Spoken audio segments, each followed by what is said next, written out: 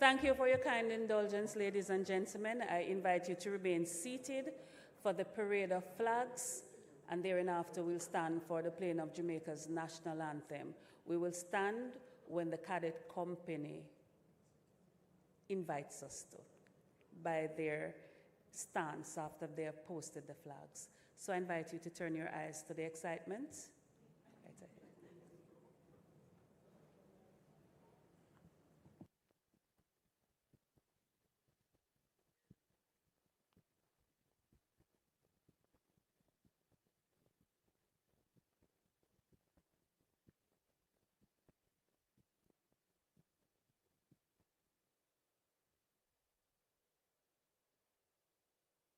Listening.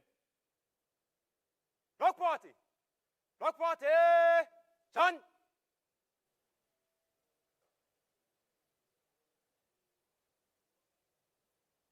Block party. By the center. Slow. March. Left. Right. Left. Right. Left. Right. Hey. Left. Right.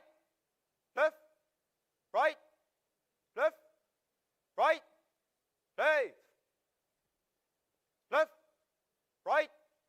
Left. Right. Left. Right. Hey.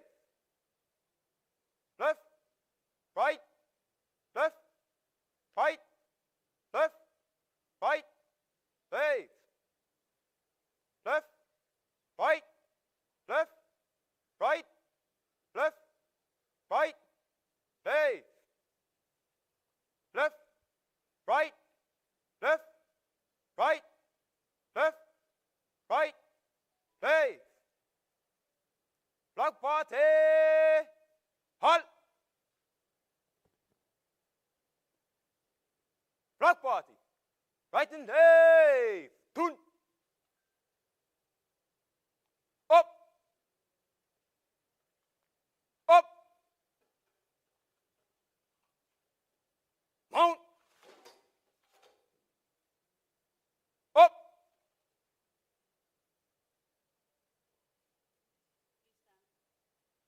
Please stand for the playing of the national anthem of Jamaica.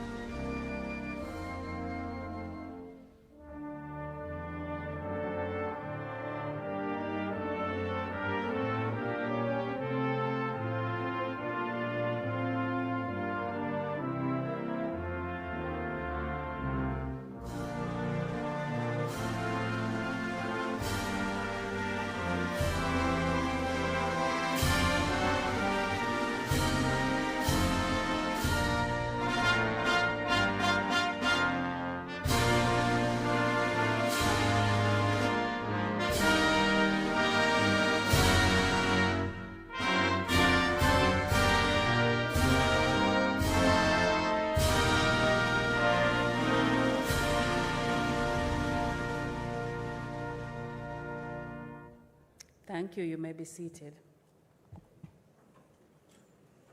Block party. You will salute the flags. Up.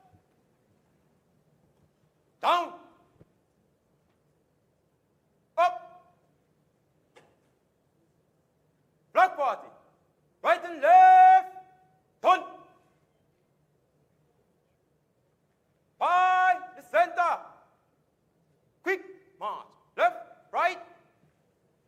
Left, right. Left, right. Left, right. Left, right. Hey.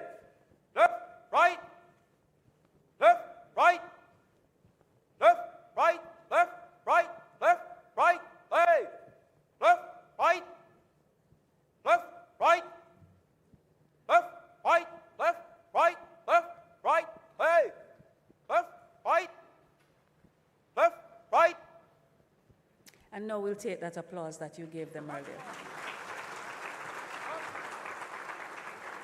Ladies and gentlemen, you saw the flag party comprising members of the CMU Cadet Corps from the Faculty of Marine and Nautical Studies at the Caribbean Maritime University.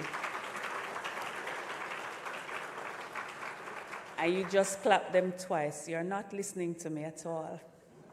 I invite to the podium our Director of Student Services, Student Affairs, Mrs. Tisha Walker-Brown, to say prayers for us as we begin.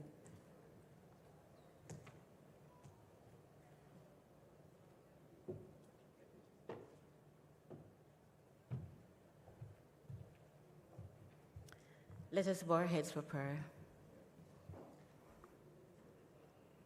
Gracious God, loving Father, most beautiful, Lord, we're thanking you this morning that you have brought us into this auspicious space.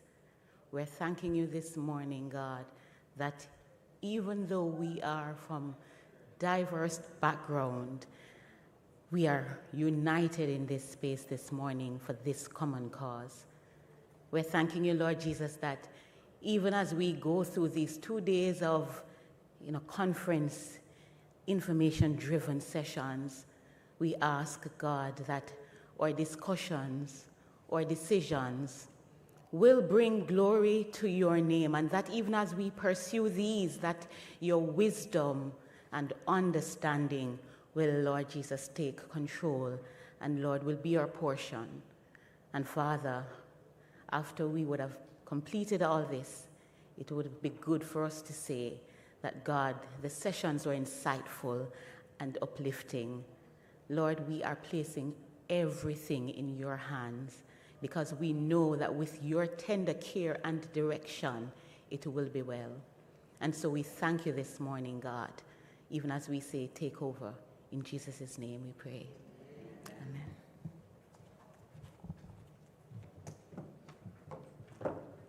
Thank you, Director Walker-Brown. And this morning, we have sitting with us in this room the Honorable Minister of Labor and Social Security, Honorable Pernell Charles Jr. We have His Excellency from the Diplomatic Corps. We have His Excellency Mr. Matt Berman, High Commissioner of Canada to Jamaica. We have with us from the university's leadership, our council, led by Professor Gordon Shirley O.J. We have our university president, Professor Andrew Spencer, CDJP. We have from our colleague universities, Dr. Kevin Brown, president of the University of Technology, Jamaica. We have Professor Lincoln Edwards, president of the Northern Caribbean University. Professor Paloma Mohamed Martin, vice chancellor of the University of Guyana. And coming to us from Nigeria, we have Professor Temi Ologunorisha, Vice Chancellor, and I will not say the name of the university. He will do it when he brings us greetings. We have our guest speaker, Senor Jose Miguel Rovira, Director of Trade, Transport, and Sustainable Development from the Association of Caribbean States. Port of Spain in Trinidad is where he's based, and you'll hear more of him.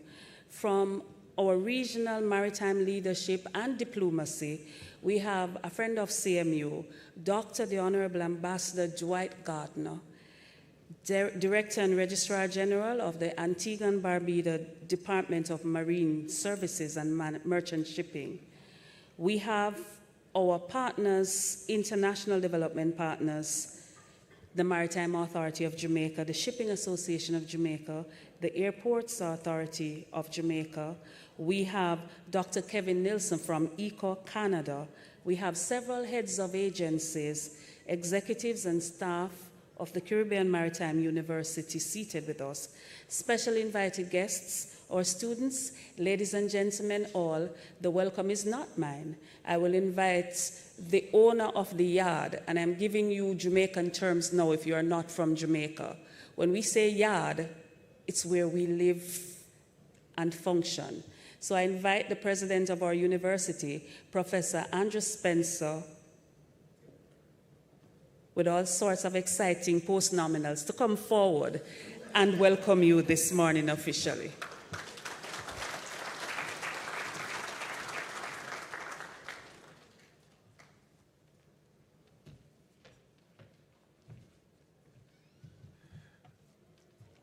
Ladies and gentlemen, you'll agree that nobody does it like Dr. Yvette, right? Yes, always a tough act to follow. I wish to greet at this moment the Honorable Colonel Charles Jr. Well, in fact, I think the only senior cabinet minister in the Western Hemisphere who has a junior as a suffix to his name. But we understand that in his case, that is acceptable because he's only junior to the senior Colonel Charles, who had a hand in the CMU's existence. And at our current location, I don't know if you remember, he came to give us the pickaxe that broke ground at Palisados. And so there's a direct link to Minister Charles. Good to have you, Minister. I want to greet all of the excellencies. We're happy to have Brazil and Mexico and, of course, our partners, Canada, who would have been greeted earlier.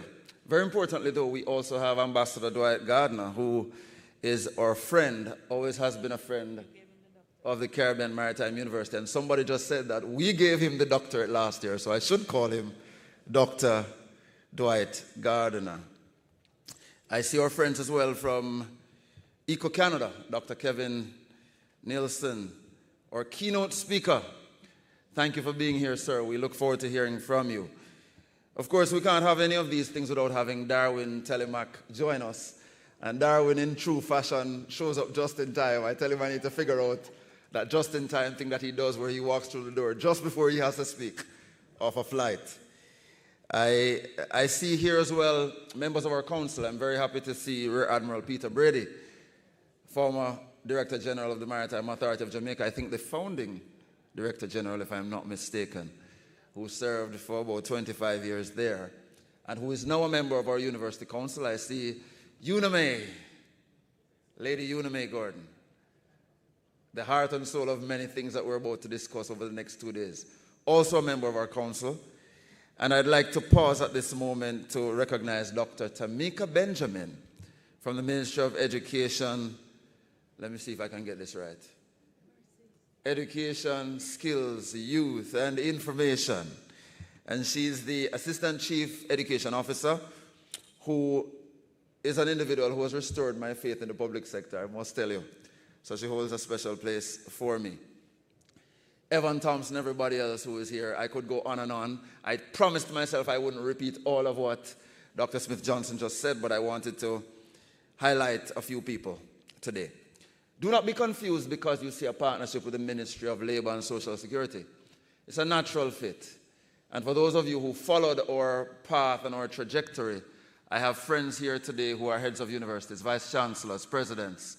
Welcome from as far as the continent of Africa. We are pleased to have you with us. But we transitioned from the Ministry of Transport some years ago, in 2017, to the Ministry of Education. And we're not transitioning. That's not what that means. It means that we understand the power of university education. And if we don't start to have the conversations about meaningful employment and dignified work for our excellent graduates, then we would have failed them significantly. And so the Ministry of Labor and Social Security has partnered with us through the Productivity Center. I see Tamara Nelson around there waving. Because we understand that we have something, Minister, that I don't even know if you're aware of. So the CMU boasts absorption of our graduates. 45% of our graduates get jobs before they graduate.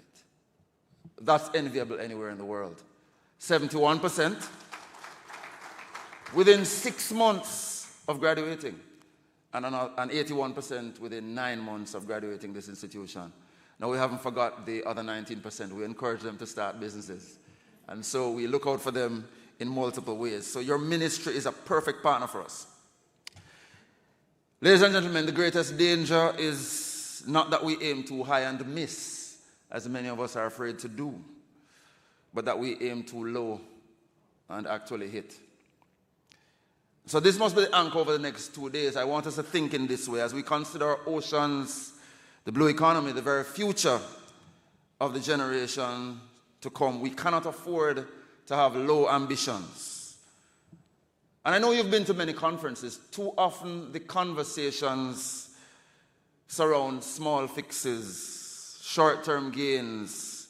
But the reality is clear. Our seas are vast, our challenges are way too urgent, and our opportunities too immense for us to aim low. And so as a region, the Caribbean needs to position itself as thought leaders on blue economy matters. If we think of it as a buzzword, as many times we do, for years when I studied sustainable development, we would talk about sustainable development 20, 25 years ago, and nobody would pay us any attention, and then it became buzzy, and everybody started to talk about sustainable development. The same is true for the blue economy, but we can't afford to take that approach as thought leaders. Because this will mean that we will settle for fragmented policies, disconnected industries, and we will get very little momentum in achieving what we ought to. So we must therefore aim high, daring to build a truly integrated system that links knowledge, enterprise, and governance for the sake of our region and its people. So what I want us to do over the next 2 days is to build a bridge. And this bridge that we intend to build together is one that will see academia ideating like we know how to do, doing excellent research, and training the next generation, while the industry can help us to innovate, to invest, and to scale the solutions that we arrive at. And of course, Minister, governments can help us to create the frameworks and partnerships that turn ideas into living realities. And I know all of us here would be excited if many of our ideas, birthed out of real genius thought, would become realities. So as the premier maritime university in the Caribbean and Latin America, and you should clap for that if you work there, we are uniquely placed to be that very bridge, convening ideas and actors, pushing ambition beyond what is comfortable, and ensuring that we aim at what is worthy of the future of the next generation. Therefore, the staging of this industry conference is our declaration that low ambition is simply not acceptable. We're therefore the most appropriate conveners of this colloquium, and so we hold it with pride. I greet the vice presidents and leaders of this university who have made us who we are today. I greet the students who continue to wave the flag high. So over these 2 days, we gather not to rehash the old thoughts and the old challenges, but to reimagine solutions. We listen to strategic thinkers, and we provoke each other to lift our gaze. We will join industry and academic panels that stretch us beyond our silos and our places where we like to reside. We will engage in conversations where ideas can collide. Don't be afraid of that. That's why we are at conferences, not for groupthink. We want ideas to collide, to break apart, and to reform into new possibilities.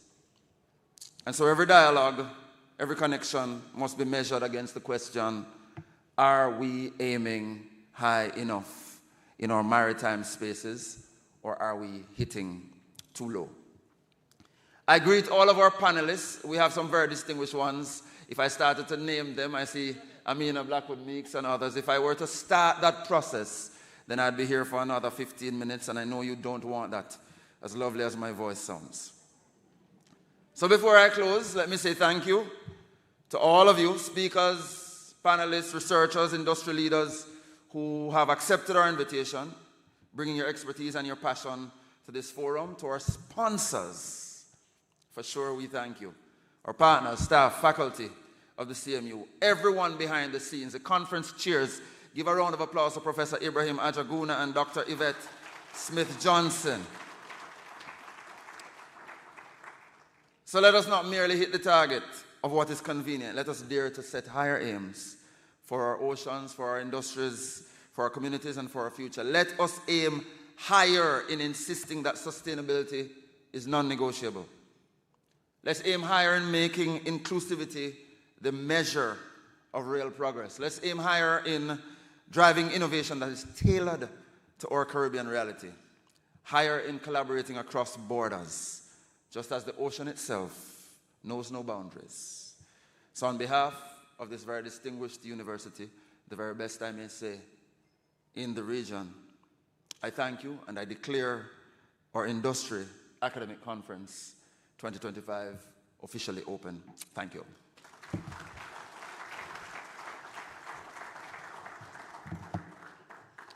I would like to thank our university president and his beautiful voice, seems they come together, for declaring us open. We gather together under the theme, Embracing the Blue Economy, Navigating the Future through Sustainable Practices. And in a bid to be true to our theme, we have the program as a QR code. So there's no booklet printed with all those many pages that I know that Dr. Andrea Clayton loves that we are going to dispose of. So the QR code is on screen. If you're not getting it if you don't have a QR code reader, just open your regular camera. Once you have the Wi-Fi, we have a Wi-Fi code too. It will get you to the page and you can download and save to your cloud. At this juncture, we have a section of greetings and some other activities as we open that will be ably moderated by my colleague, the inimitable Mr. Archibald Gordon. So I invite you, give him a round of applause as Archie comes to take us through this section.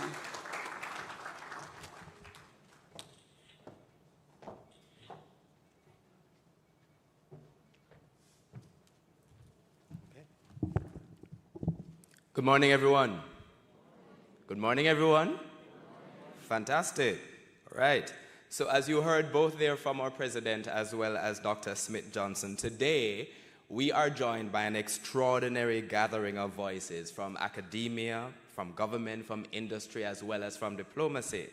And allow me as well in this moment to just set the context of what we're doing today and remind you that when we talk about some of these ideas like the blue economy, etc., that this conference is really about making the complex understandable and turning ideas into action. So over the next 2 days, we'll be unpacking terms like the blue economy and Industry 4.0.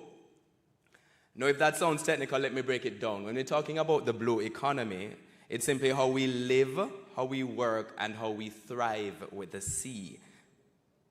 From the fish that's on our plates, and there'll be some at lunch this afternoon, to the ships that bring us goods, to the beaches that attract tourists. Industry 4.0, that now is the next generation of technology, from robotics to automation to artificial intelligence. It's already changing the way we shop. Amazon. Is it Steam? Sheen, I use the other one, don't know that one. Study, and even farm. So, a few housekeeping notes. As you heard there, our program is available and accessible via QR code. If you are looking for the Wi-Fi, please look for Jamaica Pegasus Banqueting. The username is CMU-200, that's lowercase. So again, search for the Wi-Fi, it's Jamaica Pegasus Banqueting. And it's CMU-200, no space, lowercase, as the username as well as the password. Now we're going to be breaking for coffee break at 10:40. We will have lunch at 1:30, and the sessions will be run tightly on schedule. I will lead you through this section of formalities this morning, and then Dr. Yvette Smith-Johnson, our Head of Graduate Studies and Research, will take over as we go through the panel discussions this afternoon. And we are expecting some rich discussions. We ask that your phones be silenced and that you join the conversation that's not only taking place in this room, but it is also live on our YouTube page, and we are also live on the Public Broadcasting Corporation of Jamaica, the PBCJ. We are asking you as well to use our hashtags, hashtag CMU, hashtag CMU Industry Conference, and hashtag created for you, because the CMU was created for you. That's part of our marketing campaign. So we especially want you to use that one. Now we are honored to hear greetings from distinguished leaders across various sectors. Each one represents a pillar of this dialogue, whether we're talking about governance or we're talking about academia or we are talking about diplomacy. And to start us off this morning, our greeting begins with a representative of one of Jamaica's closest partners. Canada has stood with the Caribbean in education, in trade, in building sustainable futures. Representing that partnership today is His Excellency Mr. Mark Berman, Canada's High Commissioner to Jamaica. His presence underlies that the blue economy is not just regional. We're talking about something that is global, and our collaborations, especially at the CMU, reach across oceans. Please welcome His Excellency.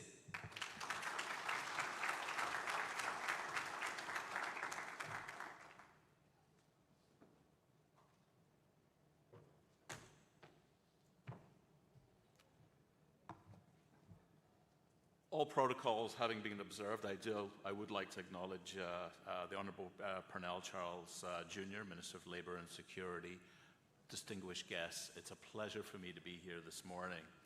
And thank you for the opportunity to participate in this conversation on the blue economy with this focus on the importance of the sustainable use of ocean resources to support economic growth, improve livelihoods and jobs for the islands and nations like Jamaica, and indeed for countries in the wider Caribbean.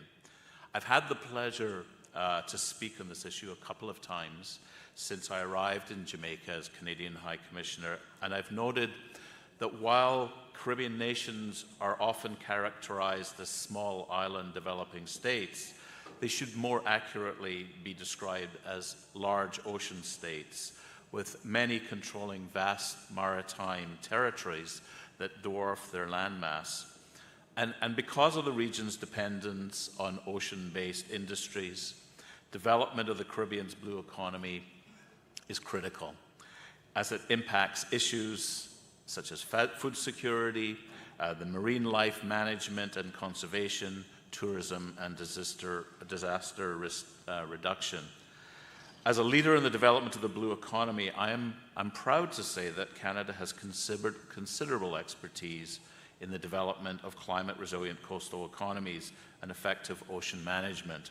Indeed, Canada has the longest coastline in the world, with a total length of 243,000 kilometers, bordering on the Atlantic, the Arctic, and the Pacific Oceans. Globally, Canada supports sustainable fishing practices, strengthens organizations through the provision of technical assistance, and fosters partnerships such as this between Canadian universities and local institutions to facilitate coastal ecosystem protection, amongst other contributions. Canada is also committed to international cooperation and collaboration, providing financial support and capacity building programs to help countries achieve their blue economy goals. And in that regard, I'm delighted to have the opportunity to witness the signing of an academic partnership between Eco-Canada and CMU later today. And this agreement will facilitate, indeed, this agreement will facilitate local and indeed Caribbean-wide upskilling and training in the environmental sector. In recognizing the significant barriers to effective knowledge transfer and ocean resource development, Canada offers expertise and resources to address these challenges, including training and development programs, regional coordination mechanisms, and clear policy frameworks. Our suite of innovative solutions include digital technologies, financing mechanisms, and business processes to help countries develop resilient and sustainable blue economies.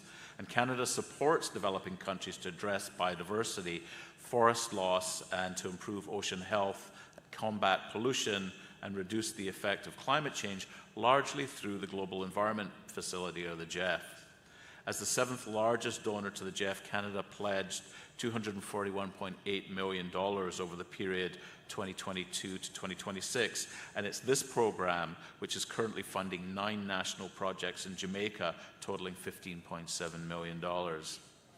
Canada is also among the largest contributors to the World Bank's Pro-Blue Fund, which delivers technical and monetary assistance to states seeking to develop sustainable fishing practices, offshore biofuels, and to create blue economy opportunities while mitigating climate change. In partnership with the OECS, this fund is currently supporting the Unleashing the Blue Economy in the Caribbean project to help member states develop sustainable ocean-based industries and strengthen their marine resource management capabilities.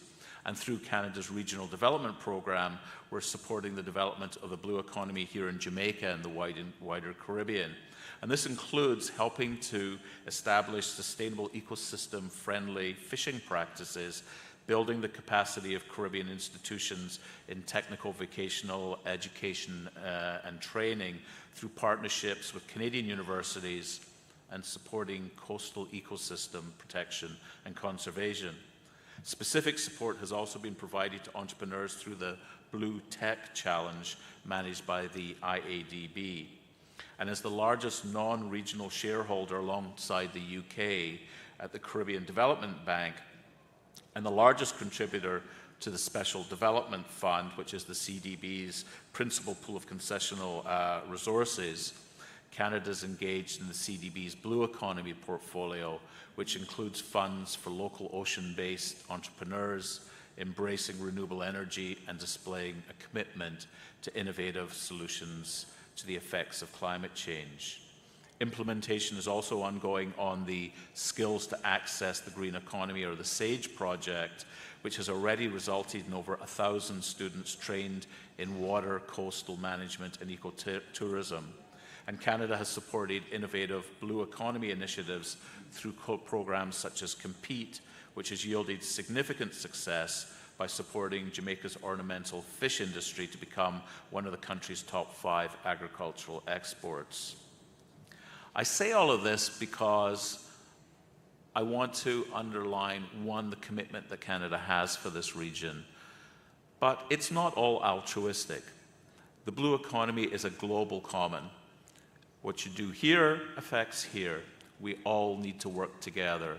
So Canada investing is indeed because we want to see the blue economy thrive in the Caribbean and the wider Americas, but because we know it's good for Canada. I'll be very honest.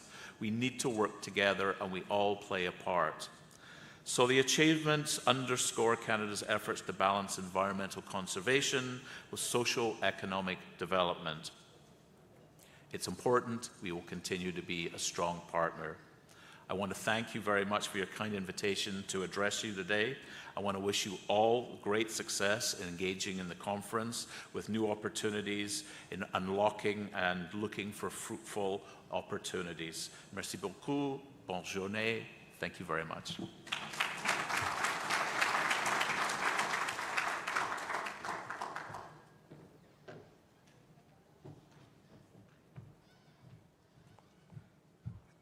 Thank you, Ambassador. And just to underscore that point you made about, the value of the blue economy, let's talk about the Caribbean region, for instance. The Caribbean region's blue economy is estimated to already contribute over $2.5 trillion US dollars, by the way, annually, globally, when counting all ocean-based industries and services. So we're talking about a lot of zeros. 2.5 trillion. How many zeros is that?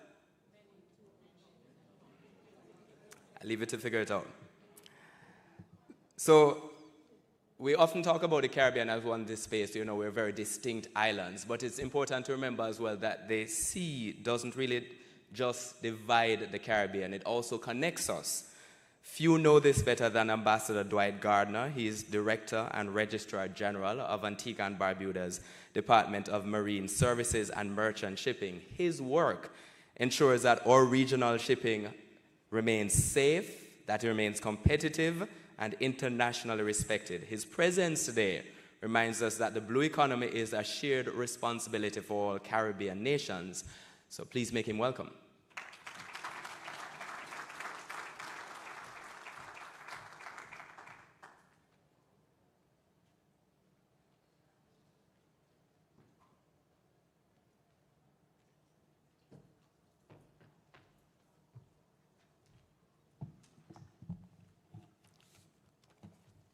Thank you, Mr. Master of Ceremonies.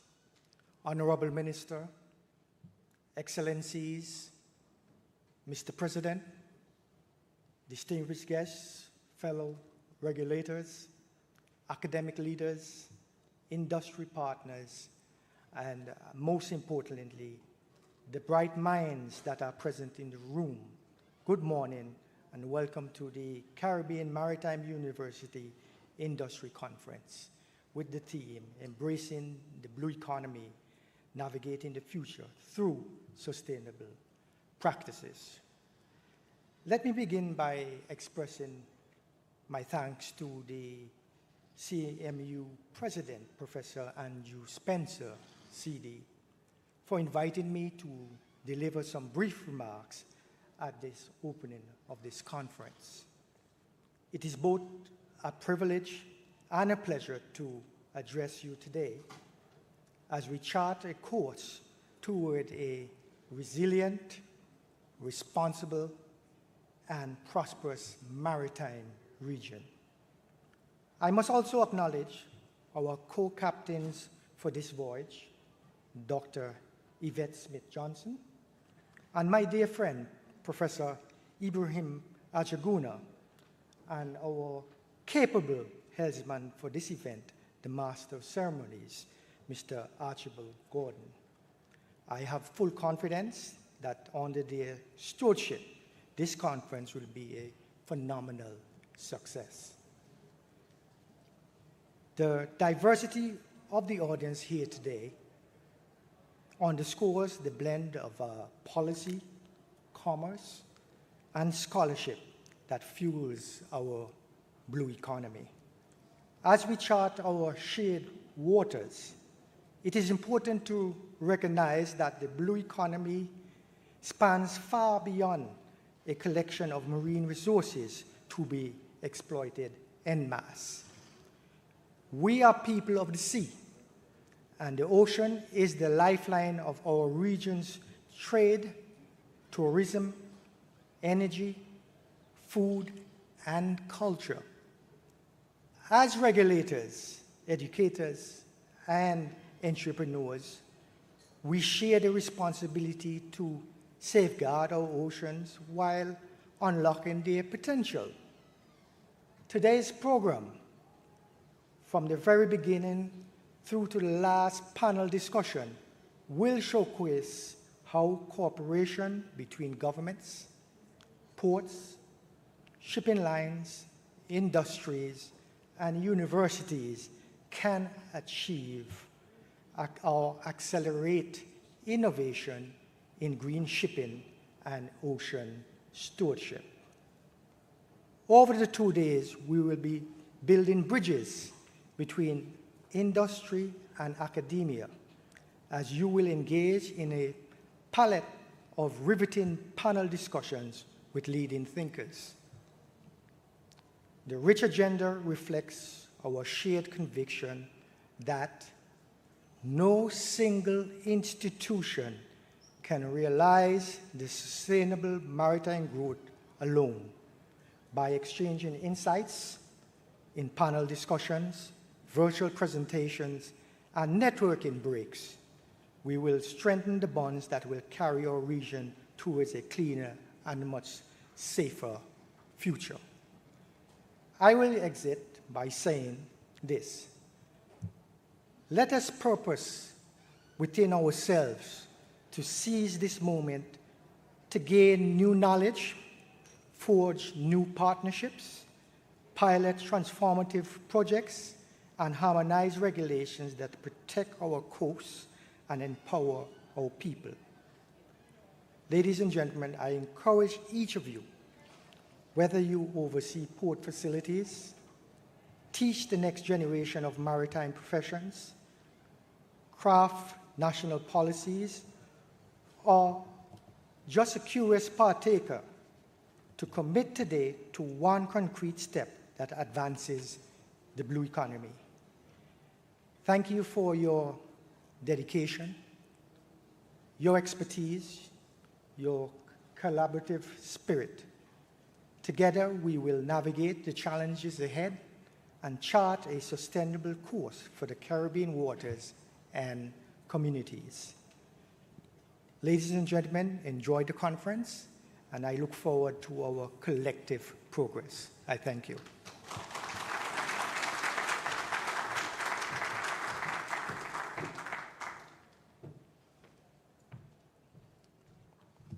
Thank you very much, Ambassador Gardner. Now, workforce readiness is at the heart of any sustainable future, and I think our president mentioned that in his opening as well.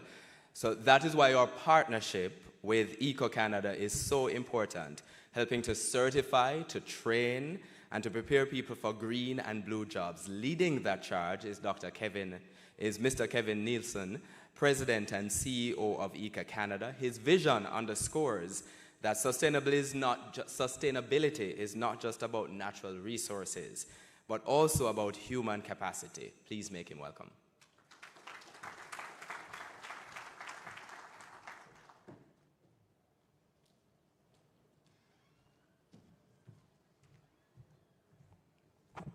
I had to walk so far. I'm always winded when I get to the podium. It is great to be here. Thank you to President Spencer and Deputy President Hayaguna for inviting us to be part of this event.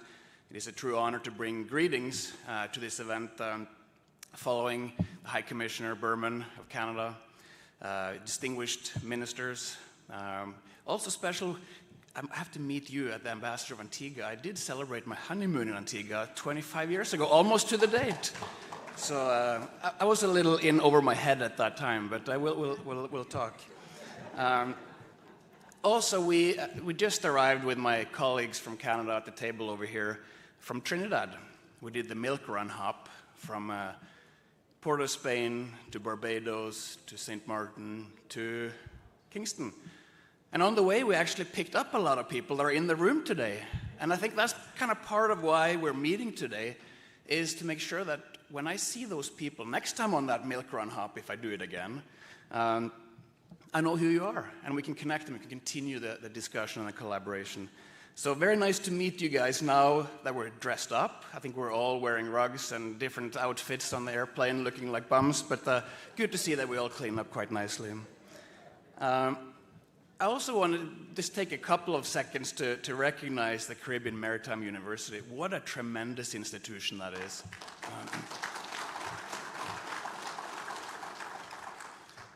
At EcoCanada, we have a number of different academic partnerships and industry partnerships, but I don't think that I have ever been in a first meeting where two partners click instantly, like we did with a CMU back a few years ago. It was truly a remarkable experience, and the leadership and the vision is so aligned with EcoCanada's vision, which is we want to build a strong environmental workforce. We want to bring the competent people that's needed to solve some of the blue economy challenges and capitalize on the opportunities, both through critical thinking, but also through partnerships and through making sure that the next generation of young people are effectively moved from school to work in order to contribute to kind of capitalize on that. Also, I think CMU truly understands our language when we talk about partnerships. If I say the word partnership, many people have different visions of what that is, but between us and CMU, the definition is two partners are contributing, two partners are benefiting, and then society benefits as a result. So we truly have created win-win-win opportunities, and we'll talk more about that in a little bit. So thank you again for inviting us at this event, President Spencer. And this is, in fact, the third event in 4 months that we're collaborating with CMU. So this is a deep partnership. We started with a Blue Economy Summit we co-hosted with the government of Jamaica and the Minister of Tourism in Negril 4 months ago, which was very successful. High Commissioner Berman was there as well at that event and contributed. Then we had an event in Halifax a couple of weeks ago where CMU was prominently present when we established the new Ocean Alliance Canada, which was great in Halifax a few weeks ago. And if any of you are interested with the organizations to join Ocean Alliance Canada, come talk to me or any of my colleagues at the table over here. Also, I want to invite or extend an invitation to all of you to come to Canada, to Calgary, at our annual flagship event, which is in February, the best time of the year in Canada. Eco Impact. I don't know why you're laughing. This isn't funny at all, but we know that Jamaica have a very strong, proud history in the Summer Olympics. If maybe you start sending some of your people to Calgary, the most pristine skiing, right, Berman, in Rocky Mountains in February, we'll make sure. I know that I can count on CMU to be there. I don't see the nods, but yeah, maybe yeah. I also want to just take a couple of seconds to go into slight detail on one of the messages that the High Commissioner Berman said. He mentioned that Canada's ocean shoreline is over 200,000 kilometers. Just to put that in perspective, if you take the countries ranked number 2 to number 5 on the list of countries with the largest shorelines in the world, if you add 2 to 5 together, that's still smaller than Canada's ocean shoreline. That's how enormous the shoreline we have. And with that in mind, I think we have a duty and a responsibility to make sure that we are leaders in the blue economy and working with leaders in the Caribbean to partner and make sure that we can sustainably capitalize on the tremendous opportunities that the oceans provide to us.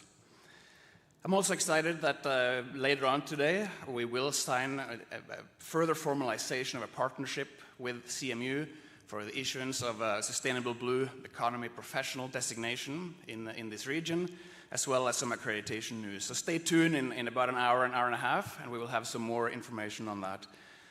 Before I sit down, I just wanted to make a slight correction to my title, doctor. Although I am honored to have that title, I am not a doctor. And I did mention it to Professor Ayaguna when he mentioned that they're starting a new PhD program at CMU. And I said, maybe I should be like your guinea pig. So I'll help you iron out some of the kinks, and maybe you can fast track me through. And coming here today, and I see that I'm already a doctor. I don't know, that was very fast. If I haven't had the pleasure of meeting you, please do come and say hi. I look forward to talking with you, and I look forward to the great event that we're about to enjoy. Thank you very much.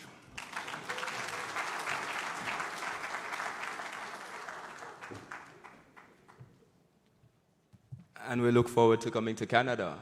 Though I suspect, knowing Jamaicans, there are already a lot of us there. So the Caribbean story is deeply linked with Africa's, and so too are our futures. Bringing that connection to us is Professor Temi Olugonorisha. He is Vice Chancellor of the Olusegun Agago University of Science and Technology in Nigeria.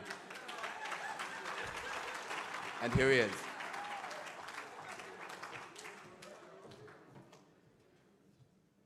Mr. MC, you did a good job. The Honorable Minister of Labor and Social Security, His Excellencies, my colleague, Vice Chancellor, CMU, distinguished academics, captains of industries, technocrats, ladies and gentlemen, it is my pleasure to bring greetings from the largest black country in Africa, that's Nigeria.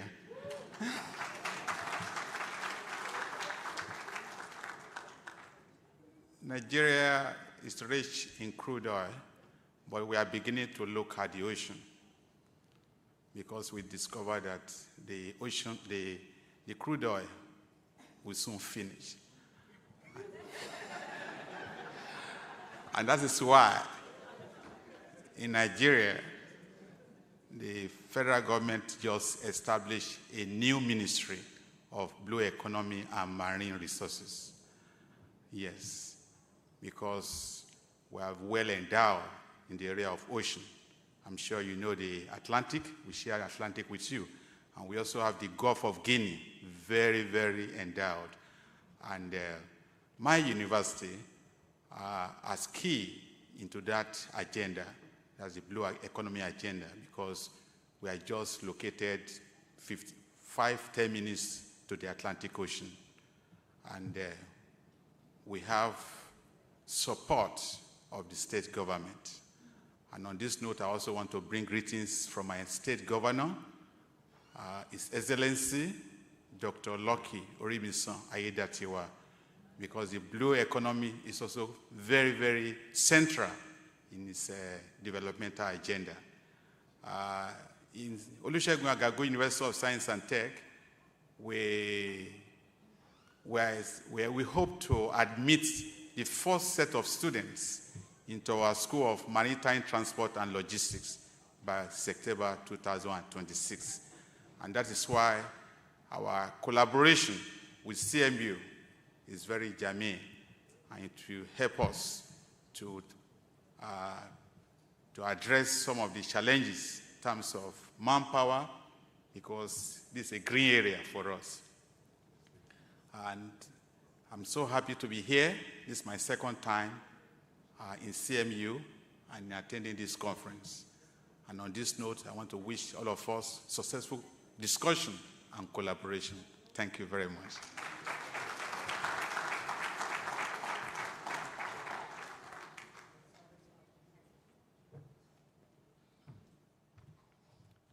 Thank you, Professor. And now we close our greetings with a national leader whose portfolio touches the very core of the blue economy, from people to jobs to security.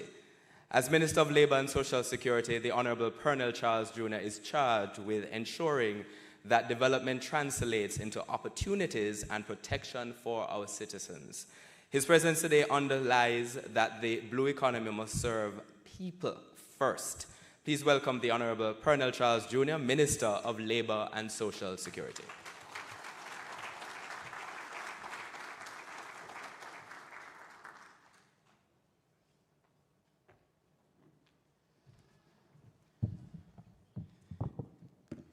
Greetings all. I'm challenging myself not to go through the entire list, but it is difficult. Let me, of course, acknowledge our chairperson, Dr. Johnson. I have to acknowledge all of the dignitaries, starting with is it Manayaj, you said? I'm calling Audley tonight. Professor Spencer, all of the excellencies, High Commissioner Berman, who I seem to be seeing more often, as well as Professor Martin, Professor Olo Gunorisa. Was that correct? And I bring greetings to you from Chief Ogebe of Agara, my father, who gave me the blessing of journeying to Nigeria to be a part of the ceremony where he got his chieftaincy. So we claim connectivity. Mr. Kevin Nilsson, Mr. Rovira Gardner, my own Chief Technical Director, Tamar Nelson, all of the distinguished dignitaries that are here, friends. Of course, I would have difficulty if I don't particularly single out Uname, who would call me thereafter, yes, and the friends from Muric, Sir Evan and Sir Brady, and everyone who's participating in this very important discussion, all of the friends from the media as well. Good morning again.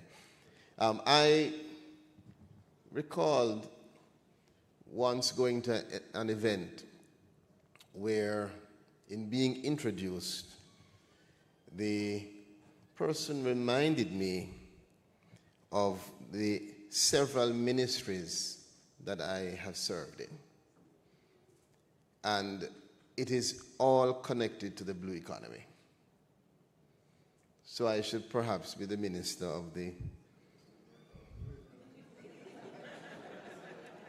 I'm not even going to say it. Let me stop myself before I get the call tonight. But let me just tell you the connectivity. I started out in 2016, Andrew, at the Ministry of National Security as the State Minister. And I recall as Minister of State in the Ministry of National Security for 2 years, a lot of the work saw me working with the Coast Guard around protecting our marine ecosystem and the discussions on how we would favorably exploit our resources and protect our borders, and a lot of global partnerships around that discussion. That's 2016 to 2018. In 2018, I was in Brazil when I received the call to advise me that I'm now the Minister of State in the Ministry of Foreign Affairs and Foreign Trade. I thought it ironic that I was outside of the country when I was told that. So I started immediately as Minister of Foreign Affairs and Foreign Trade. At that time, I was the chairperson of the National Council for Ocean and Coastal Zone Management, you recall. And we were having a lot of discussions, again, with partners on the protection and how to exploit and sustainability. It was really talking about moving towards economic development and eradication of poverty using the blue economy. In 2019, I received another call. At that time, the call was, okay, you have to step up. You're now promoted to cabinet, and you're going to serve in the Ministry of Economic Growth and Job Creation as the minister in charge of housing, water, and infrastructure. And that saw me talking about the health of our marine economy. I'm going to tell you what I found when I was there a while ago searching. I was in partnership with what institution in 2019 talking about the blue economy? The CMU. And here's what I had to say. Additionally, in the support of the government's ban on single-use plastic to take effect in 2019, while I was minister there, the CMU will introduce a waste separation project. Meanwhile, Foreign Affairs, sorry. Meanwhile, when I was the chairman of the National Council, my comment was that I'm pleased with the efforts of the CMU towards practical implementation and not just thinking and discussing the theory, but this is an institution that is championing and actually utilizing the opportunities to get their students and our citizens in the blue economy thrust. That really summarizes what the CMU has been doing for a long time. You know, come today, it has been a long journey and effort for the CMU. In 2021, UNAME carted me off to Copenhagen, Denmark, where, I don't know if you recall this, where at that time, I was, 2021, working at Murich, where we started discussion with the NDC partnership around the nationally determined contributions, which was also connected to blue economy. And then it moved the next year at Agriculture and Fisheries to a discussion around blue justice, where we worked together with our partners to launch, for the first of its kind in the Caribbean, a Caribbean hub for blue justice to focus on driving the global effort to combat illegal, unreported, and unregulated fishing. And that goal was for Jamaica to strengthen the ability to cooperate and to infuse digital technology and innovation in that effort. And now, at the Ministry of Labor and Social Security, we have the opportunity to again work with this amazing institution to speak now around the human capital development towards this ever-evolving, globally competitive space where Jamaica must now work across its borders to ensure that we can develop the skills and train our people to be able to not just confront challenges, but to look now towards designing and reshaping the solutions. The CMU must be significantly applauded, not just for providing opportunities for your students to have gainful employment before they're graduated, but because of the mindset of this institution, which is why your students have gainful employment at such a high rate before they graduate. Because the institution has been focused on solutions and practical implementation of things that make a difference. I want to have everyone join me in again, just applauding you, Professor Spencer, and your board members. It is for me, it is truly a pleasure. Sometimes we say it, but I definitely mean it's truly an absolute pleasure to participate in this conference. And I want just to reiterate how important it is for us to not just see this as words, but to truly embrace the blue economy and to think how we are going to navigate the future through sustainable practices. I speak on behalf of my Chief Technical Director, Tamar Nelson, and the Jamaica Productivity Center, and all of the team at the Ministry of Labor and Social Security in saying that we are completely committed to strengthening our partnerships and ensuring that we find every way possible to promote decent work, lifelong learning, and inclusive growth. And it is directly connected to what we're discussing at this conference today. Many of the key drivers of our national productivity circle around these discussions.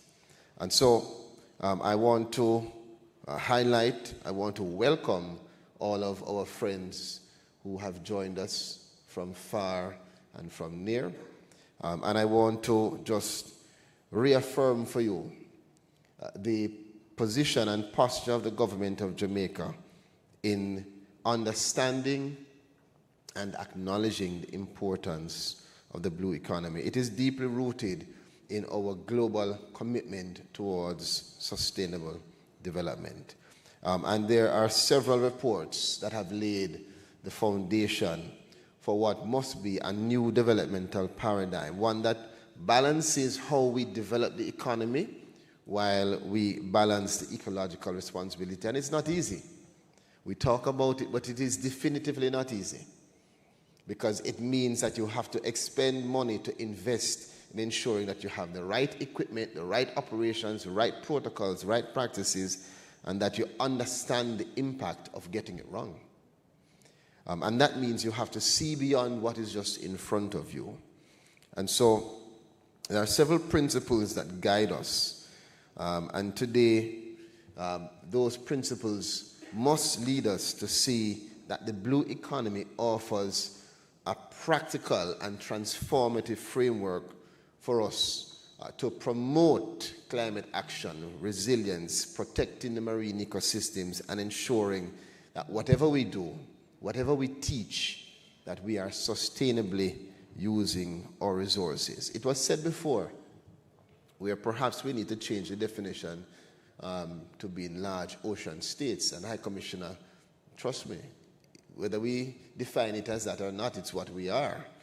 And for islands like Jamaica, our coastal zones are not only rich in value, but they are vulnerable. And I serve as a member of parliament in Southeast Clarendon, a space where we live. Our lived reality there is, it is a representation of the vulnerabilities and the impact of those vulnerabilities, not just on infrastructure, but on the people. And it is why I believe that the the teaching around the blue economy must innovate all of our society so people understand the impact of us not getting it right. Because it is not just as simple as leading to impact on the marine space. It impacts every one of us, every single one of us.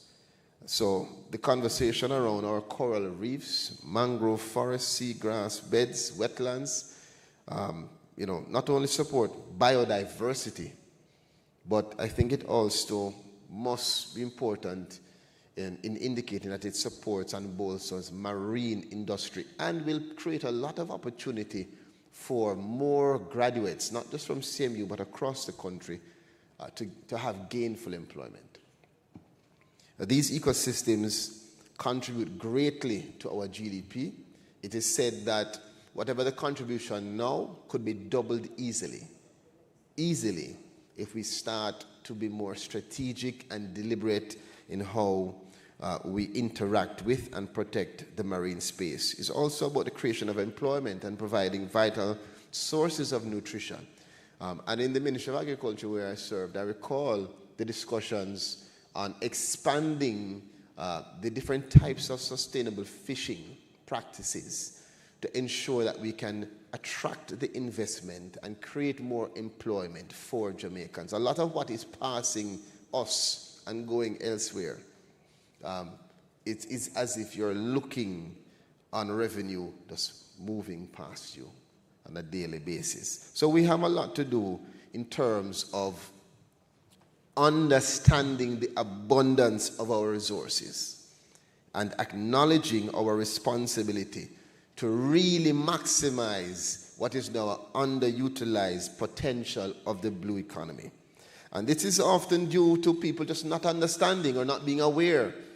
And sometimes the articulation, the words we use, does not connect with everyone, because they don't see it in front of them on a daily basis. But it is our responsibility, all of us in this room, to make sure that at these conferences, we see it beyond this space. If you are here, it is highly likely that you already are quite aware and alert.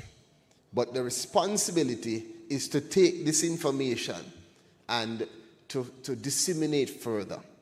When you're on the plane, you have the conversations. When you are out in your different spaces at your institutions, you are to share the knowledge and to inspire others and to encourage. That's why I want to really, again, just take the time to commend the Caribbean Maritime University for spearheading this initiative. And I hope that we have much more of this. And I will always be available and extend my support and congratulations to all of the local and the international friends and industry leaders and the policymakers and the government officials and the technocrats who take the time to participate, put in academia as well. I think that your expertise and your passion reflects what is the necessary collaboration that is going to be required for us to not just talk about sustainable blue economy, but to actually see that we can maximize it and make the most of it for our country. I think that many people see it as an environmental imperative. And for that reason, it creates a ceiling in persons feeling that they are connected to it. And I want to just highlight that it is much more than an environmental imperative. Not that it's not important, that's critical, but it is a pathway to us being able to extend and expand innovative productivity and economic transformation. Our maritime space is what I define as a strategic frontier. It is a massive opportunity. Jamaica's exclusive economic zone, as we know, is more than 20 times our land space. And so it grants us sovereign rights over a vast amount of resources in the marine ecosystem, and those resources support over 500,000 jobs, contribute billions of dollars in value annually, and offer several opportunities across fisheries, transportation, tourism, and several emerging sectors such as marine biotechnology. My daughter, I think it was about 3 summers ago, was in Port Royal, I believe, in a summer program around the marine ecology. I'm like, why would you choose as a 9-year-old? But you know, it's great that they're interested, and there's so many different ways now of introducing these things to youngsters, and we need to encourage it. This is how we are going to really start to look at the investment needed in the human capital to fully unlock the potential of our marine assets. We are seeing it as a new frontier for jobs. Today I will have another session on TikTok, and the session will be focused today on beyond the BPO. Are there opportunities? Oh yes. Beyond the BPO. It's going to be interesting. You should check me out, 8 o'clock. What's your TikTok name? You know me? The blue economy, as I said to you. And I said it to somebody yesterday.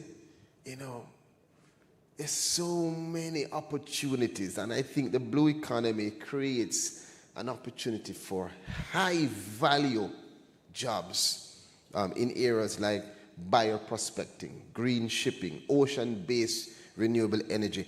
Each of these are demanding new skills. And if you want to stand out and increase your opportunity to really be able to secure and attract higher value in terms of revenue, you have to do something that other people are not doing.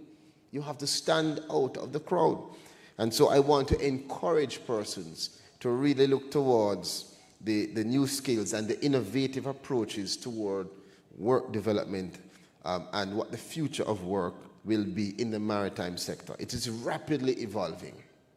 Rapidly evolving. You have green technologies, digitalization, and we can see where there are several changes in the global trade patterns, which again will need more leadership, management, and of course, the reshaping of that landscape is going to present another set of opportunities. So, as I wind down, let me just say, let's remain competitive. For us to remain competitive, we have to equip our people. We have to train them. We have to upskill. We have to make sure that they are ready to be able to adapt to the transformation. And this calls for dynamic partnerships. It calls for us to make sure that we continue to signal that partnership between academia, industry, government, public, private sector, and that we not just talk about it, but we move towards the outcomes.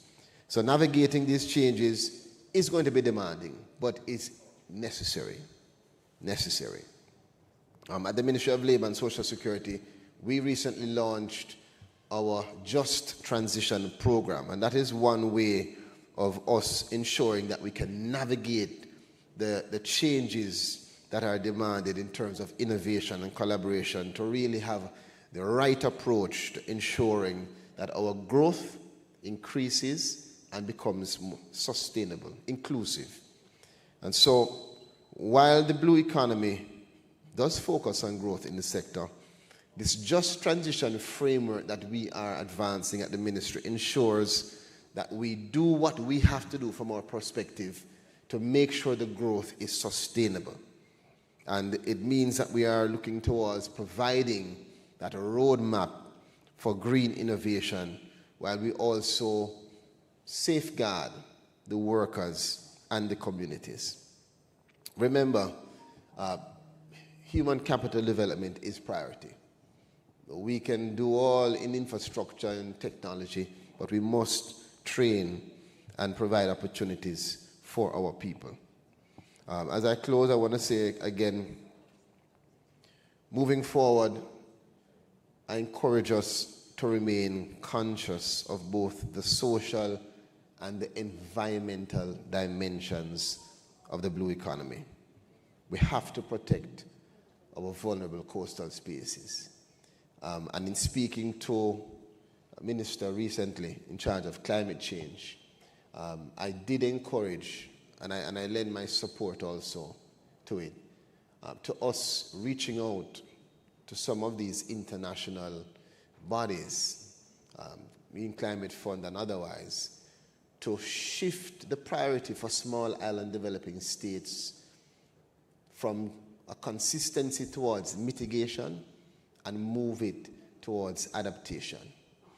Not that you can't have both, but there must be, at least now, more weight placed on our capacity to build out our infrastructure to be able to be resilient in terms of confronting what is coming to us based on the climatic conditions and the changes globally. And a part of that means that we have to have the professionals, and the professionals who will learn how to develop even the submissions that are needed to get grants, professionals who understand what it is in terms of climate resilience, professionals who understand how the intricacies of our blue economy. And we're going to play our part at the Ministry of Labor and Social Security to make sure that we continue our commitment to advancing the building of that labor and workforce resilience connected to our marine ecosystem. So, thanks again. Let us navigate these waters. It's not easy, but it is essential. And so we must be clear and we must be committed to ensuring that we strengthen our partnerships, focus our minds, and that we continue the efforts to make Jamaica and the region a beacon of maritime excellence. I thank you. One love.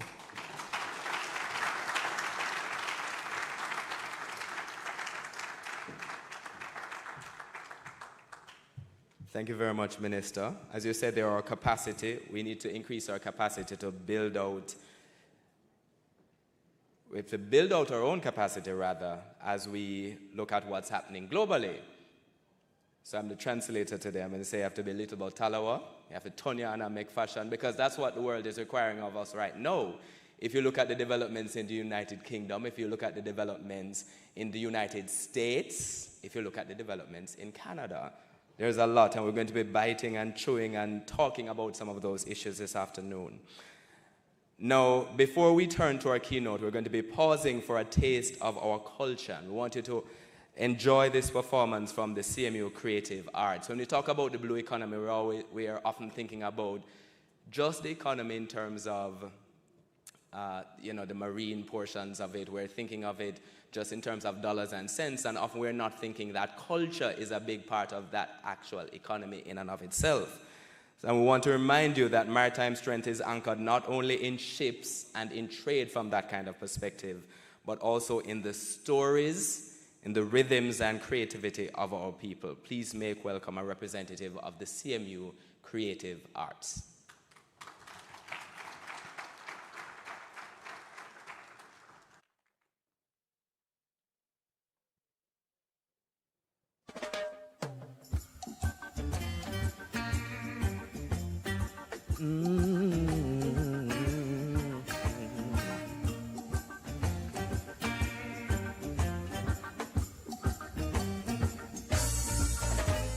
Oh yeah.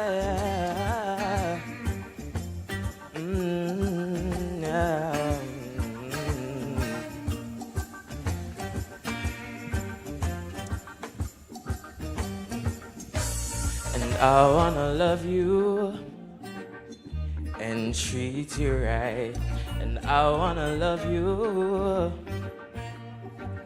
every day and every night. We'll be together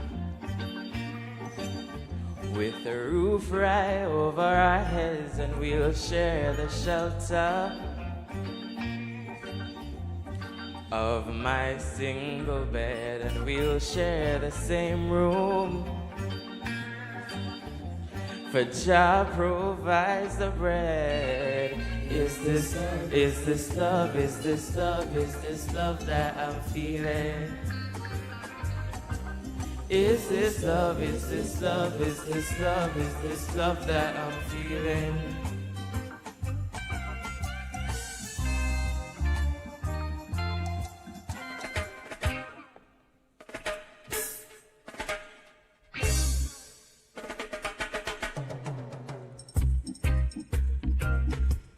So if you all know this song, please help me sing along.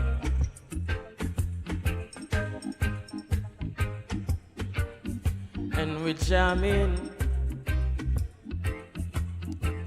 I wanna jam it with you. Yeah, we jamming. Oh, we jamming, and I hope you like jamming too. Yeah, we jamming. Oh, we jamming, think that jamming was a thing of the past. No, we jamming.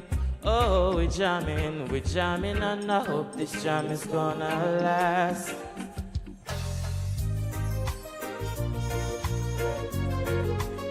Ooh.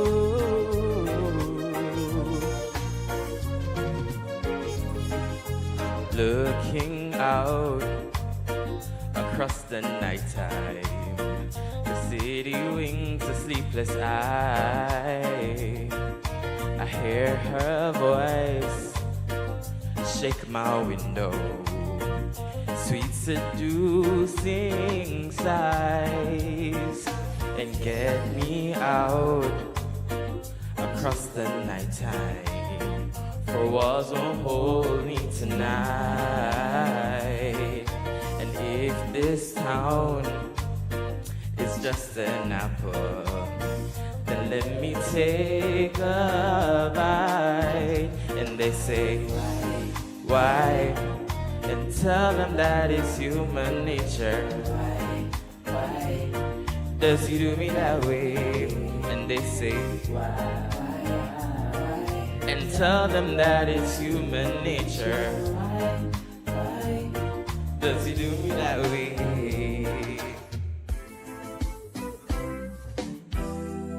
You have your own style. I got to love you. I got to love you. And she wants to be like them people on TV. And she wants to look like the girls in the magazines. She got big dreams to see herself on the big screen. She asks, do you love me? I say it just right. Absolutely, I love you just the way you are, girl. You don't have to change, you don't have to do a thing, girl. Just the way you are, girl. If you put on a pound and if you take off that pound, just the way you are, girl. You wake up with no makeup, we not break up. Just the way you are, girl. And in my eyes, you're a star, girl. Y'all feeling good? Y'all can help me sing this? And I feel good when you're wrapped up in my arms, dancing to a reggae song. Feel good. Feel good. Okay. Oh, what a night. Oh, what a night. And I feel good when you're wrapped up in my arms, dancing to a reggae song. Feel good, feel good. And I feel good when your perfume isn't loud, that only I can talk about. Feel good, feel good. And I feel good. Thank you.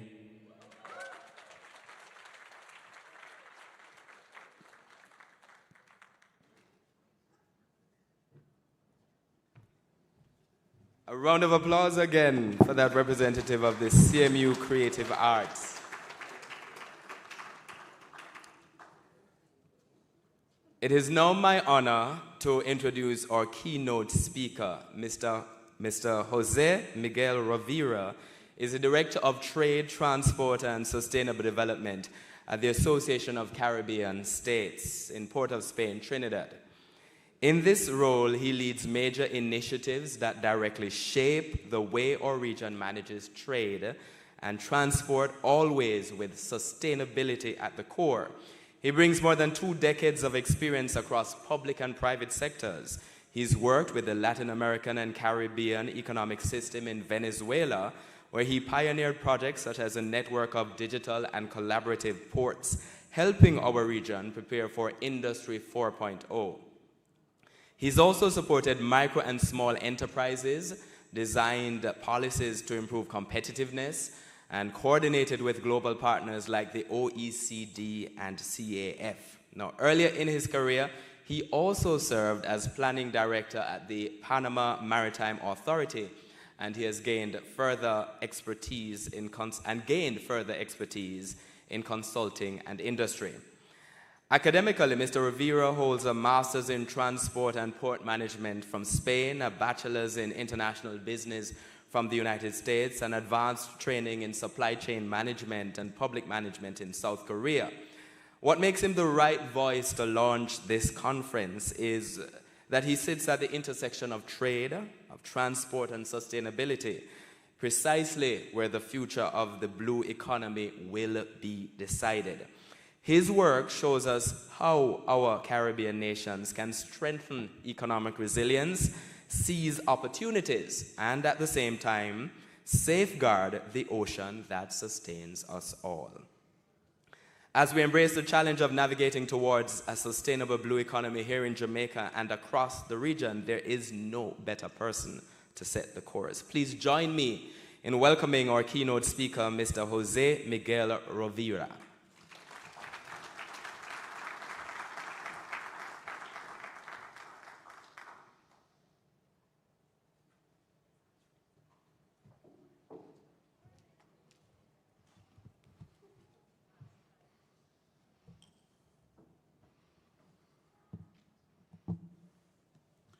Good morning, you all. Thank you very much for the presentation. But I want to say that all the gentlemen that preside me did also a great job as speakers too. So I will feel as one of the keys one, to be very, very honest. Good morning, you are Dr. Honorable Dana Morris Dixon, Minister of Education, Youth and Culture, Honorable Pernell Charles, Minister of Labor and Social Security, Professor Gordon Shirley, Chairman, University Council, Mr. Kevin Nielsen, President and CEO, ECO Canada, His Excellency Mr. Mark Berman, High Commissioner of Canada to Jamaica, Ambassador Dwight Gardner, an old friend to ACS. It's a pleasure to see you again after a few years. Director, Registrar, the Antigua and Barbuda Department of Marine Services and Merchant Shipping. Mr. Dennis Brooks, Senior Communication Strategy. Mr. Lincoln Edwards, President, Northern Caribbean University, Jamaica. Mr. Andrew Spencer, President, Caribbean Maritime University. Mrs. Paloma Mohamed Martin, Vice Chancellor, University of Guyana. Mr. Kevin Brown, President, University of Technology in Jamaica, and Mr. Temi Ologunarisa, Vice Chancellor, University of Nigeria.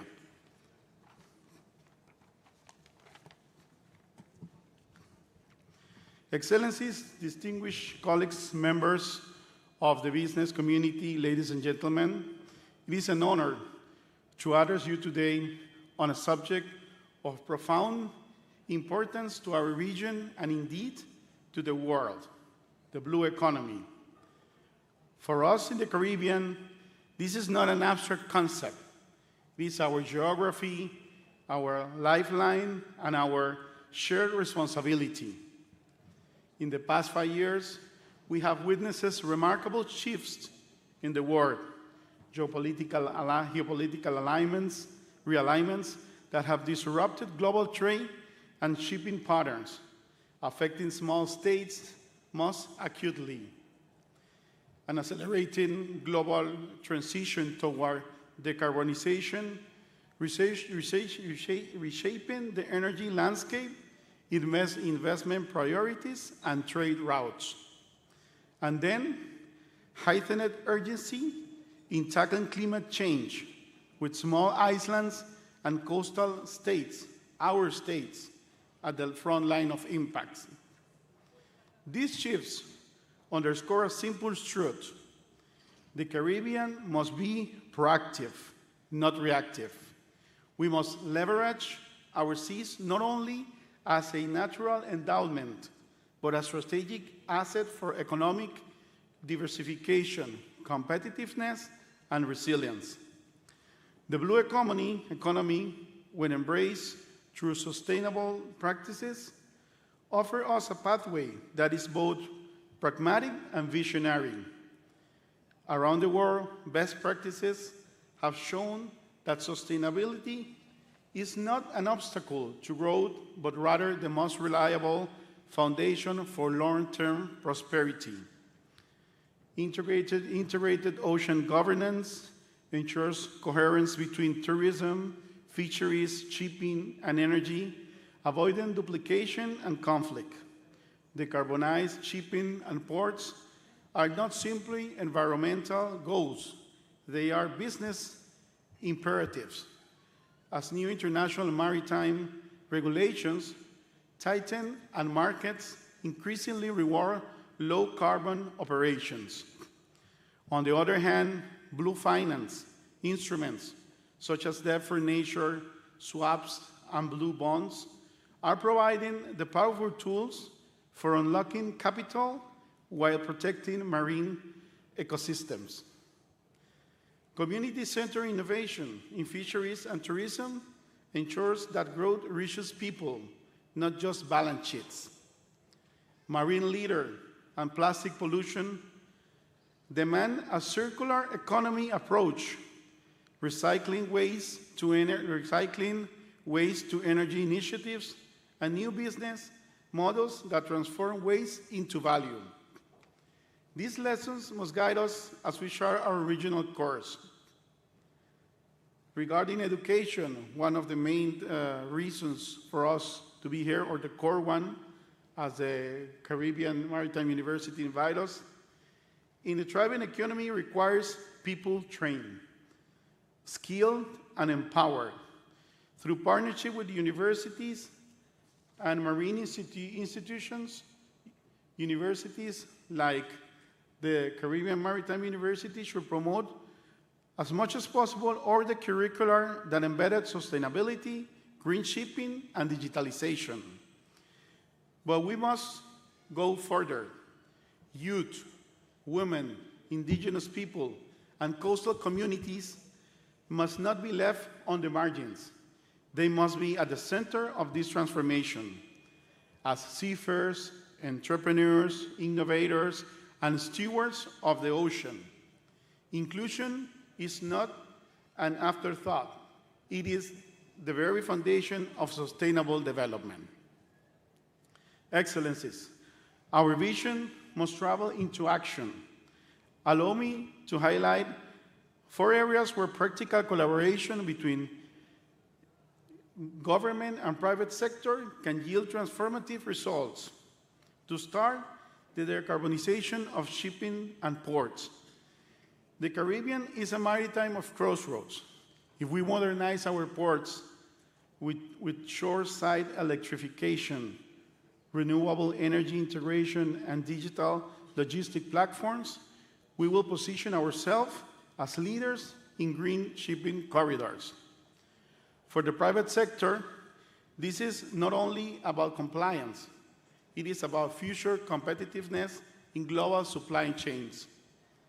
In regards to sustainable maritime energy, offshore winds, ocean thermal, and wave energy projects could represent a new frontier. Pilot projects backed by regional investment frameworks can reduce energy costs, enhance energy security, and attract global capital. In regards to fisheries and aquaculture, with better regional stock management, and climate-smart aquaculture, we can ensure both food security and export potential for the Caribbean. Businesses stand to benefit from sustainable certification and access to premium markets. Finally, but not the less, blue tourism and coastal resilience. Our tourism sector cannot remain vulnerable to coral bleaching, beach erosion, and extreme weather. By embedding ecotourism models, reef restoration initiatives, and coastal defense investments, we protect jobs, secure revenues, and diversify offerings. Let us be clear, sustainability is not charity, nor an external imposition. It is a good business. Investors are increasingly channeling funds toward low carbon and nature positive projects. On the other hand, consumers, particularly in tourism, are demanding sustainable products and services. And international regulations, especially in shipping, will soon penalize those who lag behind. By aligning policy with private initiative, the Caribbean can become not just a participant, but a great global leader in sustainable ocean industries. Now, no single country can achieve this transformation alone.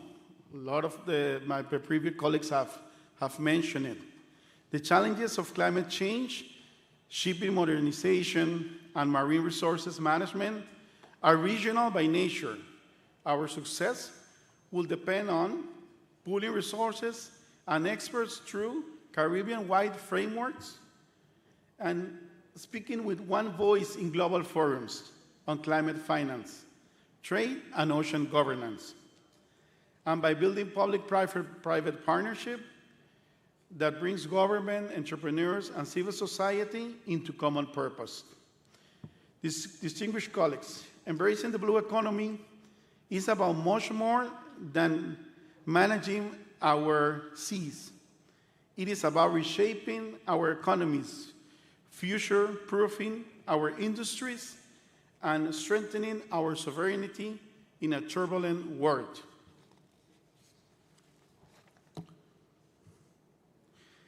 By means of this conference, let us seize all together this moment and not just adapt, but to lead.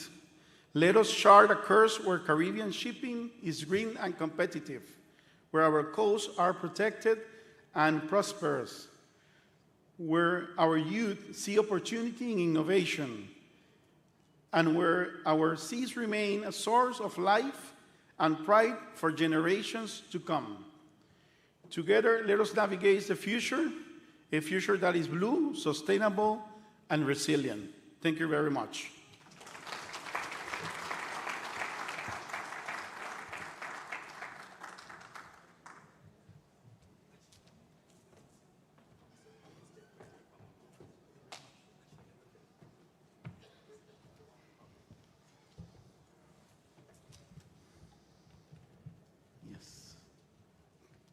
Just before you go, we have a presentation for you, but I'm going to be inviting forward the Minister of Labor, along with our President, so we can have a great photo hub, to the center.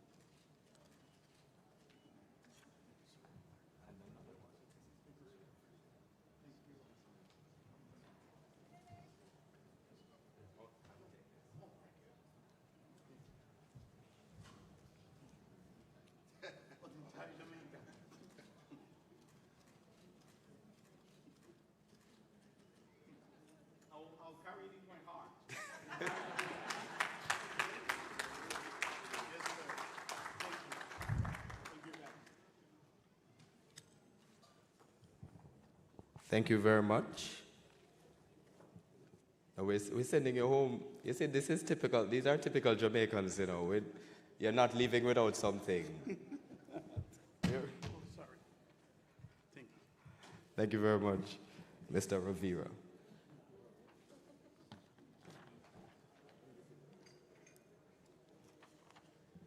So at this juncture, we have a little bit more just before we get to the coffee break. We're telling you earlier about that partnership between the Caribbean Maritime University and Eco Canada. And at this moment, our team is going to be just resetting the stage. While they do that, we're turning to really celebrating another milestone, one that speaks to the future of work in the Caribbean. We are about to witness the signing of a partnership agreement between Eco Canada and the Caribbean Maritime University that is the Sustainable Blue Economy Professional Certification, or SBEP. So what does that mean in plain language? What we're talking about, it means that professionals across the Caribbean, engineers, port managers, marine biologists, energy specialists will now be able to train and certify to international standards in the blue economy. It's a way of saying, yes, you are skilled, and yes, you are recognized, and yes, your skills meet the global benchmark. And to conduct this signing at this time, I'd like to invite forward, the president of the Caribbean Maritime University. He was doing double duties right there, Professor Andrew Spencer.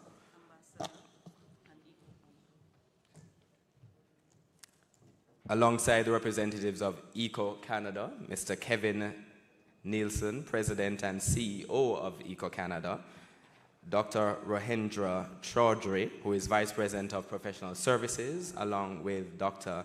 Devant Maharaj. And of course, the Canadian High Commissioner.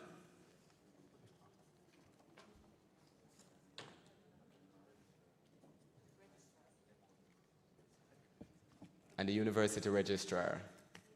Ms. Keisha Walker. Round of applause for Ms. Walker, please.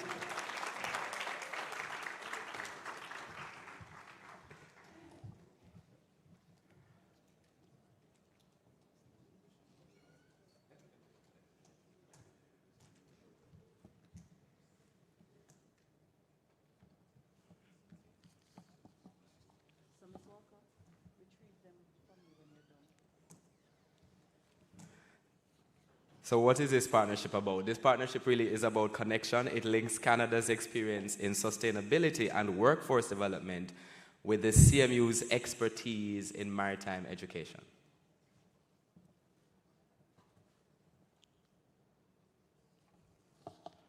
Together, it creates pathways for our students and professionals to access new opportunities while anchoring those skills right here in the Caribbean.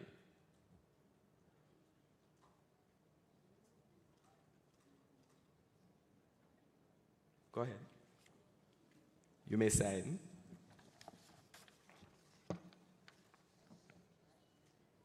So again, it means that professionals across the Caribbean, engineers, port managers, marine biologists, energy specialists, will now be able to train and certify to international standards in the blue economy. So this is not just saying, yeah, you are skilled, but actually providing the certification, ensuring that is global certification, something that you can take anywhere in the world.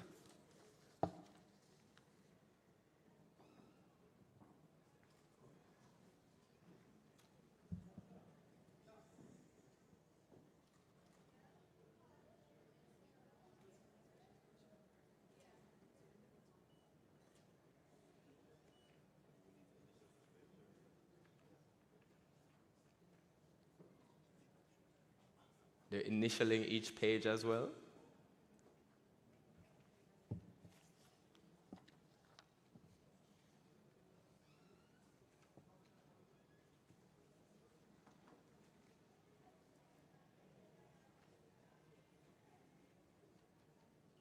We have a lot of witnesses in the room, so we can't get out of this agreement at all. Not that we would want to.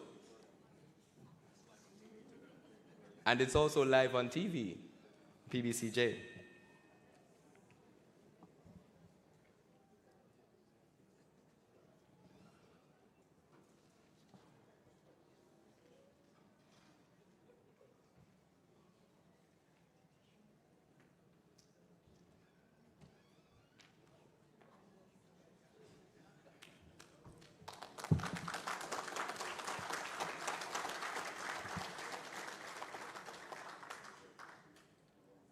Thank you very much, everyone.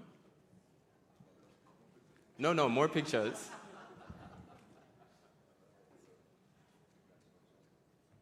And while this is being photographed, I'd also like to welcome Permanent Secretary in the Ministry of Culture, Gender, Entertainment and Sports, Mr. Dean Roy Bernard. He's here right in the front.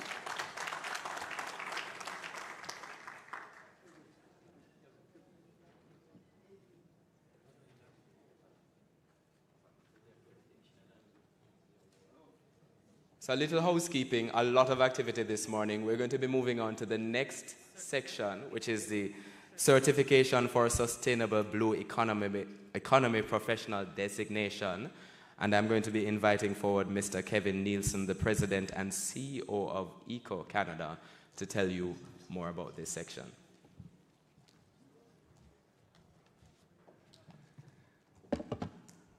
So much to carry here this morning.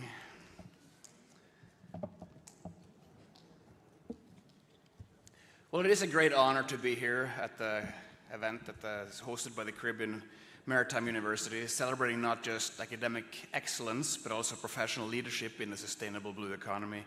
And as I mentioned earlier, we're very proud at Eco Canada to be partnering with CMU in advancing skills, knowledge, and professional standards that will shape the future of our ocean economy.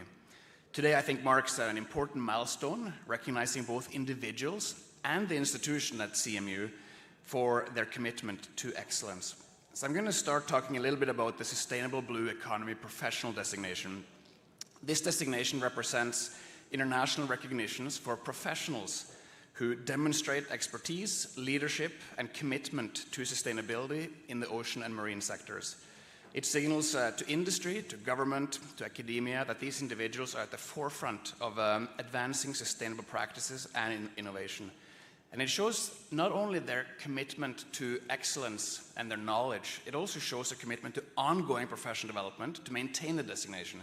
And they also have to adhere to a strict code of ethics. So it gives that reassurance for those people that are working with them that these professionals are indeed meeting rigorous standards for achieving and maintaining the SBEP designation. So we're today proud to award this designation to 5 senior staff at CMU that met the different requirements. One of them is so new that we didn't even have a chance to print the certificate, but I'm going to give out to 5 different people here, starting with Andrew Spencer. It's always great when the leaders lead by example, and I think he has done that, gone through this rigorous process, and I'm proud to hand this certificate as proof over to you, Andrew. Thank you, sir. Congratulations. The next one is Ibrahim Ayaguna, who gets a Sustainable Blue Economy Professional designation.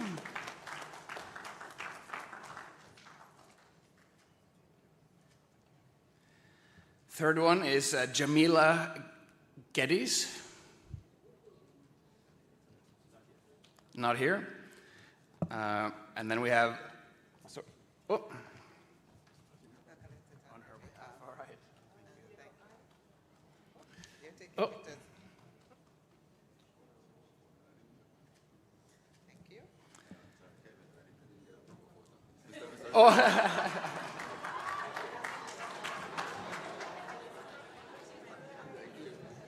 And I'll be pretending that that photo was me receiving the doctorate degree, by the way. But and then we have Lloyd Emmert. From Suriname. He's not here. And then we have one more person whose certificate I sadly don't have because it was so fresh. It's Dr. Andrea Clayton, but is she here? Congratulations to you as well. You can hold this one.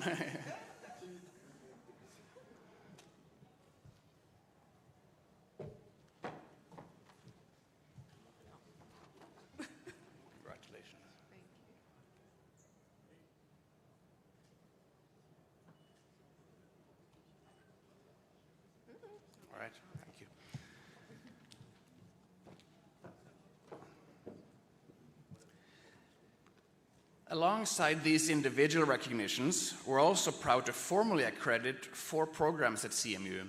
So we accredit post-secondary programs in the green and the blue economy, and CMU is the very first Caribbean institution that has gone through this rigorous process. CMU is actually, if I'm not mistaken, one of the most audited institutions around. And I think it says something to your commitment if you're always welcoming outsiders to come in and have a look at your dirty laundry. So yeah, I think this is good. And I'm very proud to give this certificate of accreditation, which recognizes that the programs of the Bachelor of Science in Marine Biotechnology, the Bachelor of Science in Marine Engineering, the Bachelor of Science in Marine Transportation, and the Bachelor of Science in Cruise Shipping and Marine Tourism have met the international certification requirements. Congratulations.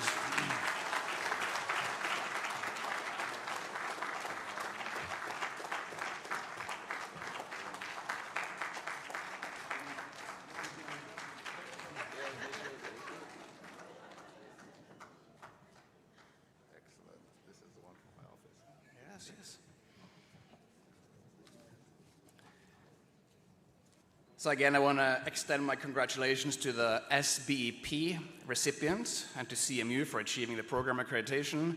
I think this is more than a celebration. It's a statement of confidence in the capacity of CMU to shape the future of the blue economy here in this region and globally. And on behalf of EcoCanada and Ocean Alliance Canada, congratulations to CMU and today's recipients.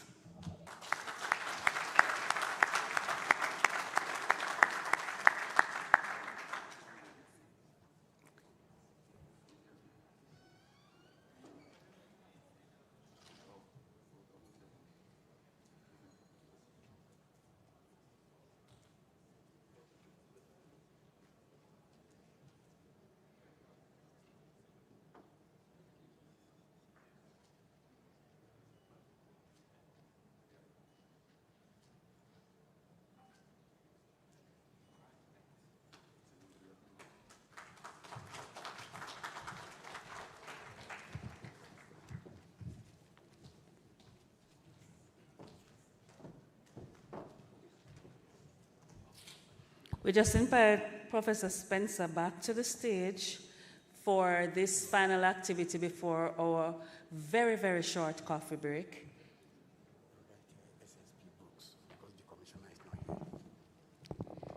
And I invite SSP Dennis Brooks to join us here,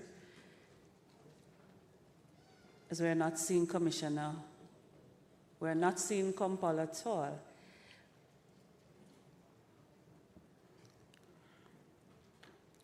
Today, in this, our conference, we are launching a new journal at the university, and SSP Brooks is on his way. Don't worry, this is not his work clothes, this is his panel clothes.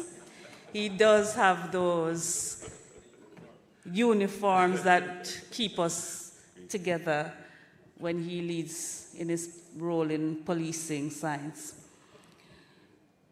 We are launching today the inaugural edition of the Journal of Security and Transnational Crime. And at the right moment, our president will have you see what the cover looks like. We started with a blank canvas, as you can see. The inaugural edition focuses on border security and maritime challenges, land, sea, air, and cyberspace. And this issue highlights the integration of cutting-edge research and analyses to investigate the complexities of securing critical realms in land, sea, air, and cyberspace. It seeks to thoroughly examine the multifaceted challenges related to border security and maritime threats in an increasingly interconnected world, both practically and theoretically. And so you will see matters that highlight historical milestones. You will see in there articles that look at the interdependency of sustainable progress on holistic and integrated approaches for security. As globalization accelerates, the traditional paradigm of a border has been moved and transcends the definitions given as physical, and we are going to see the borders expanding into cyber and other spaces. In the maritime domain, while it is crucial to safeguard our economic zones, given their importance to our global trade, we are still plagued by challenges of piracy, illegal fishing, and contraband trafficking, leading to undermined confidence in global maritime trade. But it is prudent to know that we now have cyber challenges with which we must treat. This has resulted in the need for a stringent legal framework and technical defenses that transcend our physical space. And in working to mitigate these risks and protect the expanse of what we consider our borders, we have started a discussion with this journal.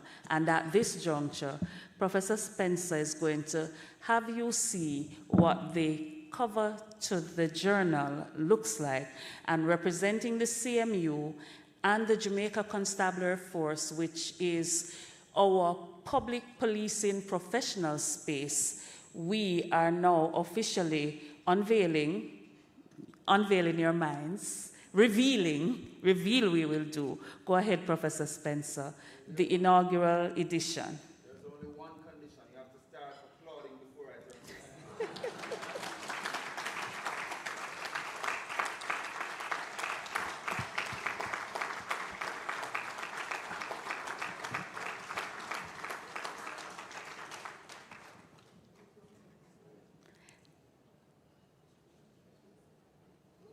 Thank you, SSP Brooks. Thank you, Prof. Spencer. Thank you, Prof. Ibrahim, the academic minds behind this. And ladies and gentlemen, we are going to a 5-minute coffee break, and you can take a virtual minute on it. But we have 2 stations to facilitate our logistics for this moment. For those who are nearer to that corner, we are set up in that corner for your ease. And we have a station outside if you need to take a walk a little farther away. And when we are ready, we are right back on the mic as we continue. Thank you so much.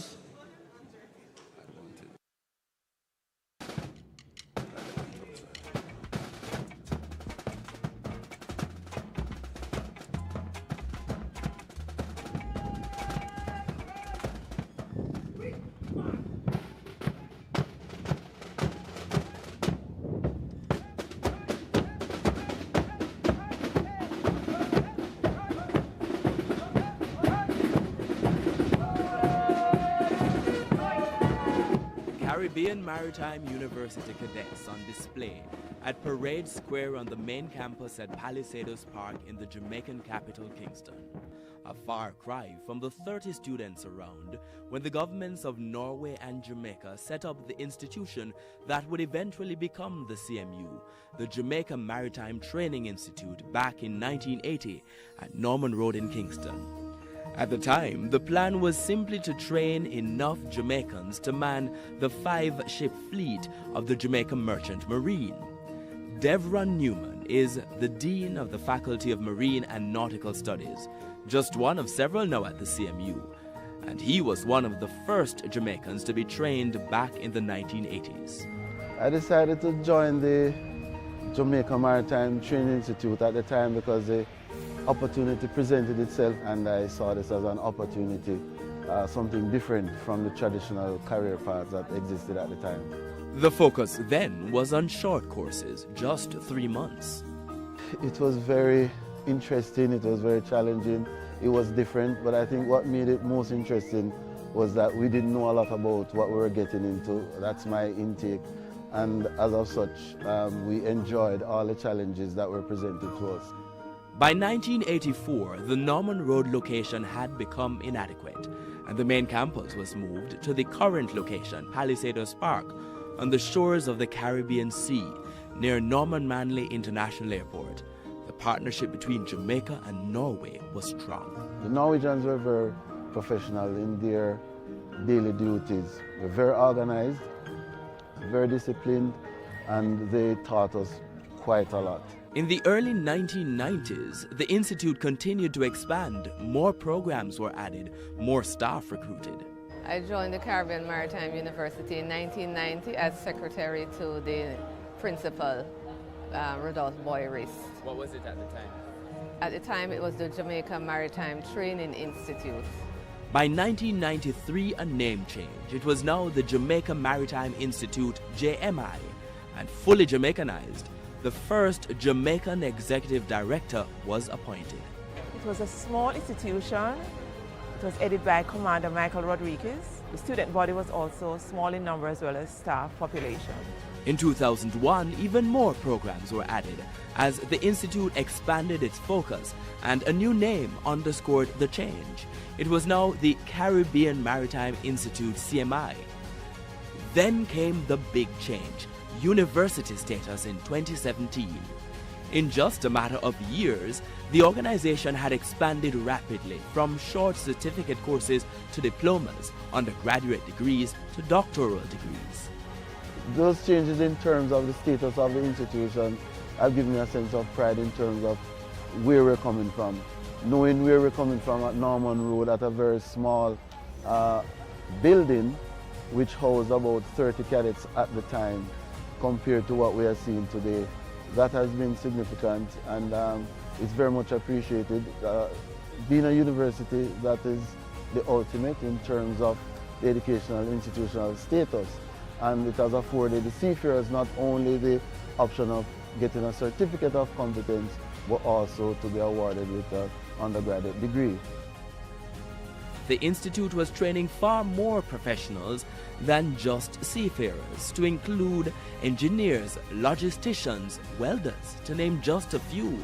Several other faculties had been set up and centers of excellence, such as the FESTA Authorized and Certified Training Center and the Center for Digital Innovation and Advanced Manufacturing, CDIAM. It has been exciting, and it's really great to know that coming from a small project, which it was with the Norwegian and the Jamaican government, to standing on our own and owning ourselves as a university, it's really great to have been a part of that.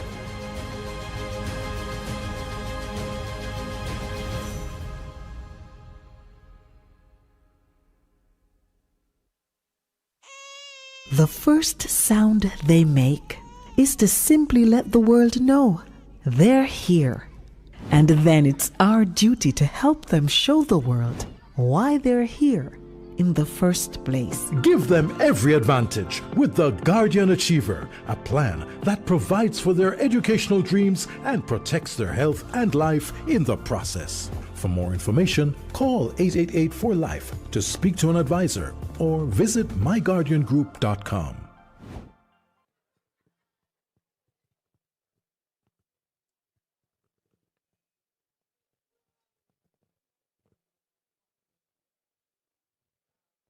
Secure protection and possibilities with Guardian Investor Plus. Explore the benefits of investment with life insurance and start planning for that exotic vacation, your first home, education, or even retirement. Living easy is within reach, and Guardian Investor Plus does more to help you get there. Contact an insurance advisor at 876-927-4105 or visit myguardiangroup.com.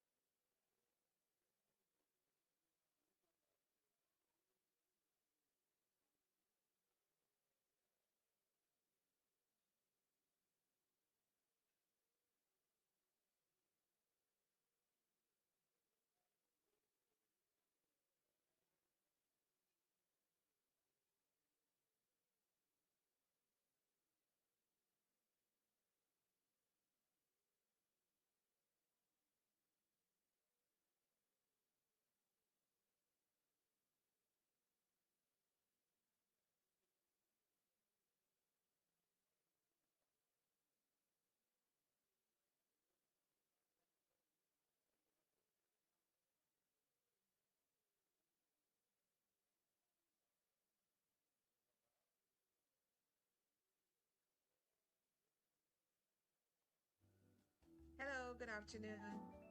Can you hear me?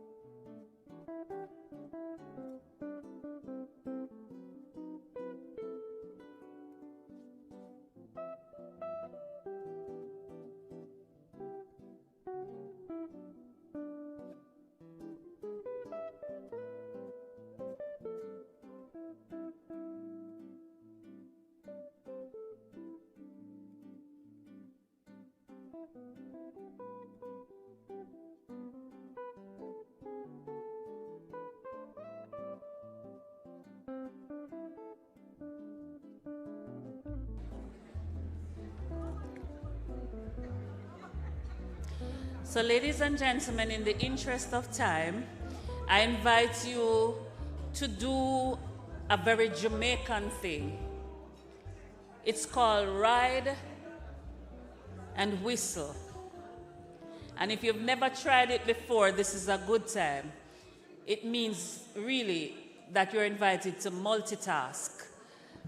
So at this juncture, I am going to introduce our power panel, Industry 4.0, a collaborative approach towards Afro-Caribbean development.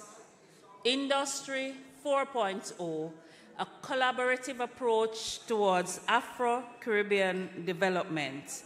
And this panel will have an able moderator, Senior Superintendent of Police, Dennis Brooks, a seasoned communication strategist and media personality with more than 20 years experience. And he serves currently the Jamaica Constabulary Force, where he specializes in crisis management, strategic messaging, and speech writing. He's a well-known media personality right here in Jamaica. And he is a graduate of the University of the West Indies, Mona, amongst other spaces. Able and competent to lead this panel this morning. And as Senior Superintendent Brooks comes, he will introduce the panelists, his panelists for this particular session. Let me test your ability to ride and whistle. I invite you to give our moderator a round of applause.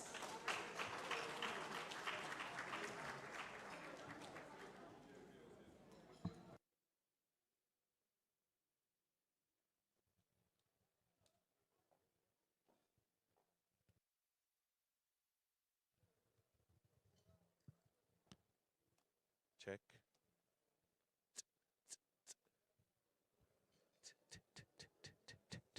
Check, check one.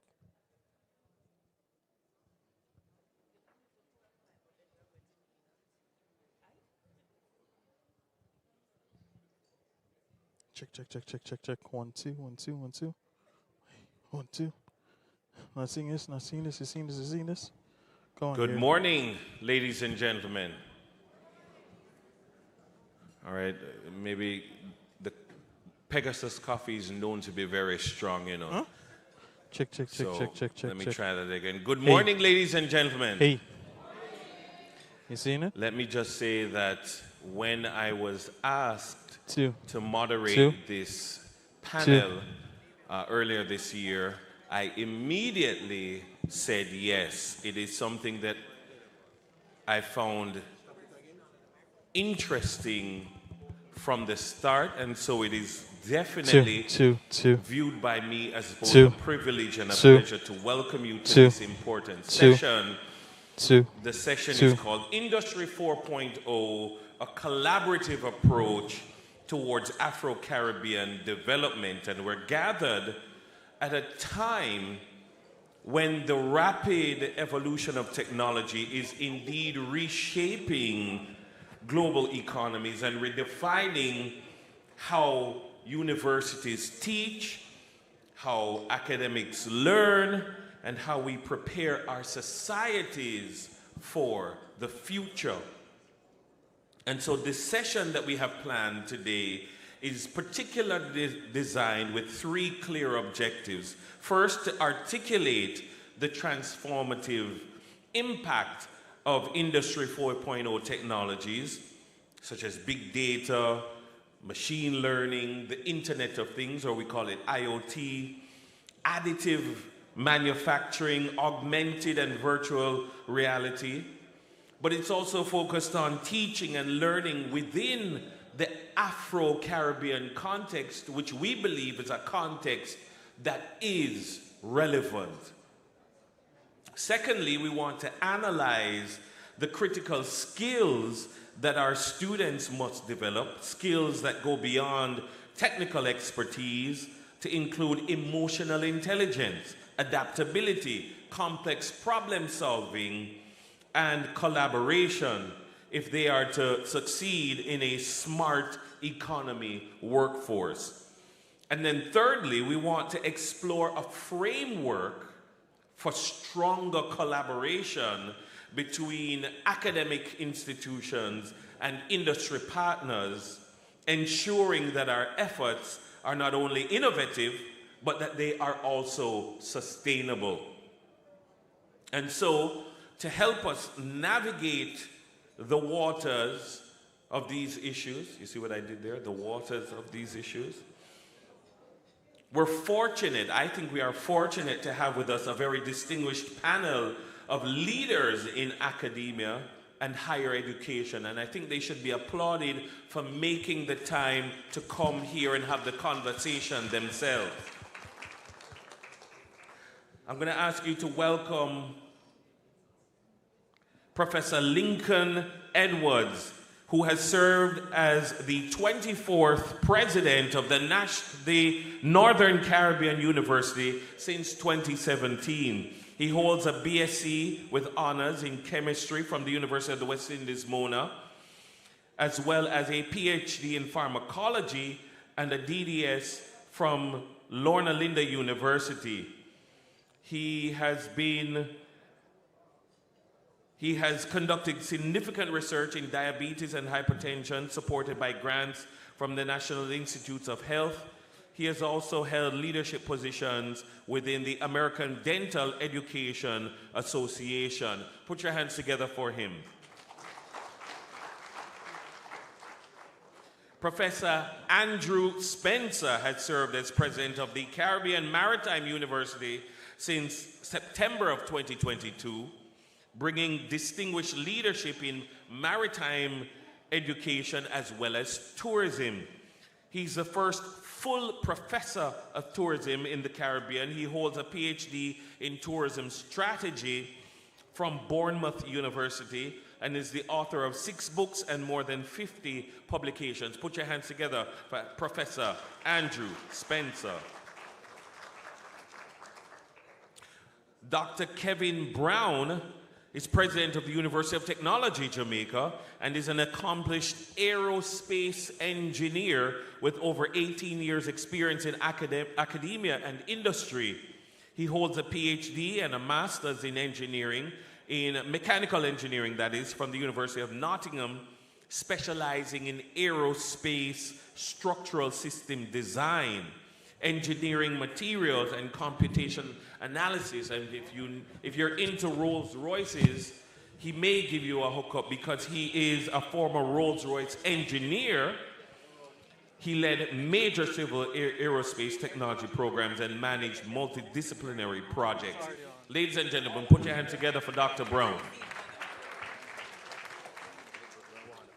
Professor Temi Ologunarisa is the 4th substantive vice chancellor of Olusegun Agagu University of Science and Technology in Nigeria. A professor of meteorology and climate science at the Federal University of Technology in Akure. He is internationally recognized for his work in flood hydroclimatology, and he has received U.S. Scholar of Extraordinary Ability Award in 2018. A round of applause. Make him welcome, please.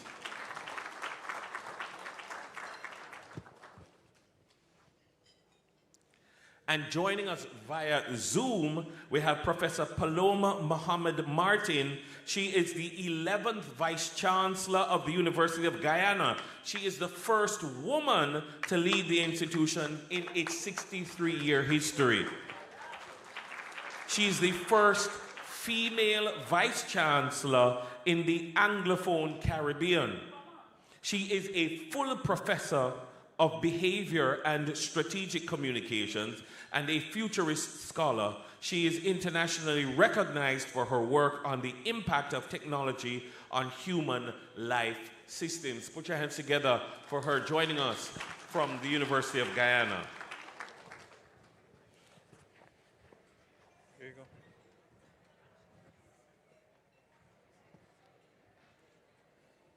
All the mics. Okay.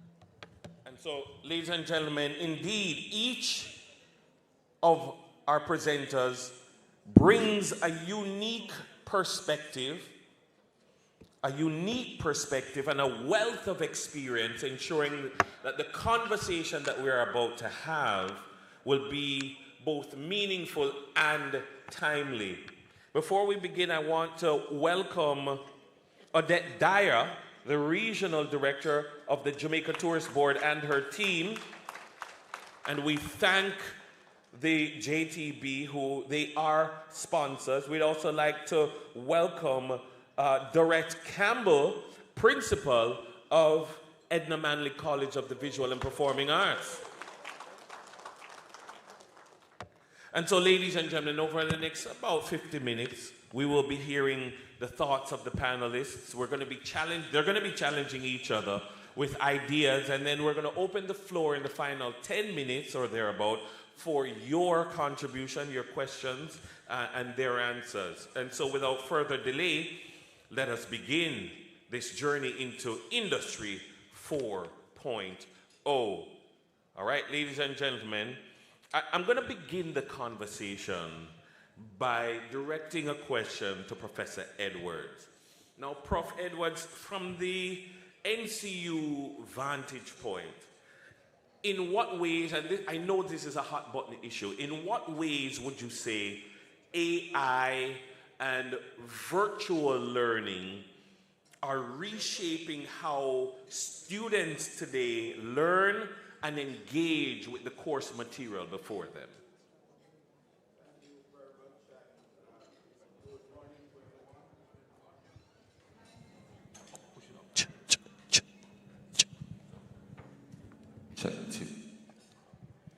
Yes, I was saying good morning to everyone and thank you. I think AI is making learning exciting and it's immersive for our students.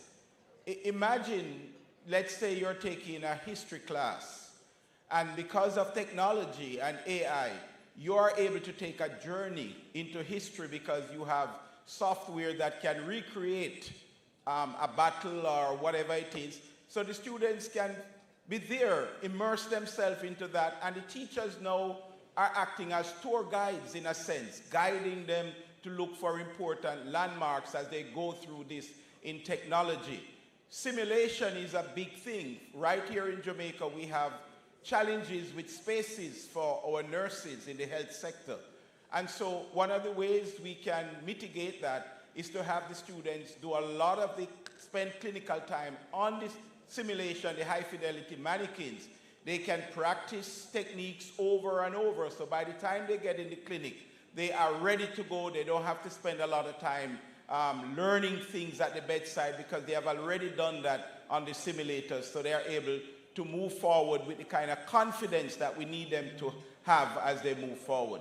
Persons who in the past may have been afraid of, say, mathematics, now they can have their individual tutors on the computer guiding them. So learning becomes personalized and they do it at their own pace and they are just excited about doing that. So AI has made learning really, really important. Even chemistry. We used to have models. Now you can go on a screen and you can manipulate models in 3 dimensions, structures, chemical structures. That gives you a better understanding. You're studying the human body. You can take out parts of it, see what lies underneath. So I believe that AI has revolutionized learning. It has personalized it. And in a true sense, no child needs to be left behind because they just need access to the technology which they can use. So I think it's a great tool to have. Indeed, indeed. Thank you very much, Prof. Check. Thank you very much for that insightful answer. Are there any perspectives from the other panelists on that issue? Check this one. Yes, thank you.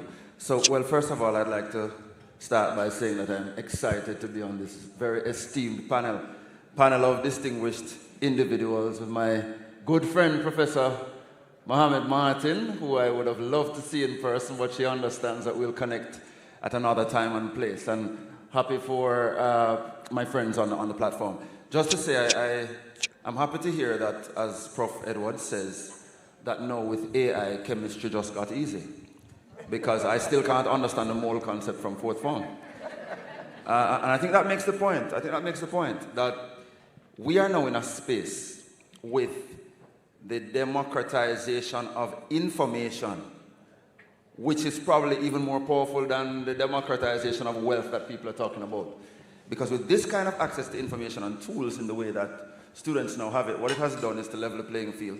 It means that lecturers and teachers have to step their game up. It means that superficial sharing and delivery of information is no longer important because I can get that elsewhere. So the need for the critical analysis and all those other things which are evolving will be important. But for the student, I think it is an important time. We're at an inflection point, and how we respond to it as institutions will determine what our future looks like in keeping pace with the rest of the world. I mean, the CMU, my friend Dr. Brown always says that UTech was doing STEM before STEM became sexy and became a buzzword for everybody else. I will say that the CMU was the simulation center of the Caribbean before everybody else started simulators. Are you hearing me? Why is that so? You are because hearing the me. nature of what we do Yeah, hear me. is so important and so dangerous. It was a safety issue. So a lot of what students were immersed in before they were able to go out and do it for real had to happen in a simulated space, augmented reality, virtual reality, and the like. So I think what's now happening is that we've all caught up to the reality that this thing is going nowhere.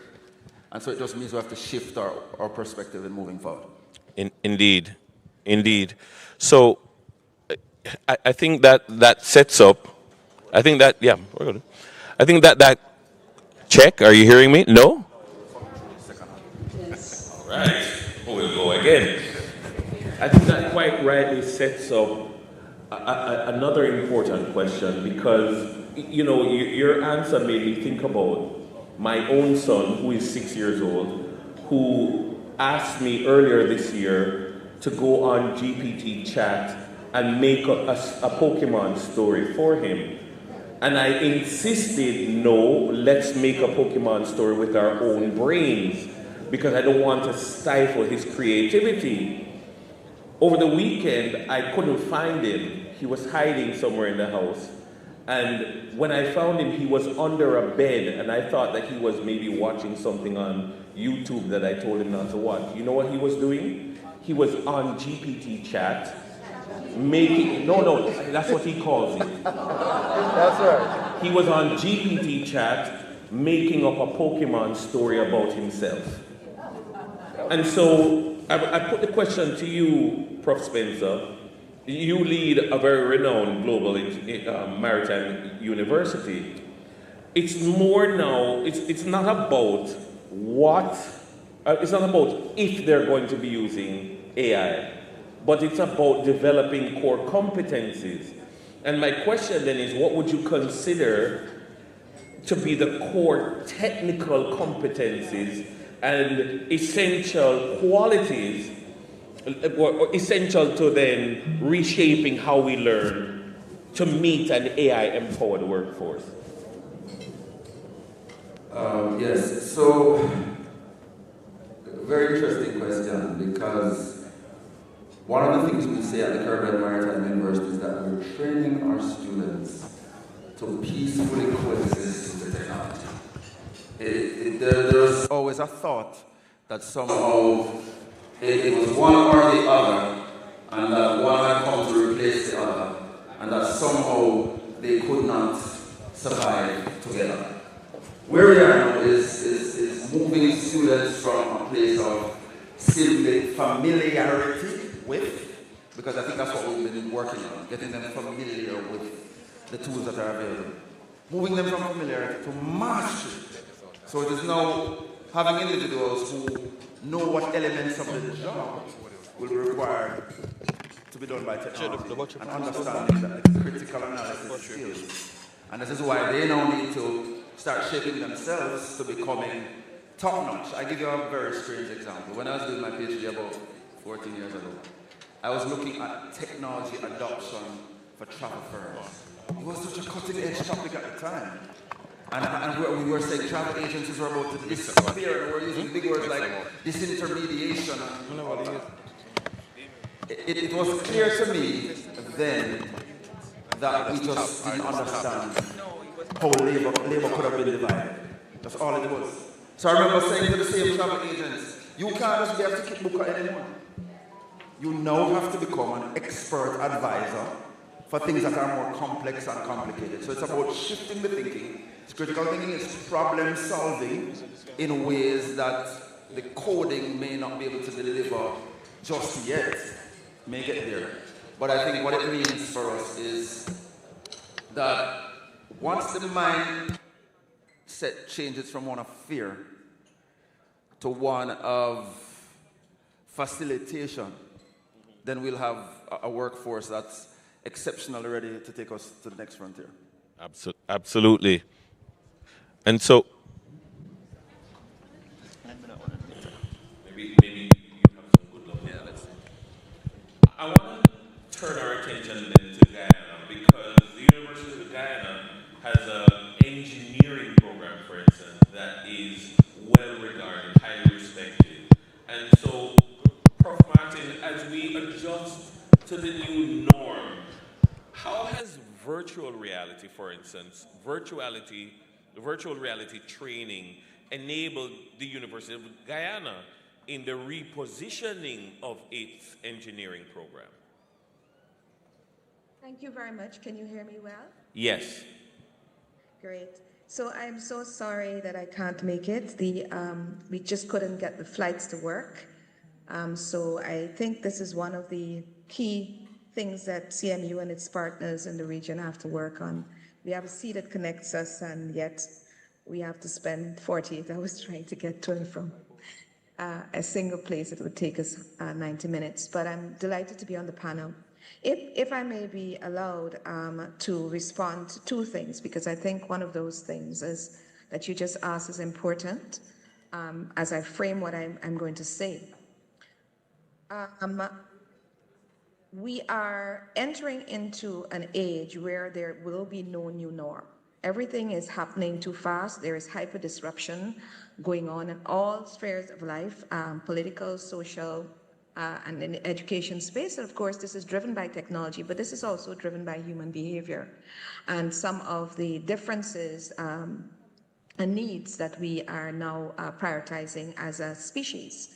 So I don't think we could speak about a new norm, but we could speak about entering into a new phase of human life, which may very well see us dealing with very complex and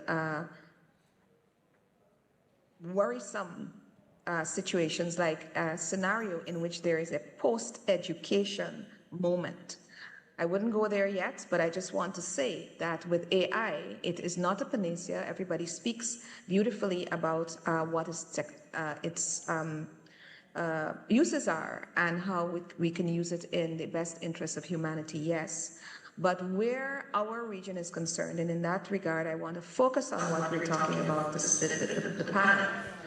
Where our region is concerned, there are several considerations for this. And one is the question of the gap, the information gap that exists in AI for anything that is of our people in our region. So we really do need to start writing, posting, making sure that we're represented. And then it has to do with the categorization, how those items that are about us are categorized and are given back to us and our students when they use these tools. And I totally agree that we need to not be technology averse in any way, whether it's ChatGPT or any other technology that comes out, but we need to be able to understand, synthesize, and manipulate those technologies. In this regard, the University of Guyana has one of the first AI policies that came out in the world. It came out in 2023 in June. It's, of course, an iterative piece. It's dynamic because things are changing. But this fundamentally underscores what we need to do in the region. I also know that CXC, as we speak, is finalizing an AI policy for use in schools across the region. So we're getting there. And with regard to the university, the question that you asked with the University of Guyana's Faculty of Technology, the Faculty of Technology is not using AI in any particular way at the moment. There's an infrastructure and construction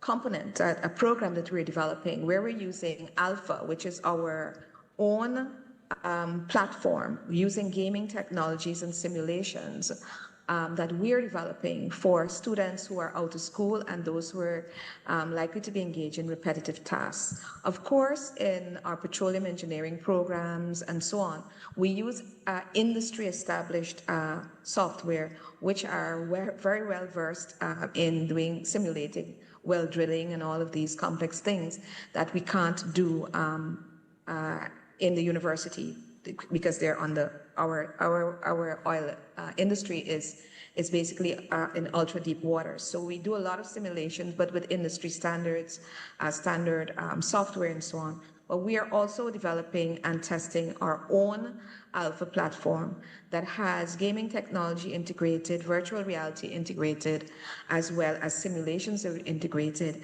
for persons who are well, I would say out of school and not usually able to deal with the harder academic matters. And I'm going to stop there. Thank you, Prof. Let me then turn the attention to Dr. Brown, because I think all of you in your own right are advocates for STEM education.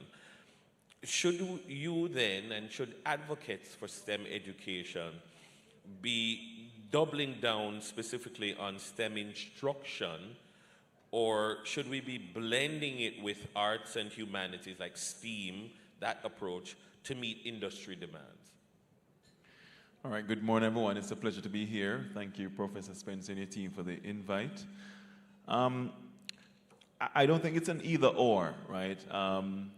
There is STEM, there is STEAM, but I often remind people that the arts is across all the sciences. And I often use the iPhone, which, as much as it is a functional engineering device, it's a pocket computer, it's also a thing of beauty. And so if anyone follows the iPhone story, follows the Steve Jobs story, you'll know that as much as he was a brilliant marketer and engineer, he was also very keen on design and the arts, right? So I think they are symbiotic, they live together. However, at the University of Technology, we have a strong emphasis on STEM. And the reason being is that we don't offer courses of studies, degrees in the arts, right? We don't offer, we're not a liberal arts university, so you can't come to UTech and pursue a degree in those subjects.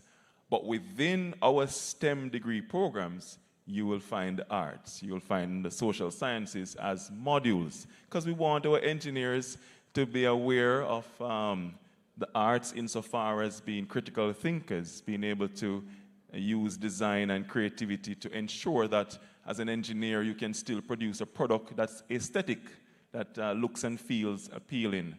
So that's the distinction. And so for us as an institution, we talk about STEM. But I think more broadly, if you listen to the government and the Ministry of Education, they talk about STEAM. I think that's fine. And what we want now is to really build out the framework to achieve this. I think from my perspective, having sort of outlined a philosophy and a desire for Jamaica to be a STEM island, we now need to get on with doing it. And there are challenges, and I'll quickly go through them. One is, where are the STEM teachers? So we're going to have to look at our teachers' colleges, retool them, look at the curriculum. How do we create more STEM teachers or STEAM teachers, right? How do we ensure that the curriculum that's in our primary schools and high schools are fit for purpose? Then there's the infrastructure. Because if you look at countries like China, they're already exposing their kindergarten children to AI. But do all our primary schools have an IT suite? Do all our high schools have an IT suite? So the infrastructure is also going to be important insofar as the build out. And I hear the government committing significant sums to building out technical high schools, refreshing the equipment in these schools. That's great, and I hope that we can achieve these things in short order. But when we come to our universities, there's also a need for improvement, again, in terms of adapting to the realities of the changing world and ensuring that our curriculum is fit for purpose, that we also have the lecturers who can teach these subjects, and that we're adapting to artificial intelligence in everything we do. So there's a lot of work to be done, is my point.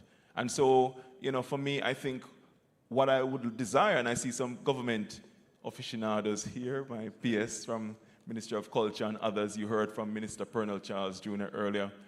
I mean, we need now to step forward as a country and put the funding behind these initiatives, right? I lived in the UK for over 2 decades, and I know there's no comparison in terms of the economic wealth of both countries, Jamaica and the UK.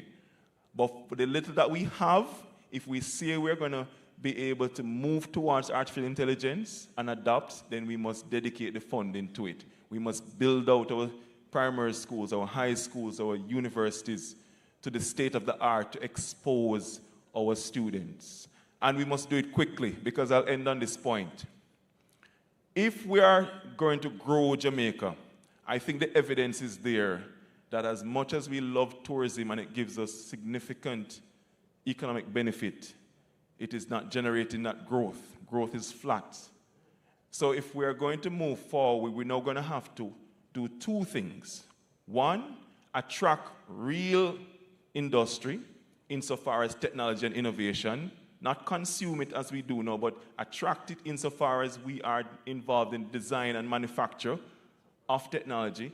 How do you attract that sort of investment? You have to show the world that you have a highly educated STEM workforce. When I worked at Rolls-Royce, we went to India. Why? Because we knew that we could get highly qualified engineers. So we went there and employed 500 Indian engineers. And then we went to Singapore, which is the size of St. Thomas. And we built an entire jet engine manufacturing plant in Singapore because we had confidence that they could give us the workforce. So I'm saying to the government of Jamaica, if you want to attract that sort of investment, invest in UTech, invest in CMU, invest in NCU, UE, MONA, all the tertiary institutions. Allow us to create that workforce at a critical level to give foreign investors confidence that, yes, if I go to Jamaica, they have the workforce.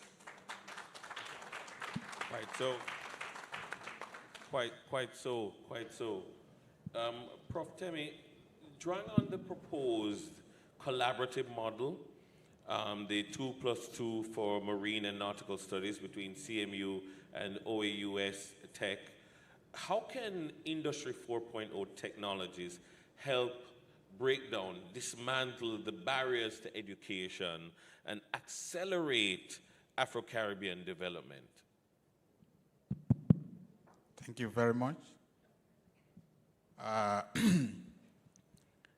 Africa, as you know, is not too technologically developed. I think one of the ways to close this barrier between Africans and the Caribbeans is to invest in technology, especially internet. Most parts of Africa are not connected. They have low internet connectivity. So one area to bridge this, to enhance this collaboration is for industry to invest in internet connectivity. Then apart from that, industry also needs to invest in computers. Most school children don't even have access. So there's a program in Nigeria we call, where we intend to make sure that every child has access to a computer, free. Every student, every college student, every secondary school student, every primary school student, so as to catch up with this fourth industrial revolution. So we need to put emphasis on internet technology and internet connectivity in terms of accessibility to computers, and then also invest in we can leverage on this online training, online education. In my university, we are hybrid. We use Canvas, and some other institutions use Blackboard. Yes. So hybrid is very good. Use online education, and then industry can also provide maybe some fund for mobile professors. We have mobile professors who are ready to move, across the two continents. So if we have resources, because online alone may not be sufficient, that's why we go for hybrid. There may be some level that people want to see physically, and to enhance capability. And then we also need to invest also in simulations. The last time I came to CMU, I was one of the simulation room where I learned how to drive a truck. Yeah, and it was a very good experience. So, and I just imagine if I were to be driving a truck, I'm sure I could see, I know how to navigate, because during simulation, sometimes you see the vehicles, the truck having accidents, depending on how you maneuver. So for our 2+2 program, I think we need to leverage on online education. Blackboard or Canvas, whichever, and if industry can also help us in Africa, in Nigeria, in the area of internet connectivity, and maybe electricity. Like here, we've been here since in fact, since I came last night, the light never blinked. But in Nigeria, probably you have 10 hours of light. We have epileptic electricity supply. Yeah, it's just very shameful. We are the richest in Africa, but unfortunately, because of corruption, we are unable to put resources in what will bring development to our country. Certainly, certainly. If I could just very yes. quickly. Right, just very quickly. First of all, let me just congratulate you, Prof. and CMU for this 2+2, very innovative, and I really want to see more of us try and connect with the continent of Africa, including my university. It's something that we need to look at more seriously. There are 50+ countries there. Our roots are tied there in terms of our historical perspective, and I think we need to do more with the continent of Africa. So, let me just congratulate CMU. Perhaps you're paving a pathway here for the rest of us to follow. Certainly, I'd want to see more of that replicated. Absolutely. Prof. Edwards, given the role of digital fluency and platforms like Orion, what is your institution's strategy, if there exists one, for mitigating cyber attacks and ensuring resilience against disruptions to learning management systems? Yes, thank you for that. Before I answer that, I just want to make a comment following up on what Dr. Brown had said regarding how we access technology and how we get our people interested in that. And I want, as we look forward to getting the government to fund a number of things, not to forget the churches. Yes. Because we have large numbers of our people in the churches, and particularly in the rural area. Mm-hmm. Much of what happens in Kingston, there's a disconnect between what happens here and in the rural areas where we are located. And I know in the early 80s, I was advocating with my church to use the churches as a learning center, because most of those churches are closed during the week. They have services on Wednesday and Saturday. Mm-hmm. The Seventh-day Adventist Church alone organization has 750 churches I in was Jamaica. about to say that there is a Seventh-day Adventist Church if you go into the far reaches of rural Jamaica, there is at least one SDA church there. And they have human resource capital sitting in those churches. So imagine if you were to place computers in those churches as a direct strategy of the government, right, to assist those churches. And then the human capital there would then bring the community persons to do work right there, to study, to learn. And I will tell you that the only courses that males outnumber females at Northern Caribbean University are technology courses. So in other words, the males have a natural affinity for technology. They want to be there. So a number of the social problems we're having with males could be helped by having them come to these churches, get involved in the technology that they love. So we have to look at the strategy broadly to include some of these communities. But in terms of the cybersecurity, I think there was a publication recently that some 34 million attempts have been made in Jamaica. So clearly that is a challenge. So at NCU, what we do, we train our persons how to be aware. So awareness training is important.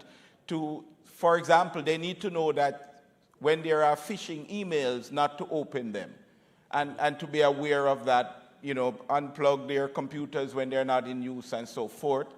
And there are other things we have to make sure we have the correct endpoint detection systems on our computers. Older computers need to be replaced because they present a challenge. And at NCU, we have an external company that monitors our system 24/7, 365 days a year to ensure that if persons are trying to access the system, then they are detected correctly. And of course, you have to have the correct patch software embedded on your system so that if there are any breaches in your firewall, it can be patched and ensure your security. And of course, any system can be hacked because the Pentagon has been hacked with the level of security. But what we need is the adequate backup. So we encourage people to follow the 3-2-1-1-0 backup strategy there, which is to have at least 3 different media, right? 3 different areas to backing up, at least 2 different media to be used. Also, that you make sure that you have an off-site backup in addition to your on-site, and then you use immutable backup. And when you are backing up stuff, make sure that it is correct. So these are some of the strategies that we use to assist us at NCU. Absolutely. I turn my attention to you now, Prof. Spencer, because drawing from your own perspective on the CMU's role as a simulator center for the Caribbean, how would you say that is transforming the teaching and learning process? Check. All right. So I see we're still fighting with that particular microphone. That's okay. Well, first of all, I like the point that Prof. Edwards just made, and I think that advocacy for the use of the church is an important one that we should all echo. I find it interesting that in the early 80s you were advocating for that to happen. In the early 80s I was advocating for more candy as a small child. But another interesting thing you mentioned, and it relates to the question, Mr. Moderator, is the point you made about the gender considerations. What's interesting to us is that most of our programs, all our programs are STEM related. And we have 51% male, 49% female, even in the strongly technological areas. It tells me a number of things. It tells me that there is interest. It tells me that there's also proclivity, and it tells me that the thought process surrounding whether men are more naturally technical is something of the past, because some of the better grades we are actually getting are from the females in those strong engineering programs. What does it mean for the teaching and learning space? To answer you very directly, it means that we have to partner more. Can I just say that we're a developing country? Does anybody remember that? Yes. And so there's the wealth and the depth of the resources that others enjoy, we simply don't. Which is why we believe in meaningful partnerships. So, for example, we signed an MOU with Dr. Brown and the UTech. Was it earlier this year or was it last year? Earlier this year. And here's what we decided to do. It makes no sense for me to attempt to build a photonics, or what's the other thing called, Doc? Photoelectronics lab. I don't need to do that. Dr. Brown has a really good one. He doesn't need to necessarily create an electric vehicles lab. I have one. I have an Industry 4.0 lab. So when we start to have this kind of sharing, and we're putting out, students together, the country benefits, the region benefits, and we're not fighting for scarce resources. That's an important point. And I know Prof. Lincoln and I are going to talk about how I can tap into what his strengths are and how he can tap into what my strengths are. So I believe that that is how it is shaping up. But here's the real thing. I think people assume that an AI space or a STEM space is void of emotional intelligence, is void of collaboration, is void of human skill in navigating and guiding. It's simply not. So the decision making, the problem solving will have to be interdisciplinary. If we don't get there, we're going to be stuck in this vortex of trying to figure out why this thing is over there and we are over here. So I'll use that to pivot to my last point. We don't ever claim that we are the STEM institution, or we've had this debate. But what we do know is, so there's the debate now about STEM as a discipline, President Brown, and you own the discipline of STEM. But STEM as a vehicle or a propellant should be everybody's business. And so all of our programs are fueled by STEM. And I dare say that I know that my good friend, Lady Campbell from Edna, is also branching off into more technological use with all of the lab spaces that she wants to create in terms of broadcasting and all those kinds of things. So I'm making the point that this debate about STEM and STEAM, and I guess we feel better territorially when we bifurcate these things, but the truth is, everybody has to have this thing woven into the future of what we will do. So that is how it's changing it. Everybody has to embrace it, and we all need to start to have a mindset that we must be interdisciplinary in our problem solving.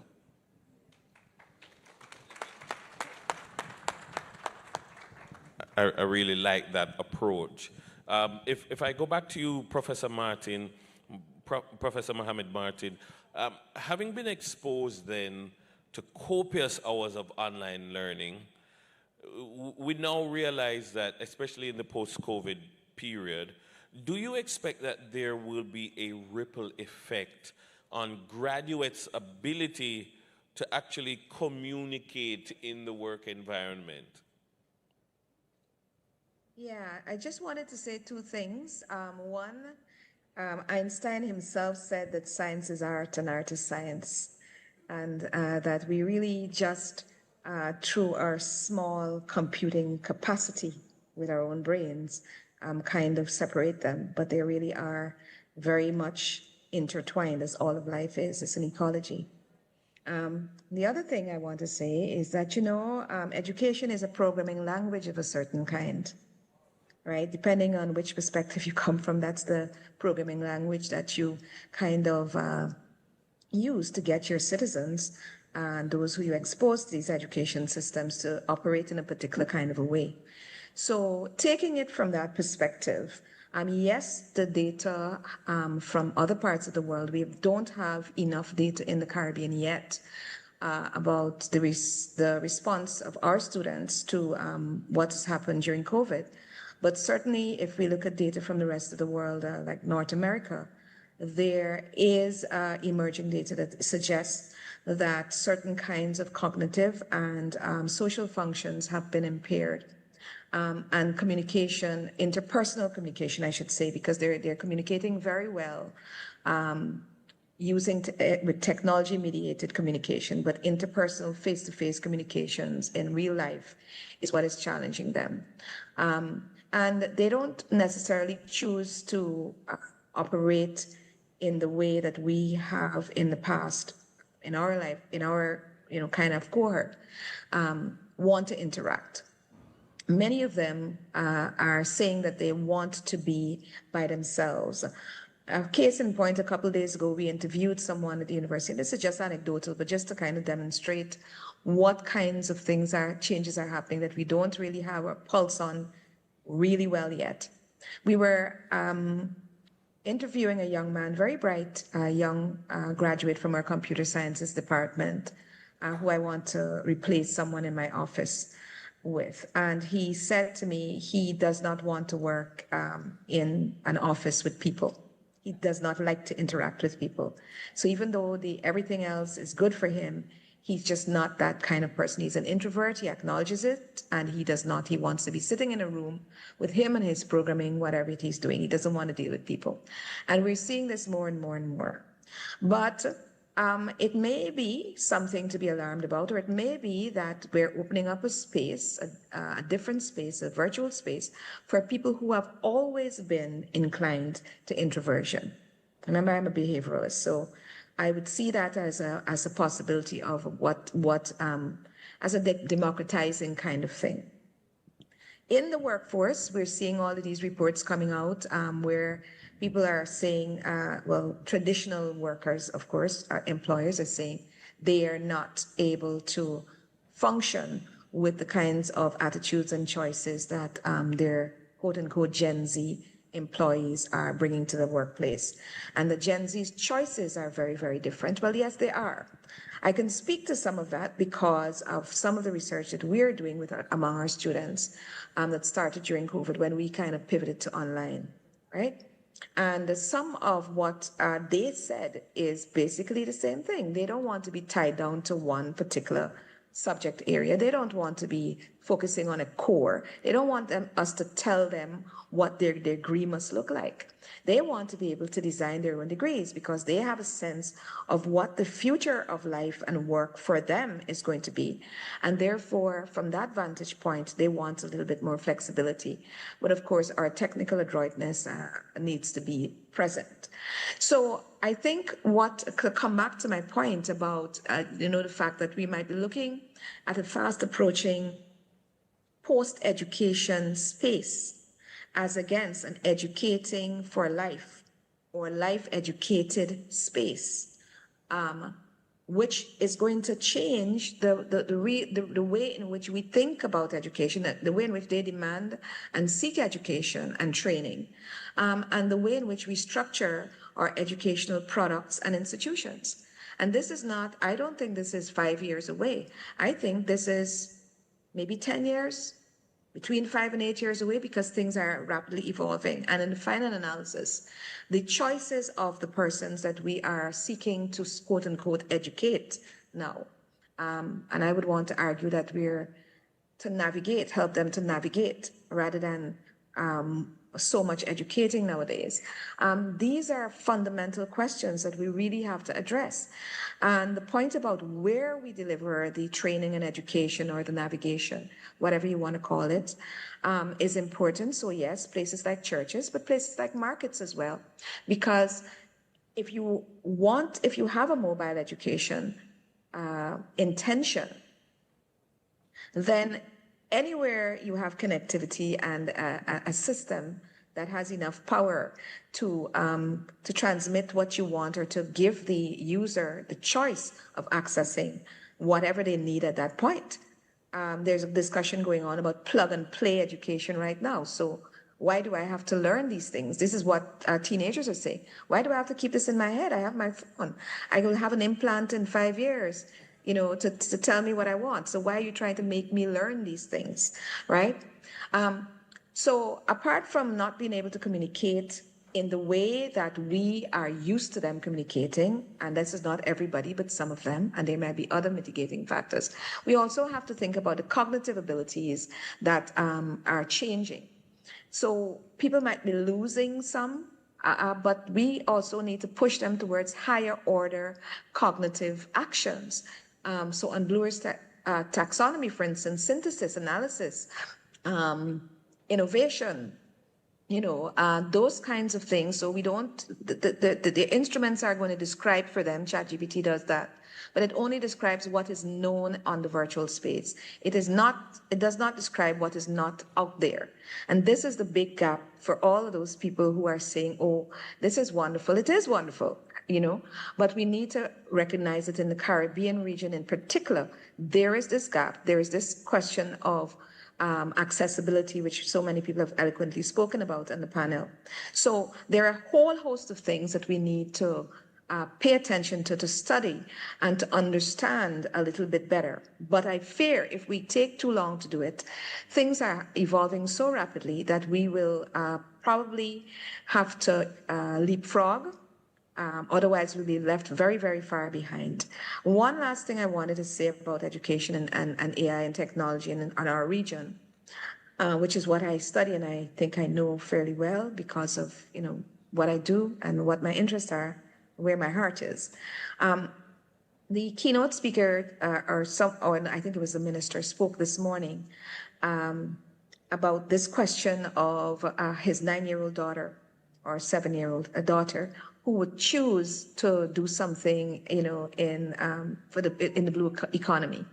This is a very, very fundamental and important point that he's made this morning, because maybe we need to also look at the things that we have been teaching, where we're driving our students. And I'm a firm advocate for very early STEM education and a stream for technology, a full stream for technology starting from primary school. Because by the time we start to stream these students in secondary school, you know, they're kind of lost. So we have a whole set of work and many areas to do. So resourcing is a big thing. Research is another thing. The early streaming, the integration and understanding of complex problems that requires multidisciplinary work, but also the beautiful work that Professor Spence is doing here this morning in really pushing that envelope to make sure that we are getting to the cutting edge of not only what is needed, but what is happening in the larger, more developed spaces to bring those into synergy with what we're doing in the region for new cutting edge areas, but also new technologies. I think that kind of expansive, very strategic thinking is emerging, and I think that that's wonderful. Thank you very much, Professor Mohammed Martin. We are about 8 minutes left. We're in the dying embers of this panel discussion, and I want to give the opportunity to the audience to pose some questions. They've been listening attentively, and maybe they have some questions that they'd like to ask. Do we have questions from the floor? I see a hand. I'm going to ask you to get a working microphone to that gentleman right there, and then we have a question over there. Let's see how we can, as best as possible, take those. Thank you. Just a quick question for the panel. Would you like to introduce yourself? Yes, I'm Dr. Eric Deans, Associate Professor at the CMU. We're talking about Industry 4.0, and we had a very good discussion. And my question is, how do we grow the academic industrial complex? Because a lot of technology, you know, we spoke about the iPhone. A lot of the technology we're using is being developed by corporations. These corporations are now multinational. You know, as a large ocean state, we're connected globally to these corporations through their global production networks. So my question to the panel is, how do we grow our industrial academic complex? I was going to ask Dr. Brown to want to take the first there because yes, sure. I'll be very brief. It's a great question, and I guess it goes back to what I was saying earlier about how do you develop a critical mass of STEM educated graduates who can go into the workforce. But you have to first educate them, right? Let's start with the facts and the realities on the ground, right? As good as UTech is at producing high quality graduates, there are some challenges. The first thing is, for a university, the minimum qualification for an academic should be a PhD, right? But we are where we are in terms of Jamaica, its size, and the ability to produce doctoral graduates. So less than 30% of my academics have a PhD, right? So that's the first challenge. How do I upskill my academics, right? The second challenge is how do I improve on my infrastructure? Because, and I keep talking about infrastructure, because STEM education is hands-on, right? So yes, we can use simulation, and we should, but it's a hands-on curriculum, right? That's UTEC's secret sauce if you didn't know. We combined academics with practical application. All our students typically do something practical, even those that do business studies at the university. But it is expensive. And so the biggest challenge we have is how do I upgrade my engineering labs, my science labs, and not only upgrade them, but how do I now build the capacity such that I can produce more STEM graduates? Because right now I would say that my science labs are at capacity, right? So we have 12,000 students. We want to produce more STEM graduates, but the infrastructure is struggling to keep up with that. So it is super critical, because I wonder if we take nothing away from this panel discussion, we can talk about Industry 4.0 all we want. If we don't have the academic infrastructure in terms of quality primary schools, quality high schools, and then quality universities, we will not get there in the volumes that we need. And most of the graduates that we produce, they are going to leave anyway. So you have to have that critical volume that we can lend the world some, keep some here, right, and attract industry to employ them. And I want to really reinforce what Dr. Brown has said. And I just give you an example. Some years ago, some students at the Northern Caribbean University developed a learning management system called the AORAN system. Today, that system is being used by the University of the Southern Caribbean in Trinidad. It has been exported to Hong Kong College in China, and it's used by Micro University and several others. But something like that, without the adequate infrastructure, it can't be left to just NCU to maintain all of that, because NCU is based on tuition. Tuition funding cannot expand that to the level that we want. So this is where now we gotta have private sector investment, government investment, to say, listen, we have a good thing here, let's develop it. Let's train more software developers and see what else they can develop, instead of just leaving it to one institution to struggle with a good thing that was developed years ago. It has to be upgraded. A lot of things needs to be done. So again, the key, as Dr. Brown said, is infrastructure and investment, and the private sector has to get more involved and target funding towards, particularly towards private institutions that do not get government funding. There's a lot of brain power there that needs investment in order for it to grow and unleash its full potential. Can I just challenge you, Professor? You mentioned the church.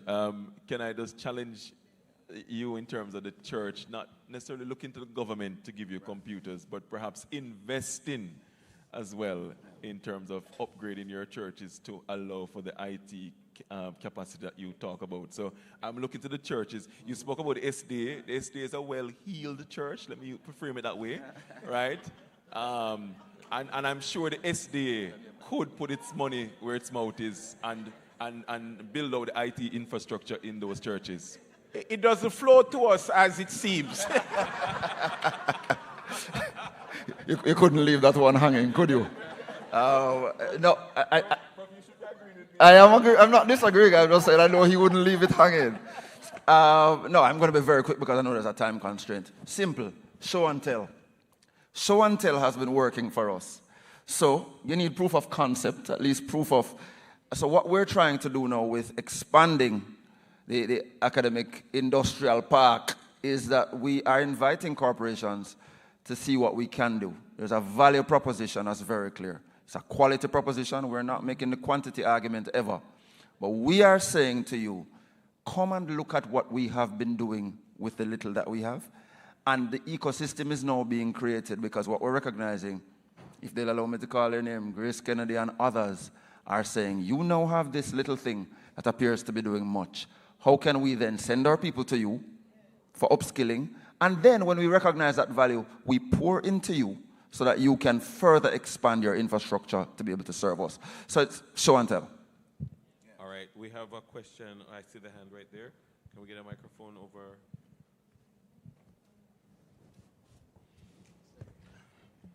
Thank you. You run beautifully. Hi, Carleen Leiden-Walker, NAMEPA, North American Marine Environment Protection Association, CARIB, MEPA, and you have scared the bejesus out of me. I'm not an educator, but if we are allowing students, particularly from the COVID era, to determine what they are going to learn, I think we're missing a great deal of opportunity, as well as we're creating a great deal of risk. I happen to be a liberal arts graduate. Now, I don't know if that impresses that I remember that the Magna Carta was 1066, or I can quote a couple lines of Shakespeare. That's immaterial to the fact that my brain was trained to synthesize information as a liberal arts graduate. Legal scholars get trained in verticals. Their brains get trained. We need to make sure that the students that are coming forward, that their brains are being developed in a neuroscience way so that they capture essential information, particularly when it gets into technology, safety, training, all of the above. I don't have the answers to this. I don't know what the neuroscience is telling us about students being able to select their curriculum.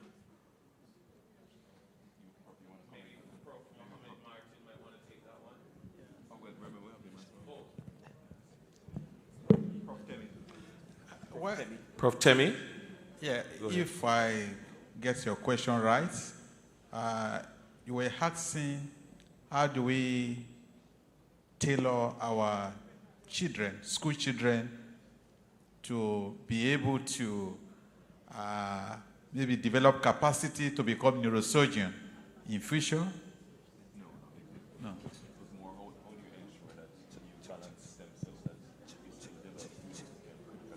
Yeah. Of course. I think even with technology, we should, that takes us back.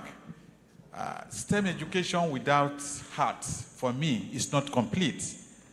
So the essence of this discussion, if I were to answer your question, is that we should emphasize STEAM. Because science, technology, engineering, mathematics, without culture, is not complete. We need to, even science is built on culture. Technology is built on culture. So we need to develop the hearts. For instance, in my country, history is a compulsory subject. Whether you are in engineering, science, or whatever, history is a compulsory subject. Because you must know your roots. You must know how you developed. And you must have critical thinking. Critical thinking is very important. Very, very important. Not just, AI alone cannot do it. And I think I'm very happy one of the discussants also talked about having, I think from the president of Guyana, universities needs to develop what you call a policy on AI. AI can write PhD thesis, but universities should create certain percentage that should be allowed, maybe 20%, 25%. Yes, there should be benchmark. Even AI can write papers for professors, but renowned journals now, they have technology to detect papers written by AI. Sometimes they are rejected. Sometimes they are withdrawn. So there should be a boundary. Technology alone cannot take the place of human reasoning. Mr. Moderator. And finally, on the industry, how to develop that complex. Yeah, he just won. Industries, industrial leaders should be made to be part of curriculum design in the university. All right. So, moderator, we're in a collaborative mood here, and just to say that Yes. NCU is a liberal arts university, so anything missing from my STEM colleagues, they can call on us since we're collaborating. And industrial leaders, they should also be made to be instructors, maybe adjunct professors. So with that, I think that will help that collaboration. Thank you very much. Yes, we're getting the wrap, but I will say this, just to respond to you. Again, we're having the either-or conversation, and what I'd like for us to recenter the discourse and to recalibrate to say is that those of us who understand it well enough will ensure that the structure of the programs with all the curriculum development specialists that we have are reflective of these skills, the critical thinking, all of these things that we've been talking about, higher order processing. I will tell you this, a lot of people don't know this about me. I did 1 year as a literatures and English major at UWI before I went into the social sciences. I was a pure arts guy, and then I went to UWI and discovered I was very mathematical. I didn't know that about myself. I was teaching people stats under the tree. But I'm making the point that we will continue to have our traditional programs that support a lot of the liberal arts components that are important to getting you to read between the lines, while ensuring that for our own survival, because it is existential, that we're doing the things that industry wants us to do, that the student wants, we're tailoring it for them so that we can continue to exist to produce the quality. Thank you very much. Put your hands together for them. I do see other hands that have been raised. I think that the organizers will have to find or facilitate taking some more questions. I know that we cannot, one thing AI cannot do is produce or reproduce lunch. Yeah. So the Permanent Secretary in the Ministry of Culture does want to make a contribution. I just want to make a quick point. That if STEM doesn't come to culture and the arts, we are coming to you. All right. Ladies and gentlemen, let me just say that it was very ambitious to have 5 professors on a panel and try to limit them to 50 minutes, but I think you should put your hands together for them for doing quite well. We've had a very robust conversation underscoring that Industry 4.0 is indeed about technology and equipping our students and our future workers with the skills that we need, but of course we have had an emphasis on the need for collaboration that cannot be understated. So on behalf of our distinguished panel, I want to say thank you for your insights, your energy, your vision, and of course to the audience, thank you for your thoughtful engagement and lending your voice to the discussion. On behalf of all of us, thank you very much. Have a wonderful day.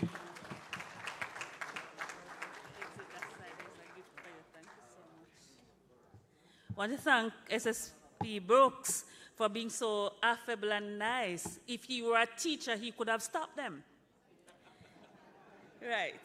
But we enjoyed that, and we acknowledge again Professor Paloma Mohamed Martin as the Vice Chancellor of the University of Guyana, as the first female to occupy that role. And I invite you to give her a round of applause again that she joined us. And I must do this before we move to the other panel. I must acknowledge the presence of Mrs. Vivette Grant, past Deputy Director of the then CMI and founding member of the Women in Maritime Association Caribbean, Mrs. Grant. I give similar kudos to Mrs. Denise Linfat, founding member, Women in Maritime Caribbean and Worcester, Jamaica. She's here. And Mrs. Carleen Linden Walker, CEO of NAMEPA, is another vibrant woman in the room, out of whom the bejesus was scared. You know her. And we're just happy to have the ladies here. And I invite to the podium another wonderful woman in this area who is moderator for the panel that is coming up. And my colleague, moderator, Dr. Lanagay Franklin Green, Manager Institutional Research and Business Intelligence at the Caribbean Maritime University, and herself a media woman, but I think she'll be short on this one. I invite you to give her a round of applause as she comes forward with her panel and she'll introduce them to us. Lana Gay. Good afternoon and thank you, Dr. Lady J. I will invite my panel members to join me on stage just as we begin, please.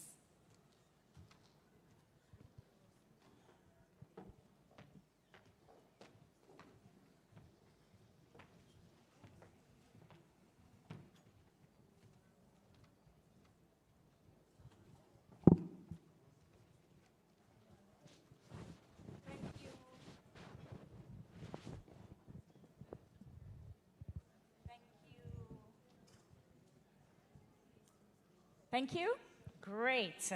Good afternoon again, and welcome to this session of CMU's Industry Conference. Our discussion today centers on a vital theme, that is climate change and its impact on the blue economy.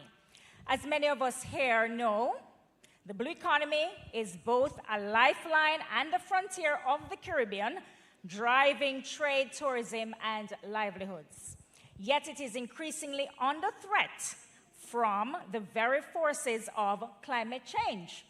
Rising seas, stronger storms, and shifting ocean patterns are all challenging the resilience of our ports and shipping industries, while also calling into question how we manage these resources for future generations. In this panel, we will explore three objectives: evaluating how Caribbean ports and shipping industries are adapting to sea level rise and extreme weather events, highlighting green shipping, innovations, and sustainable port management practices that balance environmental stewardship with economic resilience, and finally, envisioning a collective framework uniting government, industries, and communities that bring together local knowledge and scientific research for a more climate-resilient blue economy. With this in mind, I am delighted to welcome our panel members, Mr. Evan Thompson, who is Principal Director, the Meteorological Services Branch of the Ministry of Water, Environment, and Climate Change in Jamaica. You may go ahead and give him applause. Thank you. And sitting beside him is Dr. Oral Rainford, Principal Director, Minerals Policy, Planning and Development Branch in the Ministry of Agriculture, Fisheries, and Mining in Jamaica. Mr. Hank Hedge, Senior Geologist, Ministry of Agriculture, Fisheries, and Mining in Jamaica. And Mr. Oscar Valley, CAF Country Director and Representative for Jamaica and Northern Caribbean. These gentlemen, of course, thank you, bring a wealth of expertise from both academia and the industry. Together, they will help us navigate these pressing issues and consider how we might shape a sustainable maritime future. So we are going to dive right into it. Of course, Mr. Thompson, I will begin with you. So during the hurricane season, which we are in now, and we see what's happening out there, what does the meteorological services or what procedures are followed to prepare the maritime space to respond to the season's challenges? Okay, thank you very much, and good afternoon to everyone. Thank you, Lana Gay, for that question. I want all of us to understand that there is no climate change without climate. And of course, there's no climate without the weather. So, you know, the weather, the climate change, we're all intertwined, and the environment. And of course, the blue economy is very much a part of that. In the Meteorological Service in Jamaica, and not just in Jamaica, but right across the world and in our region, we are focused on observing, first of all, weather conditions across the area. Of course, we would also be going into the analysis of what we see and also the forecasting of weather conditions over the area.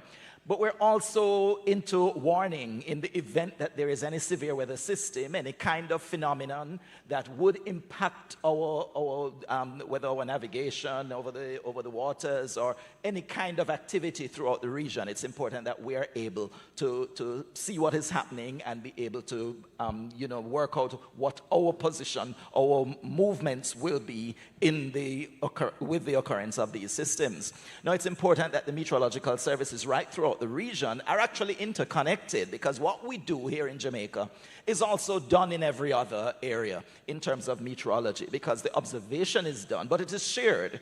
It is shared across the area, and that is how we are able to actually determine where exactly some of these features are. Where are these systems, these phenomena that are developing in the region? We are able to identify where they are exactly because of the weather observations that are done right across the region and shared at the same point in time. So we can determine where there are changes in atmospheric pressure that would indicate that there is maybe a trough or a tropical wave or maybe a tropical storm or hurricane. We actually are able to pinpoint the direction, not just by satellite imagery or radar imagery, but also by the actual observations that are done on the ground. So what we do is that we look at these conditions, we identify where the features are, and we observe, not just observe, but we are able to indicate to everyone where these are, what the motion is, what the development is looking like, and the collaboration allows us to do that. So for instance, in the hurricane season, of course, we depend on agencies like the National Hurricane Center in the United States, which operates regionally for us, and as a coordinating agency to disseminate that information to all of us. So we monitor so that the blue economy benefits, and of course, all the operators in that area. Of course, great. So we can't talk about the blue economy and talk about climate change without talking about mineral exploitation. Dr. Rainford, this is where you come in. So as Jamaica explores the potential of mineral exploitation within its maritime space, how can the country then balance economic opportunities with within the risk of environmental degradation? Thank you very much, Dr. Green. I think it's necessary to point out, and may I say good afternoon to the audience, and I thank the university for inviting us. Mineral exploitation is at the heart and at the base of modern societal development. Without the minerals, this microphone would not be possible. The vehicles we drive, etc., would not be possible. This building would not be here. It would be made of wood or something. That having been said, it is also the case that the extent to which we fail to understand, we fail to respect, we fail to uphold the import of the natural environment and the services that it provides, it is the faster we're going to diminish the structures that we would have created. And these structures I'm speaking about unraveling human society. Having said that, it means therefore that whatever we do, there must be balance. And we would be stupid in mineral exploration, mining engineering, mining geology, etc. We would be stupid if we were not focused on ensuring that we understood the importance of environmental regulations, ensuring that the laws are in place, but even more so, because even if they were not, we are required to ensure that we act such that we observe the laws of nature.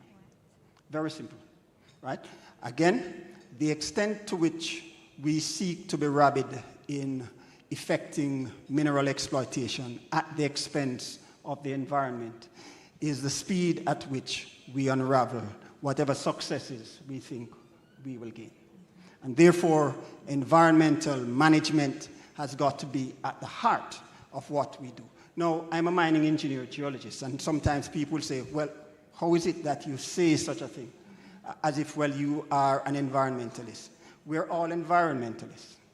And without the environment, the resources on which we depend would not be here. And if we are stupid, we will disobey the rules of the environment and, as I've said, destroy the very fabric that we are dependent upon. Thank you. Yes, let us now dive even further, Mr. Hedge, with the controversy surrounding seabed mining and a push for a moratorium. What are your views then on mining the seabed? Good afternoon, everyone. Thank you for having me, and thank you for that question, Dr. Green. The topic of deep seabed mining is one that is very controversial. You have both the environmental side where they're saying that more research needs to be done before we move to exploitation. So currently, we're at the exploration phase in deep seabed mining. And when we speak about deep seabed mining, it's not within our jurisdiction.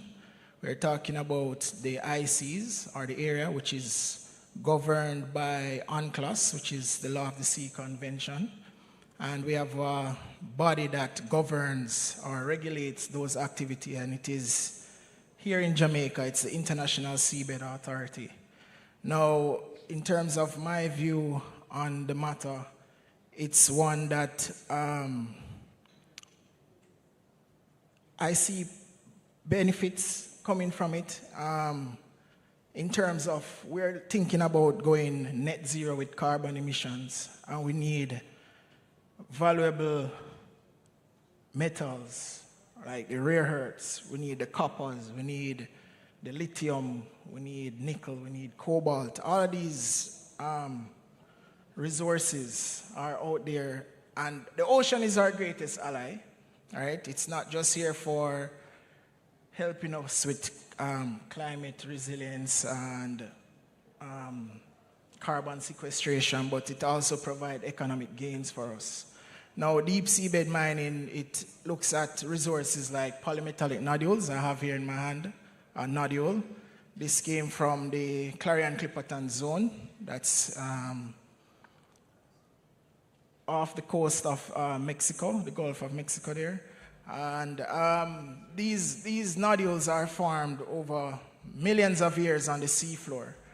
And it contains all the precious metals and rare earth that we need in order to build out the technologies that we need to harness green and renewable energy. So if you think about tidal energy or wind turbines, we need these resources to enhance the technology in being efficient.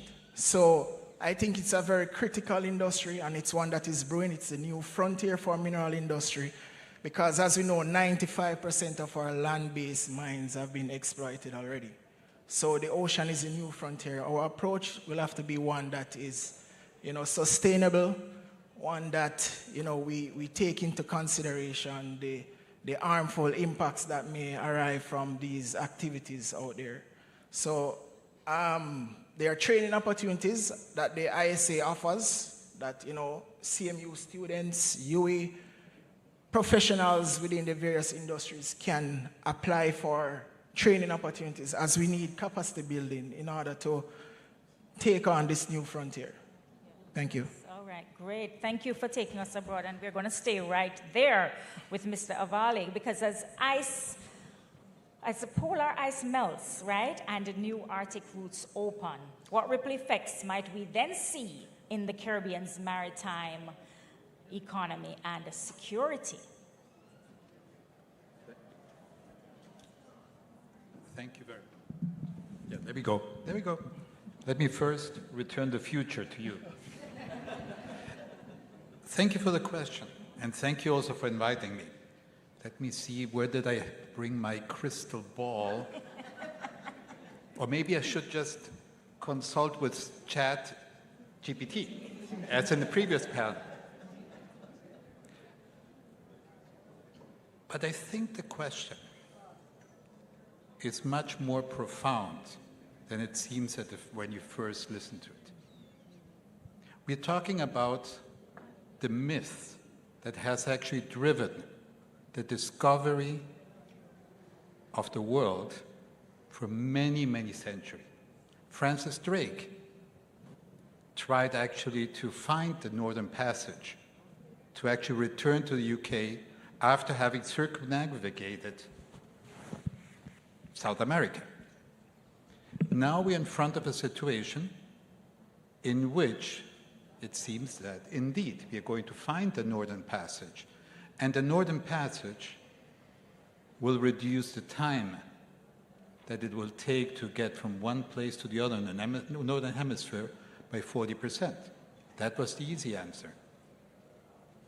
But now let's go a little bit deeper. And the death has to be seen in terms of what's happening globally, historically. We are at this point in a moment in which we have a change of all the geopolitical relationships that we are facing across the world.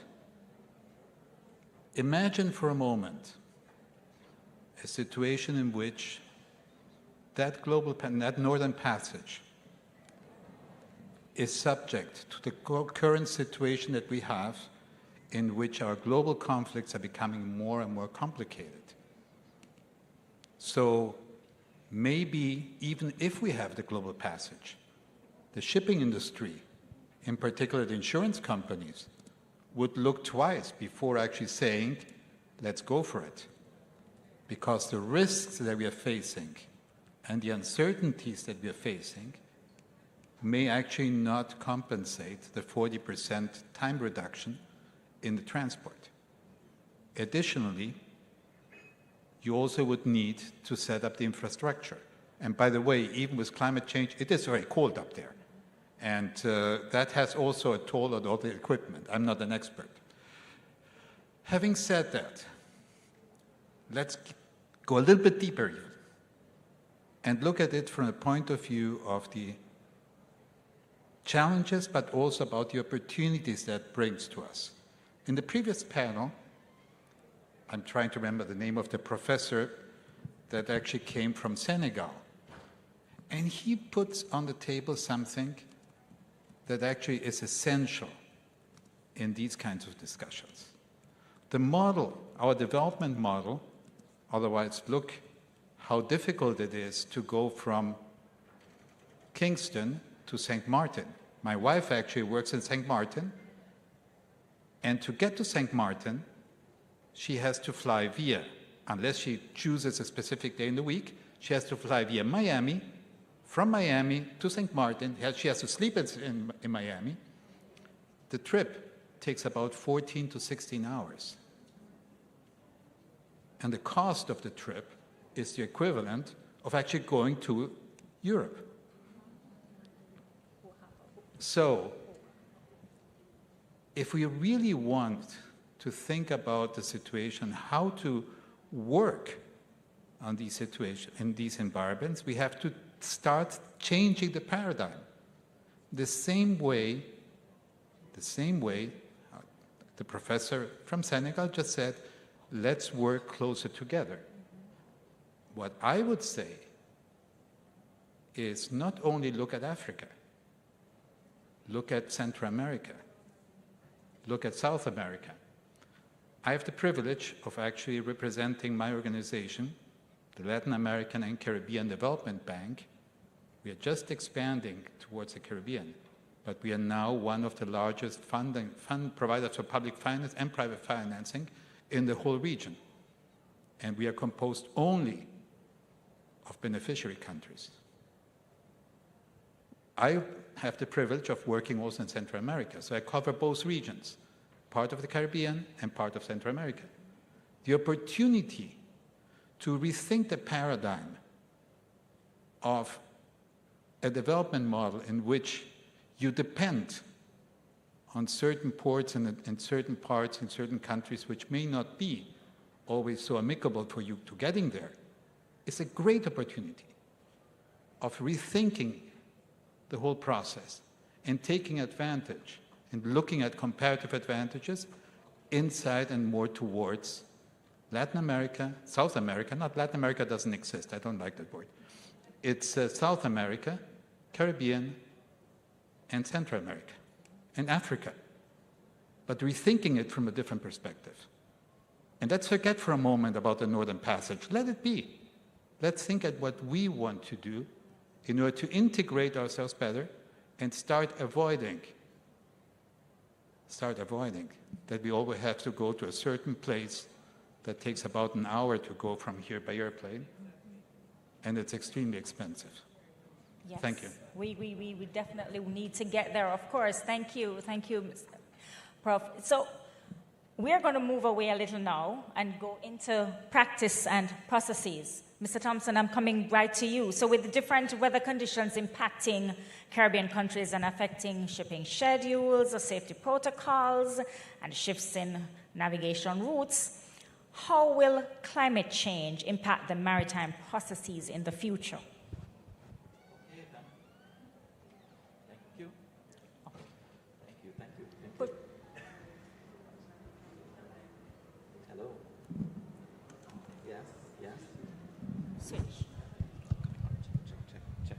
Okay.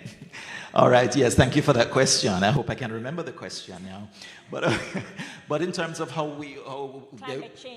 climate change would impact, right? Well, climate change is expected to has been changing a lot of the weather conditions, basically, and even some of the other conditions that are spin-offs from that have been changed because of how the climate is changing. And we're already seeing that in our region, we're experiencing not just the variability of our climate, but we're seeing some other things like the rapid intensification of storm systems, becoming hurricanes and becoming major hurricanes much faster than we would normally have seen that occur.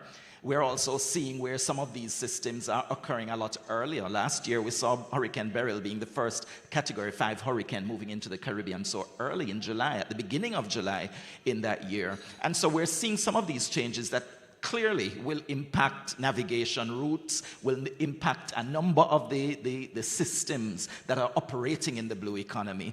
It will also impact how the coastal areas are impacted, and so where the berthing of these shipping vessels is concerned, how the infrastructure along the coasts is going to be impacted. So what we have done already in the past, or what we continue to do as one of our main procedures, is that whenever we are threatened by any kind of tropical system, the very first persons who are made aware are those operating along the coast and over the oceans, over the seas. The Jamaica Defense Force Coast Guard is one of the first persons that we advise of any kind of situation that could develop into something very adverse to us. We also Peter Brady was here earlier, but the coastal areas, the Port Authority would also be second on our list in terms of informing them, and of course of the Office of Disaster Preparedness and Emergency Management. So these are the first points of call, because we recognize that it is important to speak to the general area around us, the territorial waters, first of all, before we start to address our citizens on the land, where, of course, we expect those who are operating out at sea would also be moving to the land to get the shelter that they would need in those times. So we actually approach those first. So we are seeing where the coastal areas will be inundated, by the climate change considerations that we have. We have the concern of storm surge that will impact these coastal areas. We have, of course, even just the rising sea levels are impacting already our coastal areas.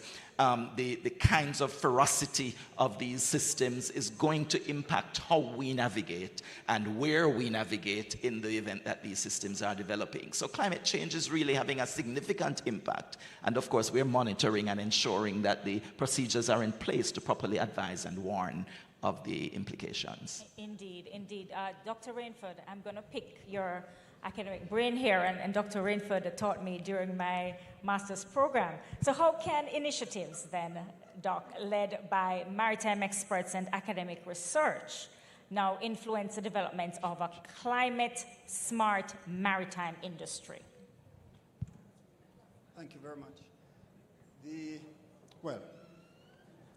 Jamaica is correctly defined as an archipelagic state. We generally speak about us being an island state. Really not true. Or we can say both are true, but the first is the case. And being that we are such, the maritime sector is particularly important to us. We've got to import much of the food that we need, the fuels, etc., etc., etc., a range of things. It therefore means that a smart, climate-smart maritime industry is very important to us. And I dare say, from an academic and an industry perspective, and especially on the academic side, we have started that because today's conference is testimony to that, right? So the first thing you start with, at least, discussions. And this is provoking thought, leading thought. We're having the discussions. We are exploring a range of topics which are of significant import to this particular matter. But let me get back to the fact that the shipping sector accounts for about 3% of global greenhouse gases, right? Several years ago, the fleet was about 60,000 vessels, etc. No. We are in the business of logistics because really, at the heart of it, that is what the maritime industry is. Trying to get products from one location to the next at the lowest possible cost, at the shortest possible time, in the best condition possible. And repeating that time and again. All right? Now, we have got to make sure that we reduce our footprint. It therefore means that we want, whatever we're doing, we've got to ensure that the fuels that we are using are reducing the carbon footprint. So we've got to be looking at using, for example, more wind energy. There are discussions about ammonia. There are discussions about hydrogen. There are discussions about wind energy propelling vessels. Some of these things are happening now.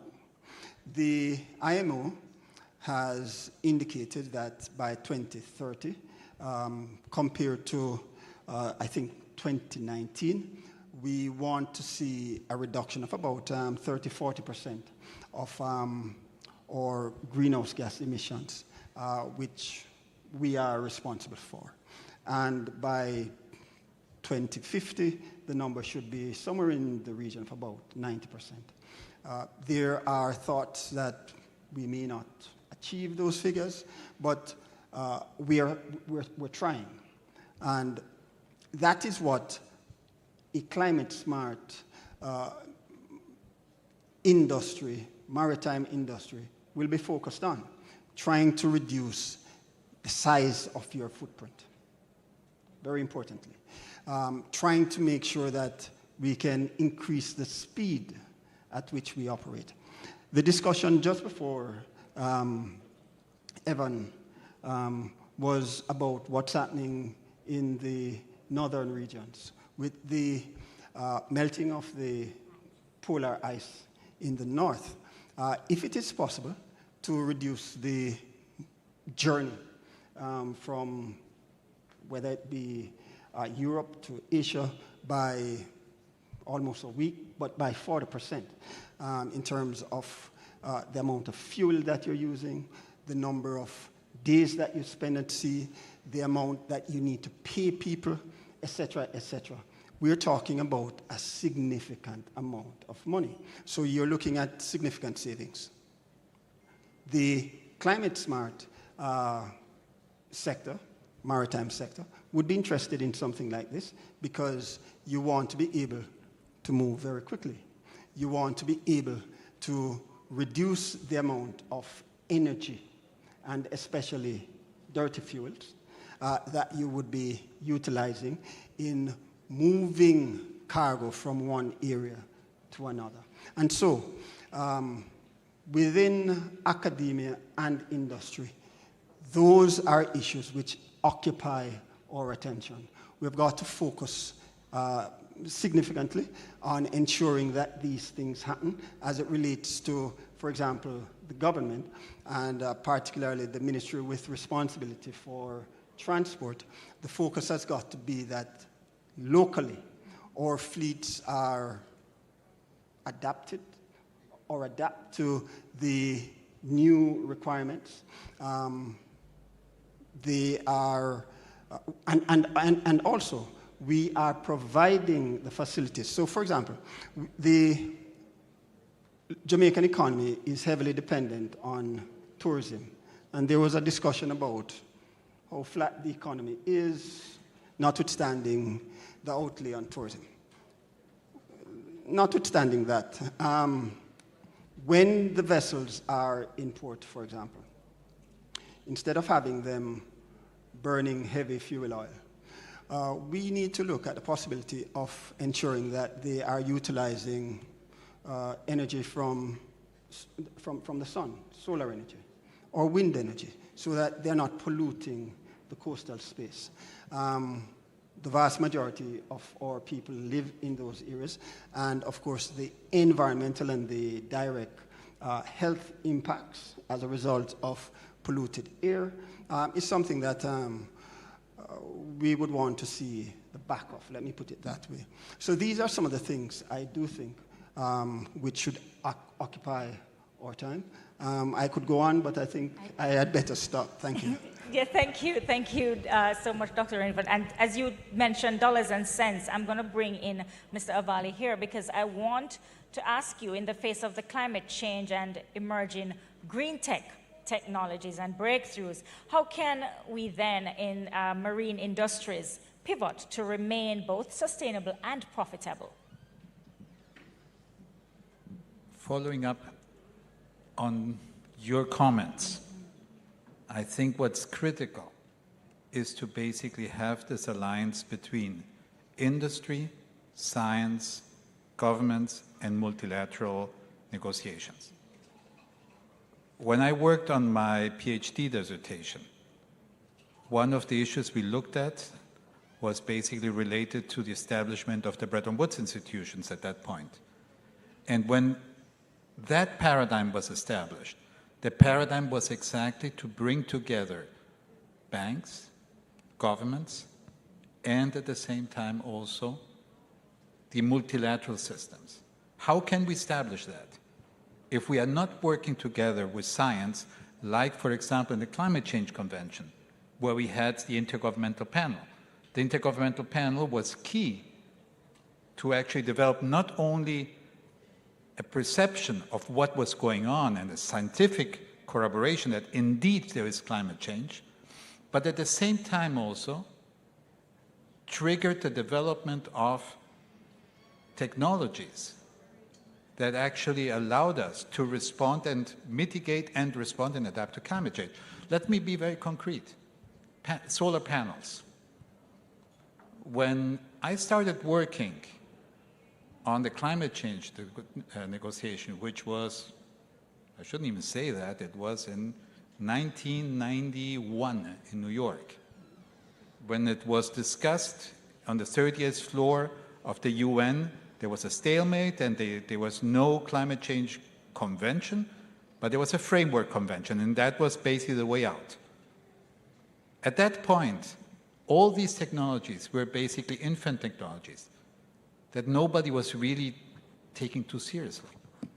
Nowadays, if you look at several countries, including China, Germany, solar panels, solar technology, wind turbines, are becoming more and more technologies that are basically feasible. And why was that? Because the industry understood that that was a business opportunity.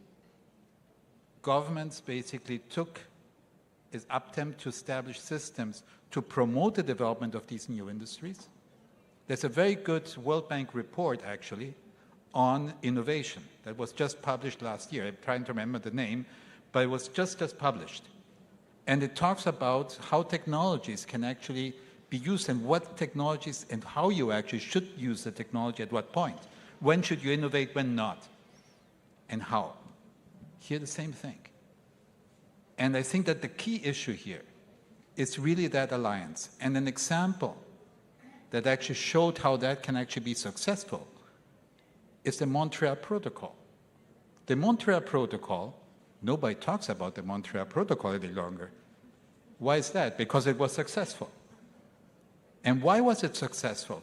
Because it was based on the alliance of the industry developing a substitute for the ozone depletion substances. Now, of course, we have another issue, which is now the climate change, linked to climate change. But the Montreal Protocol fulfilled it. So the short answer to your, and sorry for my long answer, is alliance, industry, governments, multilaterals, and, of course, the consumers. Definitely. Mr. Hedge, the man with the future in his hand. This question is for you. The impact of climate change on the blue economy is evident, of course, in our country and the region. But how can we then, as a country, build resilience while maximizing our potential in the blue economy? Okay, thank you for that question, Dr. Green. For those of us who heard the minister this morning, you would have, that's the Honorable Pernell Charles Jr., he would have stated some of those answers, basically. We look at awareness. In terms of building resilience, we need to be firstly aware of the marine ecosystems that exist and what challenges we have out there as it relates to climate change. Now, Evan Thompson mentioned about storm surge and the impacts from hurricanes. It would take a collaborative effort of the government. I don't see anyone here from NEPA, but my institution, the Mines and Geology Division, we play a critical role in conducting damage assessments, and the data that we gather from our storm surge assessments, we use that in planning.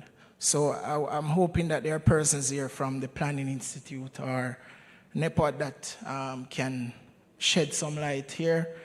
But in terms of us building resilience, we have to ensure that we plan and build in such a way that we are not impacted greatly. Now, coastal communities, as we know, they are the most vulnerable when it comes on to storm surge and hurricanes. So in order for us to build resilience, we need to have proper training and capacity building, and also implementing mitigation strategies and adaptation techniques. So when we talk about early warning systems, for example, in Port Maria, we have an issue down there with coastal flooding, right? So we have partnered with, well, the government has partnered with Japan, JICA. They have partnered to implement early warning systems that can help community members to either migrate during heavy rainfall period or during hurricanes or whatever. They have shelters that they would have set up, and basically putting systems in place that will help them to be able to adapt or mitigate to the issues that arrive with the marine ecosystem when it is exposed to these elements. Thank you. Yes, thank you. We don't have a lot of time left, but gentlemen, let's just talk a little about strategy. So, Mr. Thompson, let us reflect now on our home country here, Jamaica. Which climate adaptation strategy do you believe now will have the biggest impact on the maritime industry? That's a good question. You know, it is often said that one of the best adaptation actions that could be taken is avoidance. Stay out of harm's way. You know, if you know that you're particularly vulnerable to a particular hazard, it's important that you see how best you can keep yourself away from that area. And of course, you know, address it in that way. Of course, we know that sometimes with huge infrastructure along the coast, it's not so easy to just avoid. But where the avoidance is a possibility, maybe ocean-going vessels ensure that you're able to get the information that you need so that you can chart your courses in a way that you avoid some of these systems. And I'm sure that is something that is currently being done. But of course, it must be emphasized. Also, if you're along the coast, coastal protection is important. What can be done to protect the investments along the coast in terms of the kinds of infrastructure that can be created to lessen the impact of some of these systems that are affecting us, the storm surge and the other you know, coastal erosion impacts that we could experience from some of the systems. So it's important that we understand where we can avoid some of these systems, whether it is the various hazards associated with some of these storms, whether it's the wind or, well, in some cases, rainfall. But this might not be a major challenge for many of us. But it's important that we can see where we can avoid and at sometimes protect the investments that we have. Of course. Mr. Avali, I've heard you, collaboration. What collaborative models between governments, businesses, and communities then can bridge policy gaps and fast-track a sustainable blue economy? Collaboration, but also listen. Let me tell you a story. Once I was young, I started off many years ago, but not too many, please. My first assignment in a multilateral organization, I had just started working on that, was to bring to my own country a solar panel project. So I went to one of these very small communities in my country, way up at 3,000 meters, and I felt like Messi or Maradona. I'm bringing here the technology. I know what I'm going to tell them. So I explained to the community what my intentions were, and then the community answered to me, I'm not interested. I said, but those are panels, we're going to give them to you. And they said, yeah, but we're not interested. I said, why not? Because we need electricity the whole day. Not a problem, I have the solution, batteries. Batteries, okay? I said, no, we want generators. And I said, no problem. We are going to give you now even better batteries, so no generator. I said, no, we need power tools, and the solar panels only work with 12 volts. I said, damn, I didn't have that answer. I said, but no problem, I will give you also the power tools. And then they said, yes, but what happens when those power tools break? Are you going to be here to fix them? And I felt like when I was in elementary school and the teacher had called me to actually answer, or my professor doing my dissertation, and I felt I didn't know what I was doing. At the end, we did a mix, generators and solar panels. But the point here is, it's not only collaboration. It's very easy to say, we are going to collaborate. I think everybody agrees. But we also have to listen and understand where each other is coming from in order then to build a new paradigm, which I was referring before. When we talk about the 40% reduction of the Northern Passage, but if there is a conflict in the Northern Passage, even with a 40% reduction of time, it's a problem. How do we overcome these? Collaboration. Yes. But mainly, listen, and don't commit the mistake I committed when I felt like Maradona in Argentina. Yes, and we have to, and while we thank you, while we do that, we have to also listen to the fact that we must protect our coastal region. Dr. Rainford, how can mineral exploitation then within the maritime space support diversification of the Caribbean's blue economy while ensuring the protection of the coastal regions? Thank you, Dr. Green. Quite often when we speak of the blue economy, the mineral sector is generally thought to be separate and not included. So I'm happy for the question and the recognition that we are a very proud part of the blue economy. The very fact that we are part of the economy adds to this diversification, because we are producing products. We are, whether it be sand, for example, which is used in construction. And just for persons' knowledge, we have millions of tons of excellent quality sand and gravel off the coast, for example, of the Yalis River, which we could exploit. We could access that material, which would reduce the pressure on the river. But of course, there are concerns about whether or not we should remove the material, but I will let that stay for now. Then we have the metals. Hank, Mr. Hedge, spoke about the polymetallic nodules, the nickel, etc., that we require for all the new industries, all the new technologies that we are pursuing. What we've got to do is ensure that we're not simply focused on the primary stage of exploitation. We've got to make sure that we are turning these products, these raw materials, into actual usable products here, whether it be Jamaica or elsewhere in the Caribbean or wherever it is where we're exploiting these. That is where the real benefits and deepening of diversification occurs. The mining sector is known to pay some of the highest salaries in many industries, comparatively speaking.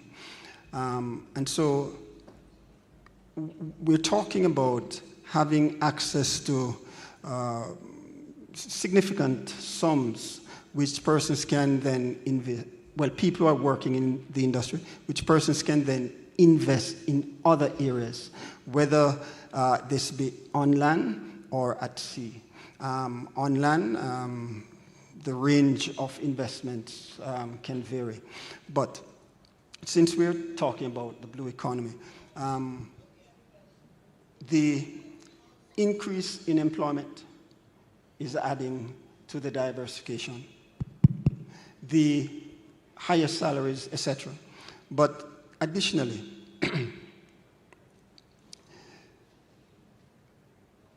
when and if there is a downturn in one area of the economy, that stability which the diversification allows enables the general economy to continue operating.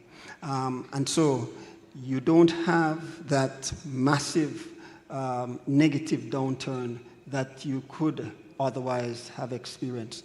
Now, the coastal communities are particularly important.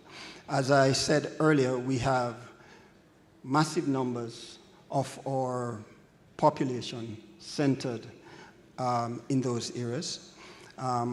We have major assets, major highways, at least 3 of the 4 airports. The 3 international airports are all coastal, and a range of other assets are in that area. And so the impact on ensuring that those facilities are maintained, I think the funding generated from the diversification would allow us to protect those assets, etc., etc. Yes, very, very well. Mr. Hedge, I just want to pick your brain a little on ethical considerations, which may arise when balancing economic growth with geological preservation in maritime development projects. What are some of these ethical considerations that we may think about? Okay. Okay, thank you. Just before I go into that, I just want to add to Dr. Rainsford's question or answer. We look at the mining sector and its impact on the marine ecosystem or coastal communities, right? If you guys can remember Palisade was probably 10, 15 years ago, there were no boulders along the roadway there. All of those boulders came from our quarry industry. And those serve as hard engineering mechanisms to mitigate the impacts of storm surge and coastal erosion, right? So those hard engineering, they're called ripraps. So we use them to protect our coastlines. And also, as it pertains to even the access, or let me say the airport, the airstrip, the aggregates that is used, skid resistant aggregates, those also come from the mining industry, and that's a special type of material that you need for the runways, right? So mining plays a critical role in the industry. That's basically what I want to say. But to answer my question now, professor from Nigeria, I can't pronounce his name, but he placed a lot of emphasis earlier on history. Now, ethical consideration that we must consider when doing projects for marine development is the history of the place, right? I did my master's in disaster risk management, and what I learned is that the grassroots stakeholders are the most important and critical point of interest in getting information to inform the decisions that we make going forward. And so we must take into consideration the history of the place, the persons that live there, who occupies these regions. They would have knowledge of what happened there when it rains, when there is sea level rise, right? So in terms of making that decision, we must consider the stakeholders. Also, we must look at the impact on the environment. What harm will this project bring to the environment, right? Is it something that outweighs the benefit? If so, then we don't proceed with it, right? We should also look at any sustainable management practices or strategies that we can implement in the project that will enhance the biodiversity of the marine ecosystem and help to reduce harm. So these are some of the things you have to consider, right? How can we collaborate and govern the space in a way that is beneficial not just to the humans but to the ecosystem. Yes, thank you. So we can safely say, of course, climate change is not a distant threat. It is indeed reshaping the very foundations of the blue economy in real time. So we don't have a lot of time left, but we can take, we are out of time, wow. But we can take a question, maybe one question from the audience. Can we facilitate that? I see Dr. Deans over there waving his hand in the air. Okay, Dr. Deans, go ahead for me. Yes, I just want to thank Dr. Rainford for his intervention, which I thought should have been a focal point. It's not debatable that climate change is anthropogenic, right? And one of the features of our collective history, whether we're from South America, whether we're from Africa, is that resources are being taken from our countries, going north, and then being shipped back as finished products.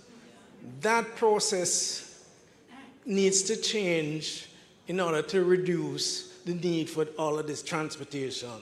And doing that is one way in which we can reduce the climate impacts that are being caused by man.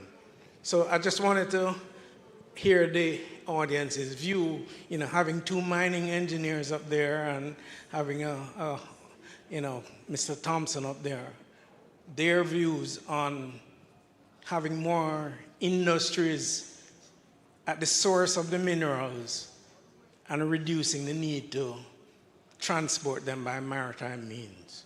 Thank you. 30 seconds. I think it is a fact that the less we need to be traveling, the more we will prevent any additional contributions to greenhouse gases and climate change, etc., especially if we are not using renewables. All right? So it makes absolutely great sense that we add value to the minerals and whatever the products are that we take from the marine space, add value in the areas where they originate. It is a no-brainer because it also makes us richer, right? It uses more of our resources or people with higher levels of skills, etc., etc., etc. I think it's a win-win-win-win all the way. Just to answer that question, I think one of the challenges for us as a country is the cost for energy. So while we can produce the raw material, we don't have the capacity to produce the end products because of the cost of energy and fuel. So from a business standpoint, you want to make sure your end product is something that is economical. And so that is why we have a challenge where persons rather ship the raw material overseas where they have the factories in place and the energy that's more efficient and affordable to produce the end product. So once we can get better energy or make some deal with Guyana where we can get oil cheap, we have a refinery already. So, there's room for that. So here we go. I could just add one word just to say that it takes us right back to the previous discussion. The STEM education is also something that the upskilling of our people to be able to transform some of these natural resources into the refined final product is going to be important. Very well. What a conversation. What a conversation it is indeed, right? You may, Mr. Valley, please go ahead. I did my PhD in history and all my career in economics. So I believe that when we try to become insular and we don't integrate with the rest of the global community, conflicts are going up. So in principle, it sounds very attractive to say we should do everything locally. How I see this is that we have to be smart in how we do this so that we don't create insular systems which at the end up not reducing poverty, but instead getting us more into conflicts. So I believe strongly that cooperation and collaboration should be the main objective of what we have to do. Autarky, as such, is not necessarily a system that will take us to where we all want to get, which is sustainable development as it was identified in Stockholm and in Rio, which said that we want to create a better future so that future generations can have a better life than we had. And that means no exploitation, collaboration, and working together towards a better future. And that paradigm is nowadays under being questioned. And I think that that's the part that we have to work hard to ensure that that paradigm prevails. Excellent. And if I'm to only add that if the blue economy is to thrive in the face of climate change, it must be one that is sustainable, inclusive, and resilient. Thank you so much to my panel members for sharing your insights. And of course, thank you all, my lovely audience, for engaging in this critical dialogue. And this is where we say ciao.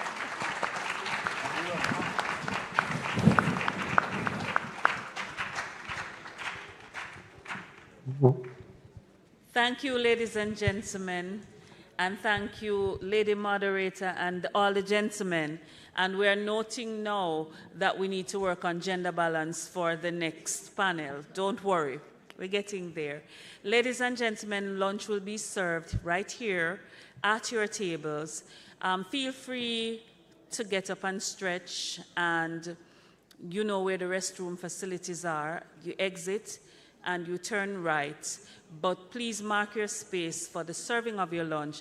And the Pegasus Hotel banqueting is on to us. We will resume, well, we should be resuming at 2:30, but we will have a conscience and resume at 2:45. Thank you, ladies and gentlemen. We're at lunch.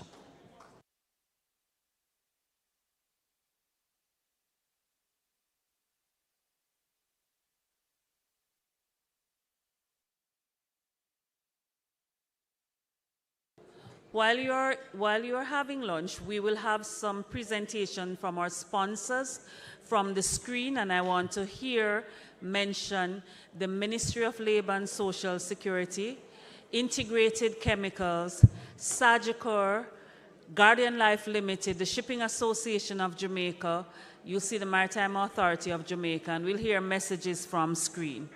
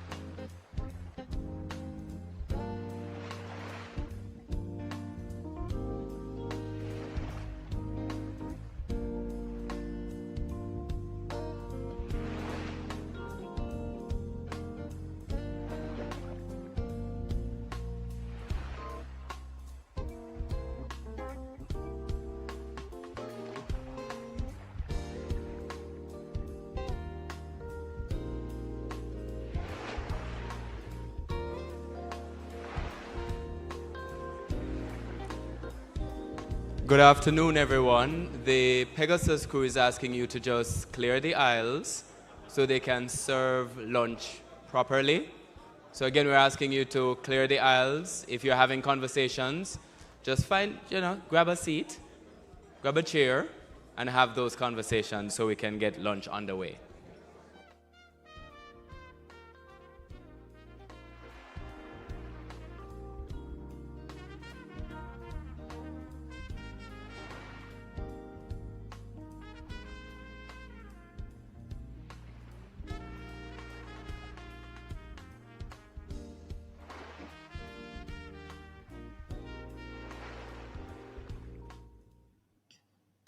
Greetings and salutations, and welcome, welcome, welcome, welcome to Anchoring Blue Futures at CMU.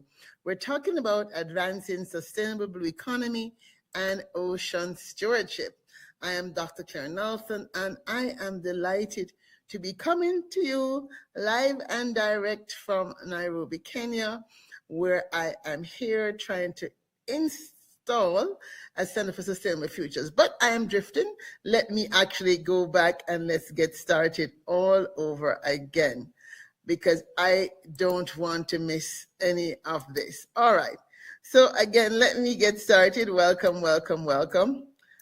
I should have started the way I normally started, by saying, I am Dr. Claire Nelson. I was the first Jamaican on the moon, and today I'm here to talk to you about Anchoring Blue Futures at CMU. We're talking about advancing the sustainable economy and ocean stewardship.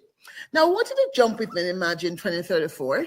Caribbean Space Solutions Consortium launches its second Sea-Watch constellation with Africa Space Agency, and the Caribbean Sea Ocean Health Index rises to a high of 90.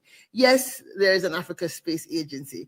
And, of course, imagine again 2034, that Kingston Harbor has become the Caribbean green shipping hub. If you can imagine standing and seeing on Kingston waterfront in 2035, a totally green harbor, that's the future we want. One where we have sustainable futures, and that demands sustainability literacy. Now, you have all heard the saying, Master Godfish can done, but really?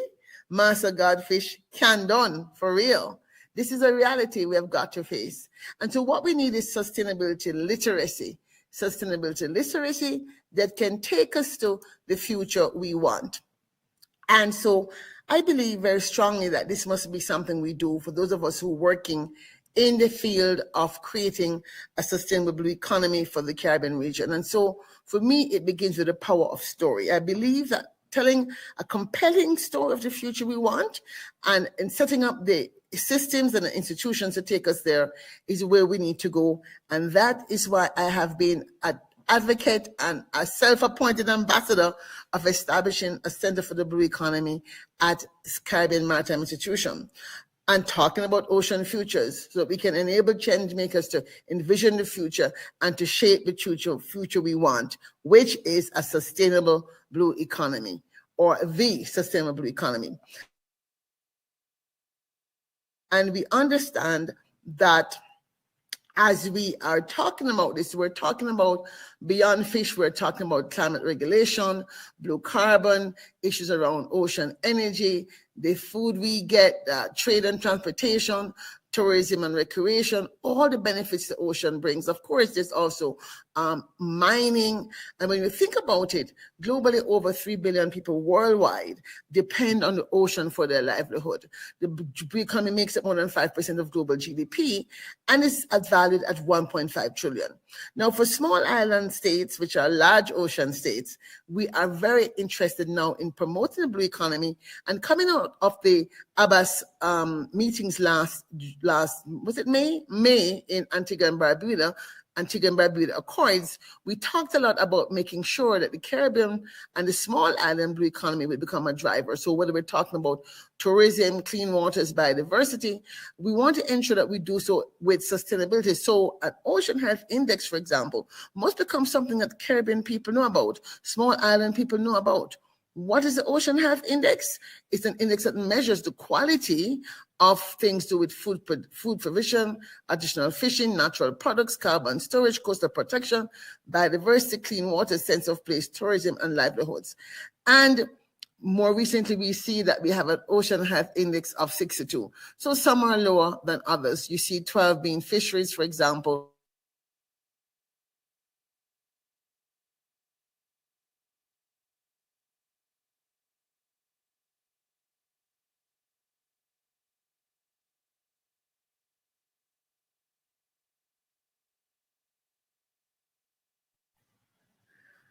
I'm sorry, coming back. So when we think about this from a Caribbean region, we move towards ensuring that we make sure we don't add to the ocean's crisis in terms of how we treat the sea.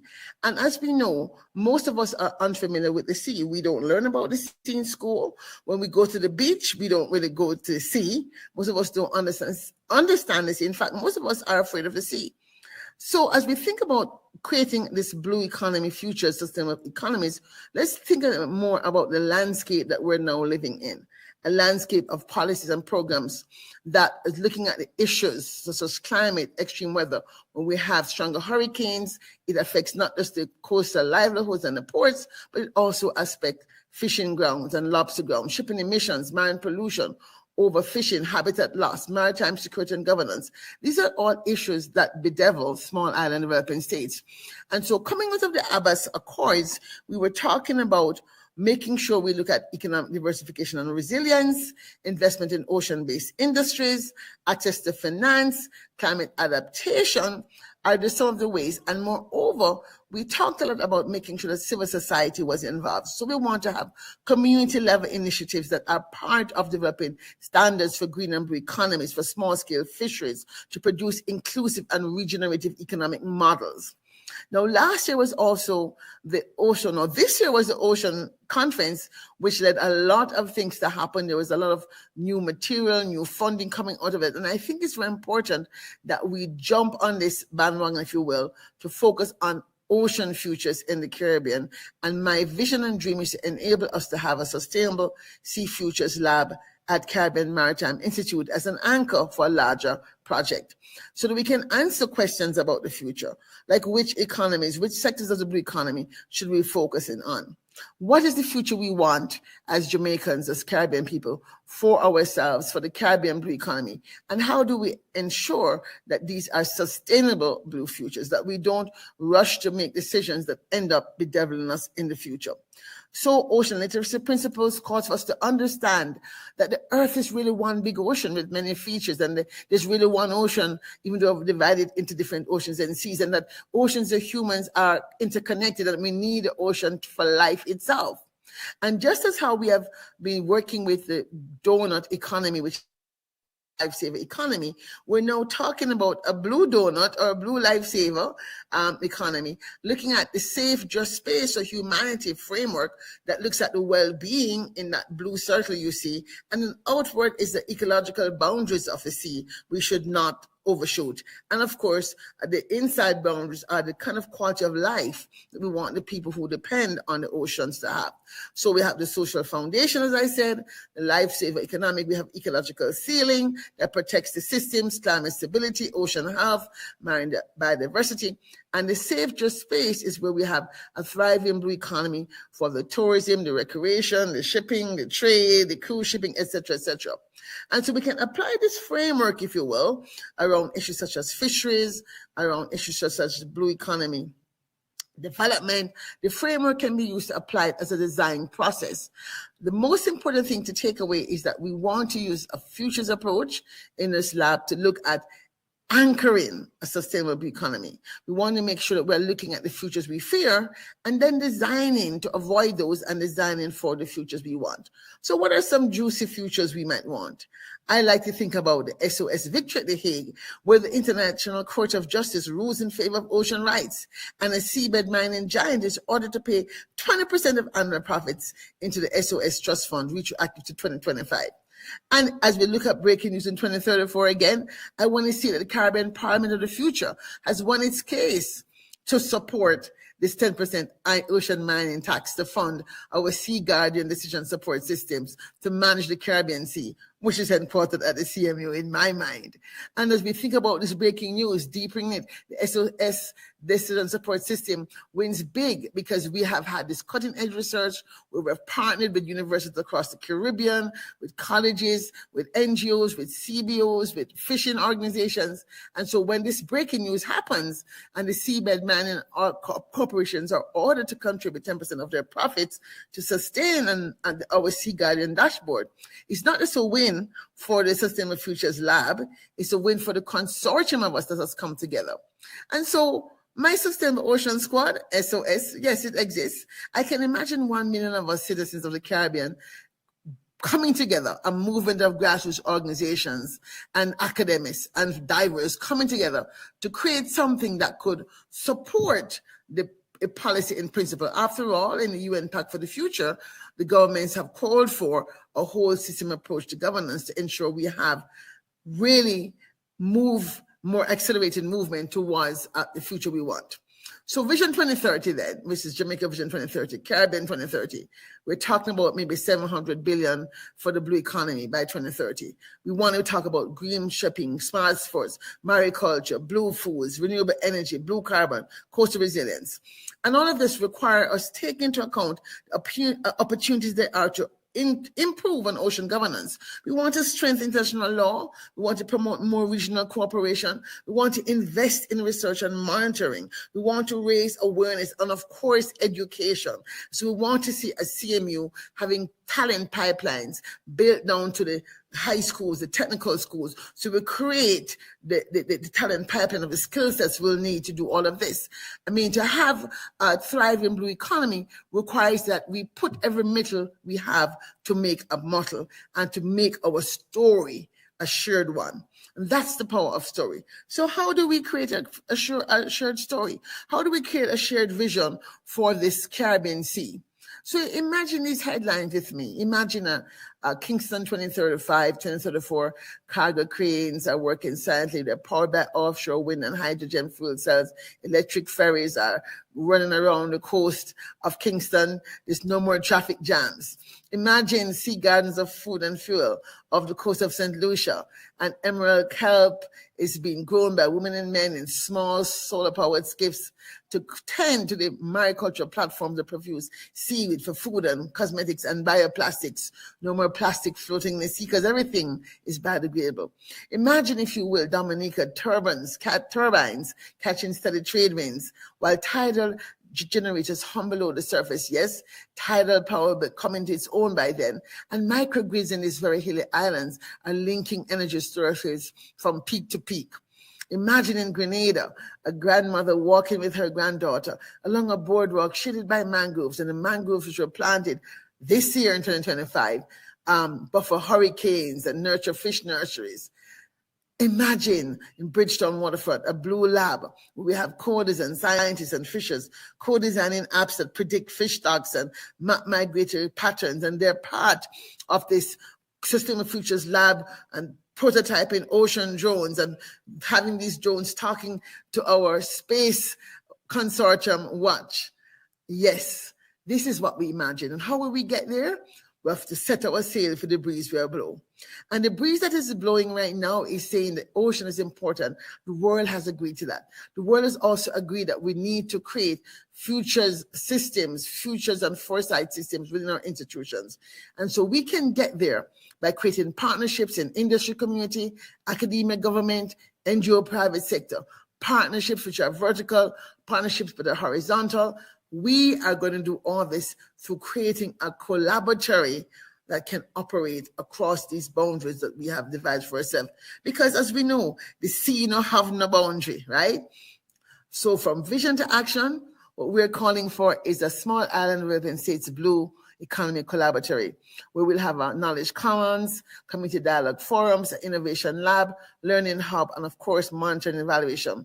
And we see CMU being the base and the home of this blue economy collaboratory.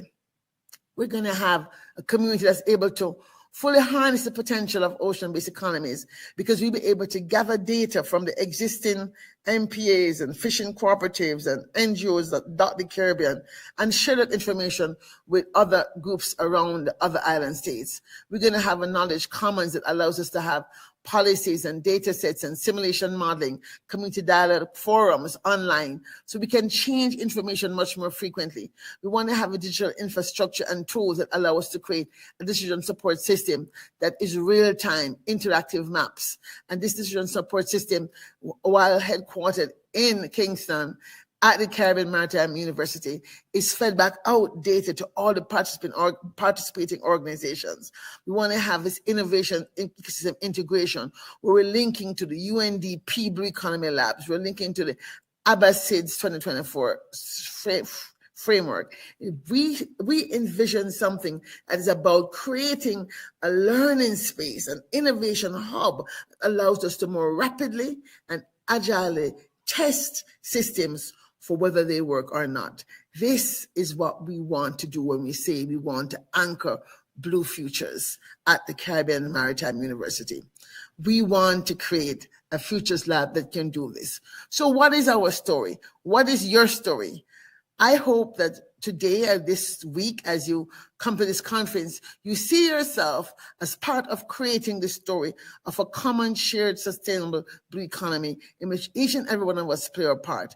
The future we want will only exist if we do our part. There's no business as usual. We have to become stewards of the ocean, not just users. I want to thank you for having me. I'm sorry I couldn't have been there in person, but I'm Dr. Claire Nelson. I'm a futurist, a sustainability engineer, a top 50 female futurist, White House champion of change, and above all, I'm a goodwill ambassador for UN International Moon Day. Thank you for having me, and I will be with you soon to see how we can make this happen. Remember, we must be the change we wish to see in the world. Thank you.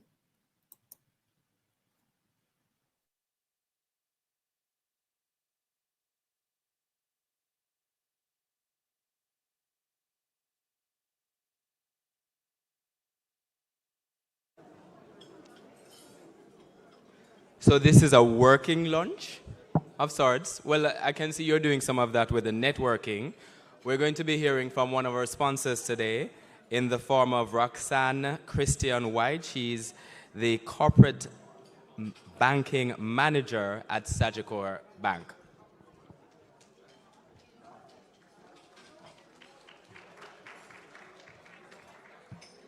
Thank you.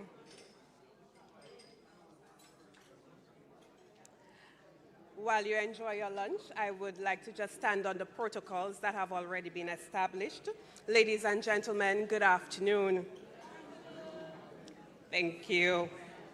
As a native of a small coastal island, Dominica, one of the top 10 diving destinations in the world, I am elated to be at Caribbean Maritime University Industry Conference 2025, delivering this address on behalf of Sagicor Bank.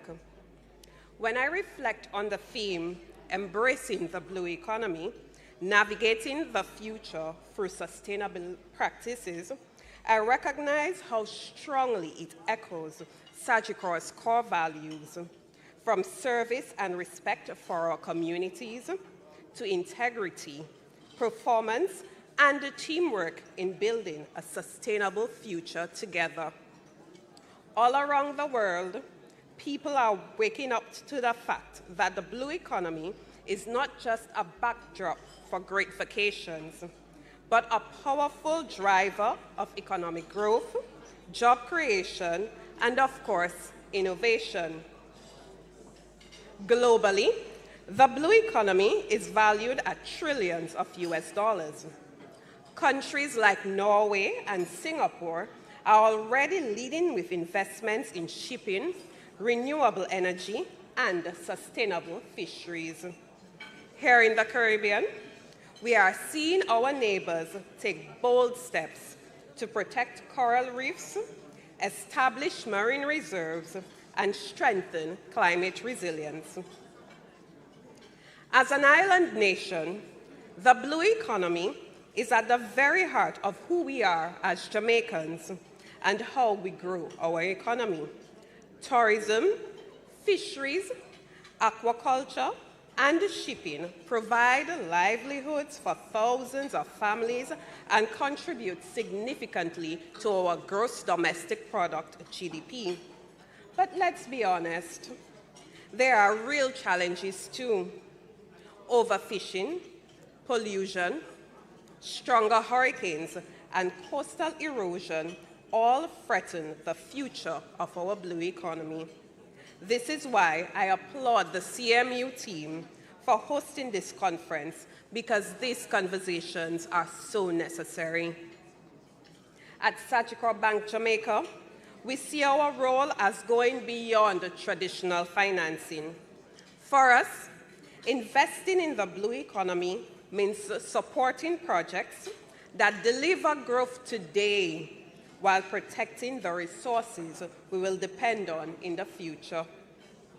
This is why we were proud to support the German shipping repair venture, a landmark project that represents the first major ship repair and dry dock service of its kind in the English-speaking Caribbean.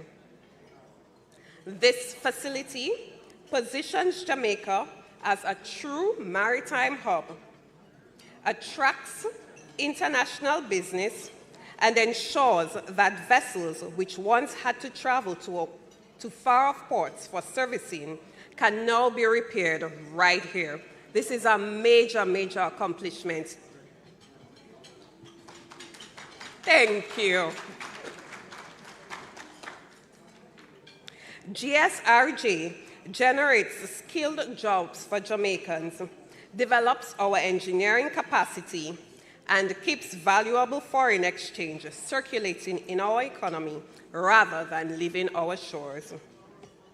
At the same time, Sagicor Life Jamaica became the first institution to offer life insurance coverage for fisherfolk through the AgriCare Sagicor plan, developed in partnership with the Ministry of Agriculture and Fisheries. Yeah, another round of applause for this plan. This affordable coverage protects fisherfolk and their families in the event of medical emergencies, accidents, or even death. It is exactly these kinds of initiatives that demonstrates how investments in the blue economy can transform a nation's future. But we also recognize that the blue economy is not only about large-scale investments, it is equally about empowering small businesses and entrepreneurs to participate and thrive. That is why Sagicor Bank Jamaica continues to invest in small and medium-sized enterprise community through tailored financial solutions, training programs, and digital banking tools designed to make it easier for SMEs to access opportunities. For a number of years, we have partnered with the Jamaica Business Development Corporation, JBDC, to provide training for its members. And just last month, through an MOU with the Jamaica Manufacturers and Exporters Association, JMEA, Sagicor Bank has been training SMEs in core business skills and the use of technology, including artificial intelligence. We want our fisherfolk, tour operators, and innovators to be equipped with the resources and knowledge to grow sustainably, because their success is essential to the resilience of our wider blue economy. So, any of you in the room, if you have a business idea, come, let's talk to us, and we'll see how best we can support you. When we talk about embracing the blue economy and building the economy generally, we are really talking about building a Jamaica that is resilient, competitive, and future-ready. We are talking about growth that is balanced with sustainability And we are talking about practices that allow our seas and the communities that depend on them to thrive for generations to come. On behalf of Sagicor Bank Jamaica, I want to commend the Caribbean Maritime University for the important work that you are doing. You are showing us how to connect vision with action, ensuring that we are safeguarding our future, protecting livelihoods, and helping Jamaica fully embrace the promise of the blue economy. Bon appetit.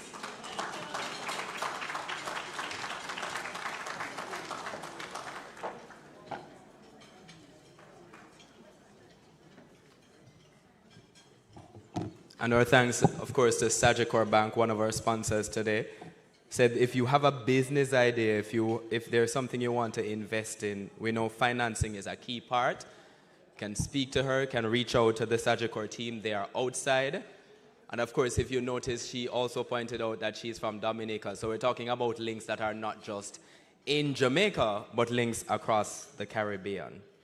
Now, another one of our key partners today is Guardian Life, and I'd like to invite forward Mr. Dwayne Brown. He's an insurance advisor at Guardian Life Jamaica Limited.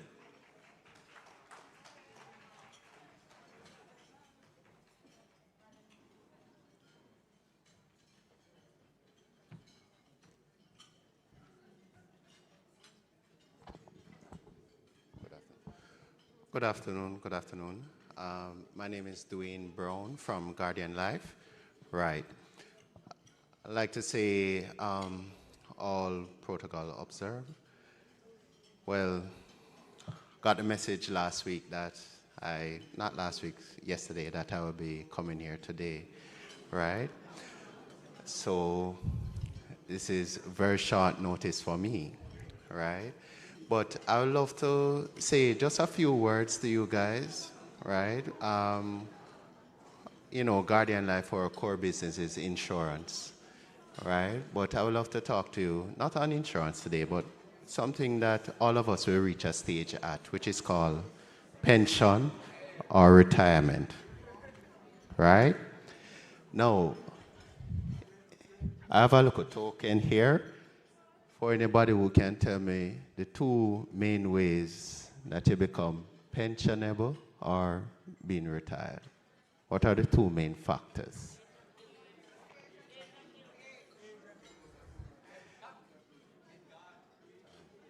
Can I have a show of hands, please? That sound like you're from some financial institution. Right? So we go this table.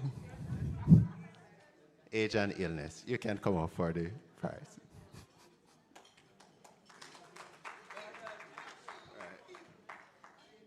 You can share. All right, no problem. So one of the things that most of us do is that, you know, we're planning for retirement and we don't consider the fact that you are the one that has to fill that retirement fund. If you're not able to work or function, your employer will not, you would basically not be employed at that time.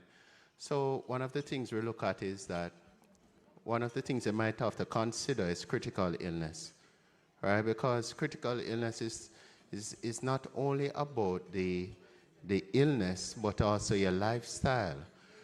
If you don't have the funding for that lifestyle, you're basically what your fund has grown to for your pension, that's what you'd have to live to for the rest of your life.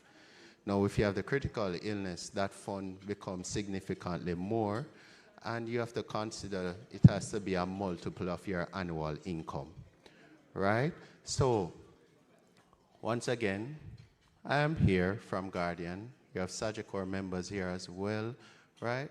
Come and talk to us, right? Do some improvement, put something together, but don't just leave it up to chance, right?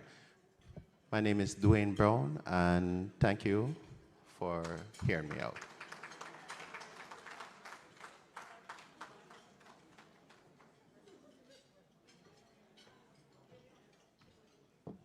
And again, they're right outside and they can tell you about the insurance plans and all the other products as well from Guardian Life Limited. Our next presentation is from Michaela Nakar from the Jamaica Productivity Center, one of our key partners here. The Jamaica Productivity Center, of course, falling under the Ministry of Labor and Social Security.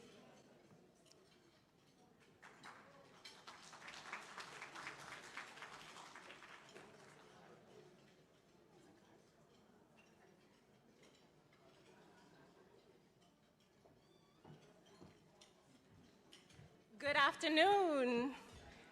How are you all this evening? I see you're eating, so they've given me a hard task. My name is Michaela Ann Urquhart.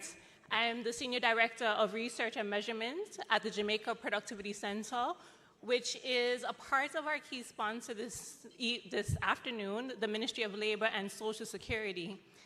Before today, by raise of hand, how many of you knew about the Jamaica Productivity Center?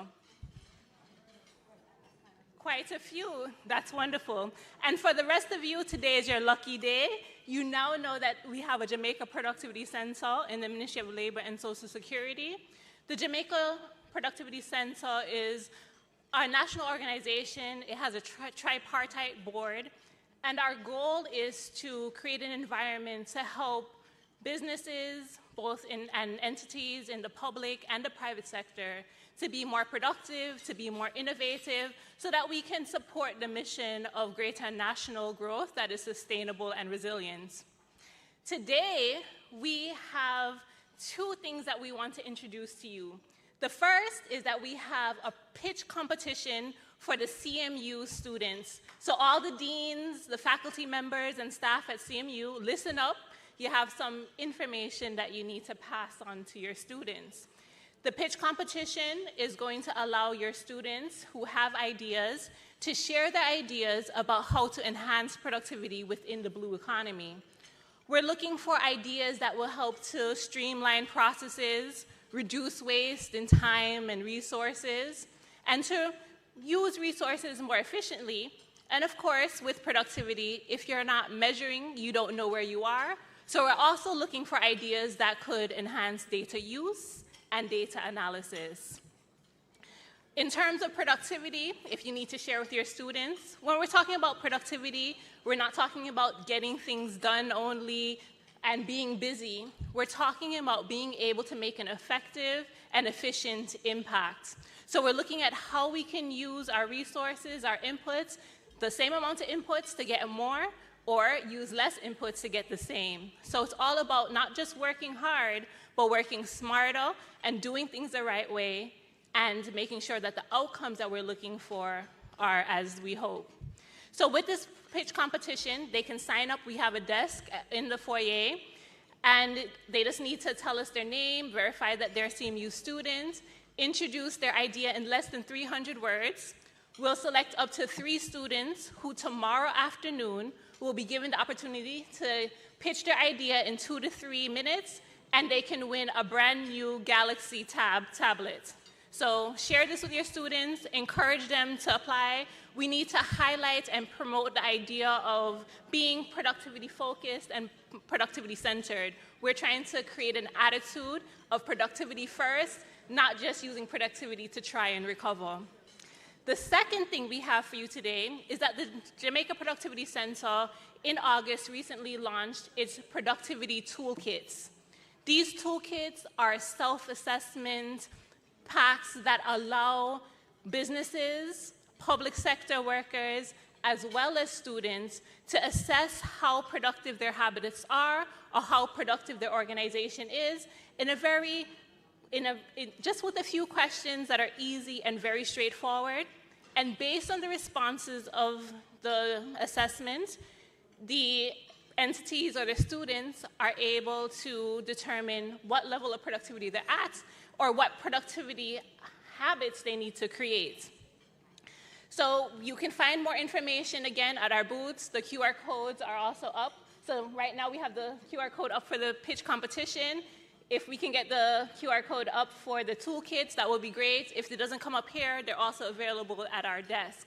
And the great thing about your toolkits, you want to share this widely with all your students. We've designed them so that they are applicable for primary students, secondary students, and tertiary students. So please take a look. We're creating a nation who is going to be productive, who's going to consider productivity going to a future so that we can create that sustainable, resilient future that we need to have not a perfect growth, but continuous growth.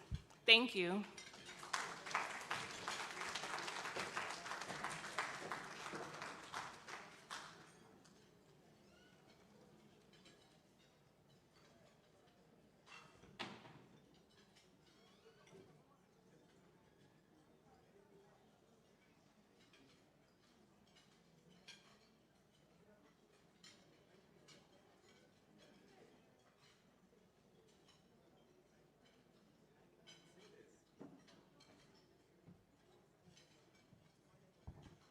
And now our final presenter in this segment is Elaine.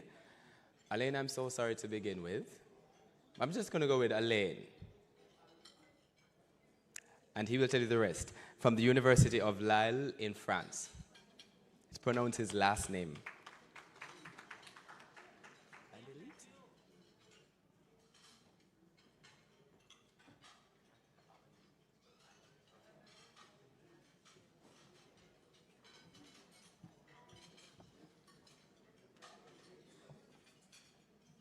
Good afternoon, ladies and gentlemen.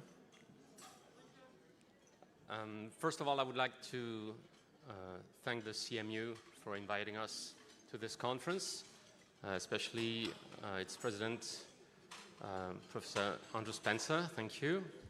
Also, Professor Ajaguna, for giving us this opportunity for this presentation. So thank you very much.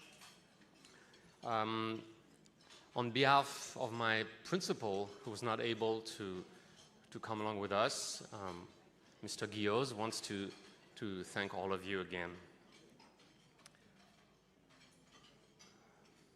Okay, so let me introduce myself. My name is Alain Van der Vliet. That's the way I pronounce it, but it's fine anyway. I'm an industrial teacher in Martinique. I will let you know more about my school in a few minutes. I'm here with my director, Mr. Olivier Remis, who's director of the professional and technical studies at my school. And I'm about to present to you the partnership we have with the CMU. Okay, next slide, please. So first of all, our school. So our school is a secondary school, but we'll see that we have a special course. That I will give you details about that. So we have about 800 students, but we have general studies, technical studies, professional studies. So we have really a lot of different courses. Next slide, please. Okay, so in particular, we have industrial maintenance courses, and we have 3 different ones. So the first one is the regular secondary school 3-year course, which is called, the diploma is called baccalaureate in French, right? So it's for the regular secondary school studies. But we also have in our school, so it's a university degree within the walls of a secondary school. That's a little different from usually other schools. So we have what we call BTS, which is the Advanced Technician degree after 2 years. And we also have a 3rd year, which is the professional license based on apprenticeship. So basically when the students arrive in our school when they're 15 years old, they have the opportunity to stay 6 years and to get a training for 6 years and become real advanced technician in industrial maintenance. And they have the opportunity to finish then another degree to become engineer in just 2 years after that. So next slide, please. So this is our lab and some part of our lab. We have a brand new production line, which is Industry 4.0. So we have a lot of emphasis on the practical teaching as well as the professional teachings. So that's why we made a lot of effort to get some machines and systems to have the best expertise in that field. Next one, please. So still some other parts of our lab. Next one. Okay. So just a few words on Martinique. Martinique is a very small island. I just put a map. You probably cannot see Martinique on the map. It's on purpose to show how small the island is. It's really a small rock among all those small islands we have on the eastern part of the Caribbean. So why did I show that? Just to show you that we have a small population, just 350,000 people, and the size of the island is 10 times smaller than Jamaica. Right? So next, please. So our industry, we have around 5,000 companies in the industry, small ones and very big ones as well, and about 10,000 employees. So it's a small market, it's a small economy for the industry, and that's where the idea to expand to other islands around came. Next, please. So after years of work that my director did with the CMU, we ended up on May 2024 to sign a memorandum of understanding with the CMU here in Kingston. That was made at the French embassy with the Mr. Guillaume Varche, the ambassador of France in Kingston. So that was a big day for us. I think it was a big day for the CMU as well, because we really want to share the expertise. As Professor Spencer said in the first panel, if we have the expertise on one particular field, why develop the same expertise on the other one? No, just use what we have and share our competence and our skills. So that's really, we both agreed when you were speaking and during the panel, you said, yeah, that's exactly the point of what we are trying to do. So what's the MOU for now? So we want to do an exchange program with students. So the idea is to give the opportunity for our students to come to the CMU for a few weeks maybe to certificate some credits, some parts of the courses that they have at the CMU. It's a very big opportunity for the students because they will have a double certification at the end of the day, because they will have the French system training as well as some credits from the CMU. So it's a big improvement for their skills, for their resume, and for the employment around in the Caribbean, because we know that we want to share the expertise of our labs, for instance, but we want to share also the workforce, right? So it's, please come back just to the previous one.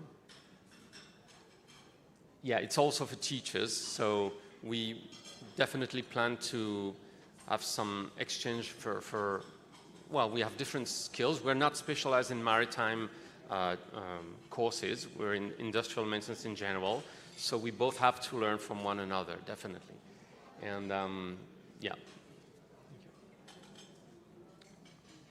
So there's also a big challenge, which is the barrier language. But we need to aim high, just to quote Professor Spencer again. Just like I'm challenging myself trying to speak to you in English. So yeah, it's a big challenge for our students when they like the idea when we talk about about it to them, and then we say, well, do we have to speak English? Well, then, so it's a big challenge. It gives some a boost for their studies, I think. So, and so we already have an experience with another exchange program with the European Erasmus program. So we sent some colleagues to a school in Hungary. So we have a previous experience with that. But really what we think is that we should focus on this regional area, because Europe is really far. I mean, Martinique is a French island, so we are part of the European Union. But we think the Caribbean area is much more interesting for everyone because it's nearby. So all those islands from Jamaica to Trinidad, maybe the whole Caribbean can be impacted by that. Okay, so what comes next?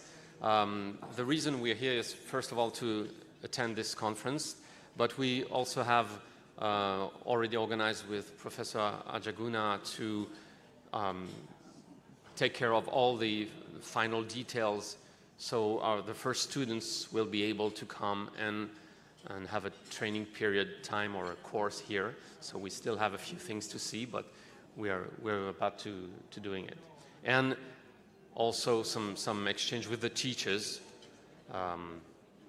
We already welcomed Professor Ajaguna in Martinique in April, I think, if my memory is correct. Okay, so thank you very much for allowing me this time to present, and hopefully we'll have more information next time about this. Thank you very much.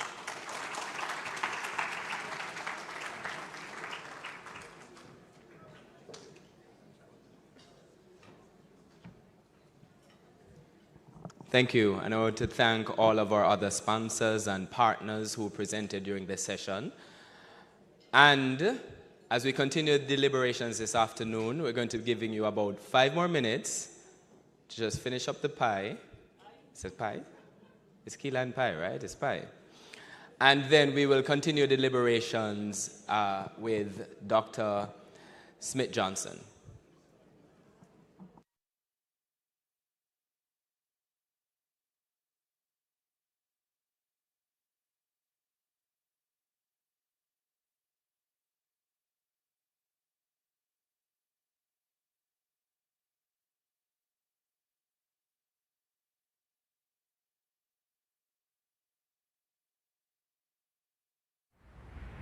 Ah, Jamaica. It has beaches. It has mountains. It's lively. It's laid back. It roars. It tickles. It's sweet. It's spicy. It's hot. It's luxurious. It's adventurous. It's aged. It's brand new.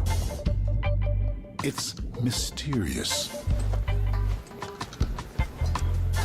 It's obvious. It's daring. It's relaxing. It's world famous. But it's down to earth too. That's Jamaica. It's a vibe. It's a vacation. Come and see for yourself. In Jamaica, you can run in the sand or compete on the track. You can make friends or make fans. You can cool off in the mountains or you can move there. you can lay back or lean in. That's the spirit of Jamaica. We do big things here. Come see for yourself.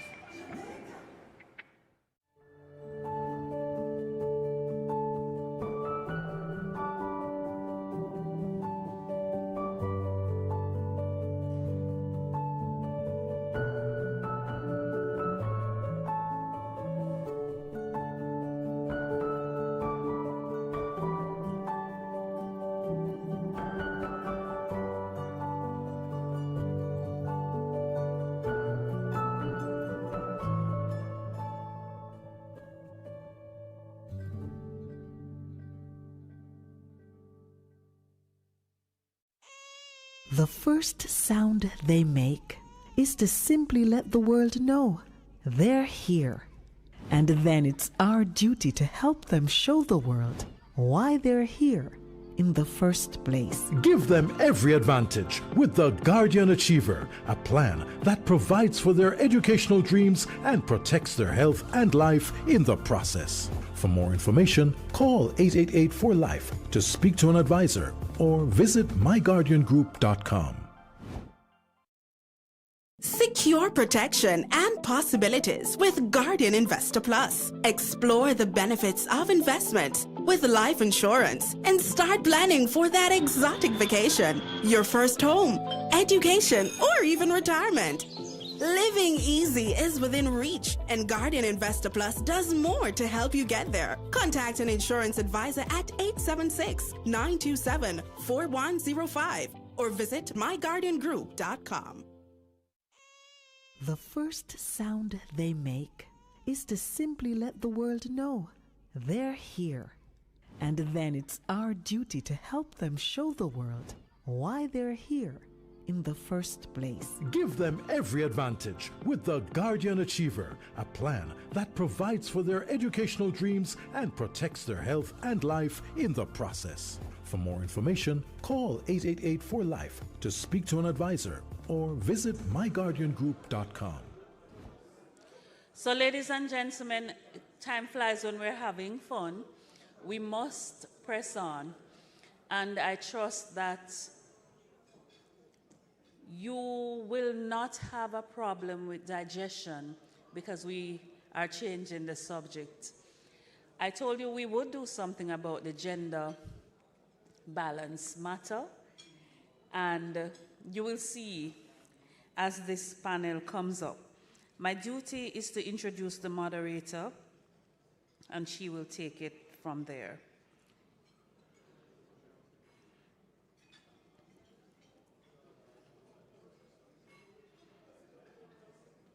Sorry, just a second.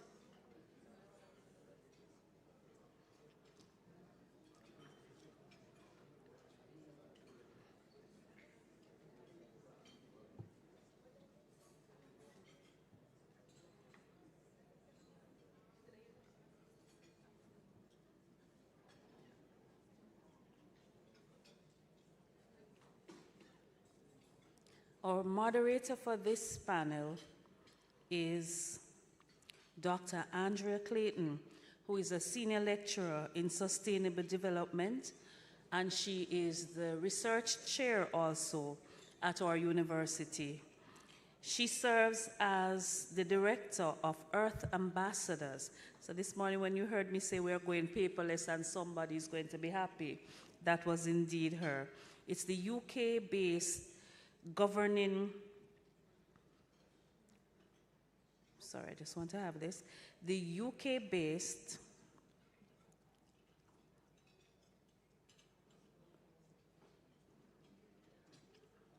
all right.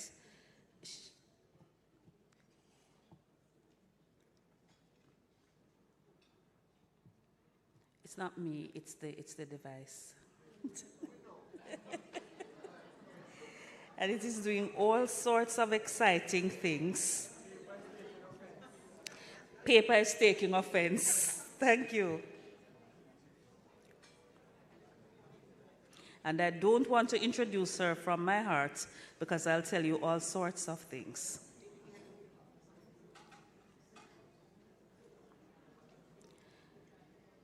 It's the Governing Plastics Network and Association of Metabolism of Islands Network, a Commonwealth Climate Change Research Investigative Unit, and Blue Charter. She's a Blue Charter alumna, and she focuses her research on sustainability and its imperatives. And amazingly, Dr. Clayton represents the university at the highest levels when we talk about blue, climate, and green. And she is always ready to teach all the skills for research, etc., that goes into this business. She has a super panel, and I invite her forward to introduce that panel to us and to introduce the focus of the panel.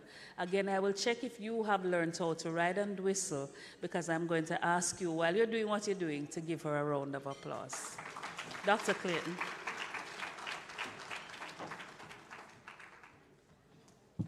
Thank you, Doc. Good afternoon, everyone, and welcome to our session on sustainable shipping practices and green shipping initiatives. Now, I know after lunch is not the best time to be talking to people, but I'm happy that they fed you at your seat so you didn't have to leave the room. Now, for small island developing states like ours, shipping is more than trade. It is our lifeline, as we've heard since morning. Yet it's also one of the sectors under increasing pressure to reduce its environmental footprint while sustaining economic growth. Today, we will explore how sustainable shipping practices can be advanced in the Caribbean, what financing and partnerships are needed, and how we can build the future of green shipping that aligns with our development goals. You know who I am, Andrea Clayton, your moderator for this session, and I am delighted to be joined by an outstanding panel of experts who bring perspectives from academia, policy, industry, and international development. Allow me to briefly introduce them. Their detailed bio is in the program. We have Professor Nelson, who I understand is joining us online. Now, Professor Nelson is an international development specialist with over 20 years' experience working on development partnerships, trade facilitation, and mobilizing global resources for African and other developing countries.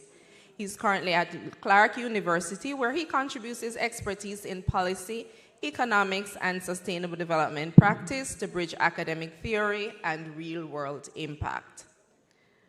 Now, Ms. Benici Watson, you'll hear me refer to her as Benny, she likes to be called Benny, is unit head for marketing and international business, entrepreneurship and strategy at the Mona School of Business and Management here in Jamaica. She brings deep expertise in tourism, business strategy, and sustainable development, connecting maritime, coastal, and economic dimensions in the Caribbean context. Dr. Jai Raghunathan. He serves as assistant head in the School of Ocean Technology at the Memorial University's Marine Institute in Canada. May I invite those that I've called to join me here. His expertise spans ocean technology systems, autonomous platforms, and the technological infrastructure underpinning the blue economy. Next, we have Professor Garnet Sinclair Maraj. She is the Professor of Tourism Development and Management at the University of Technology, holding degrees, her PhDs in Business Administration, from the Washington State University. She's a certified hospitality educator, and her research focuses on sustainable tourism development, amongst other things. And last but not least, we have Miss Fatima Aroha, I'll just refer to her as Fatima, is a senior transport specialist at the World Bank, where she supports the transport agenda across multiple regions, including Africa, Latin America, and the Caribbean. Her role involves designing financing instruments, advising governments, and implementing policy approaches to support green transition in transport and port sectors. Her work seeks to bridge global best practices with context-specific opportunities in small and developing economies. Thank you all for being here.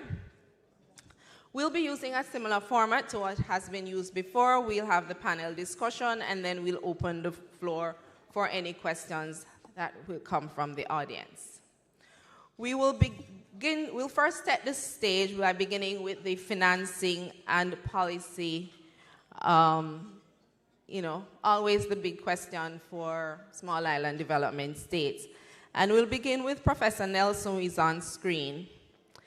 Given the limited fiscal space across the Caribbean, Professor Nelson, what financing mechanisms or incentive structures do you think will most effectively fuel green shipping adoption for small island developing states like ours? Thank you so much, Dr. Clayton. My name is Olatunji Nelson Olaniyi. It's a pleasure to be here and to be invited by the CMU. And I'm also pleased to join my other colleagues on the panel. Most importantly, seeing Ms. Arroyo again. Our path crossed in Africa when I was the African Union ECOSOC chair for economic affairs. Thank you so much for bringing me.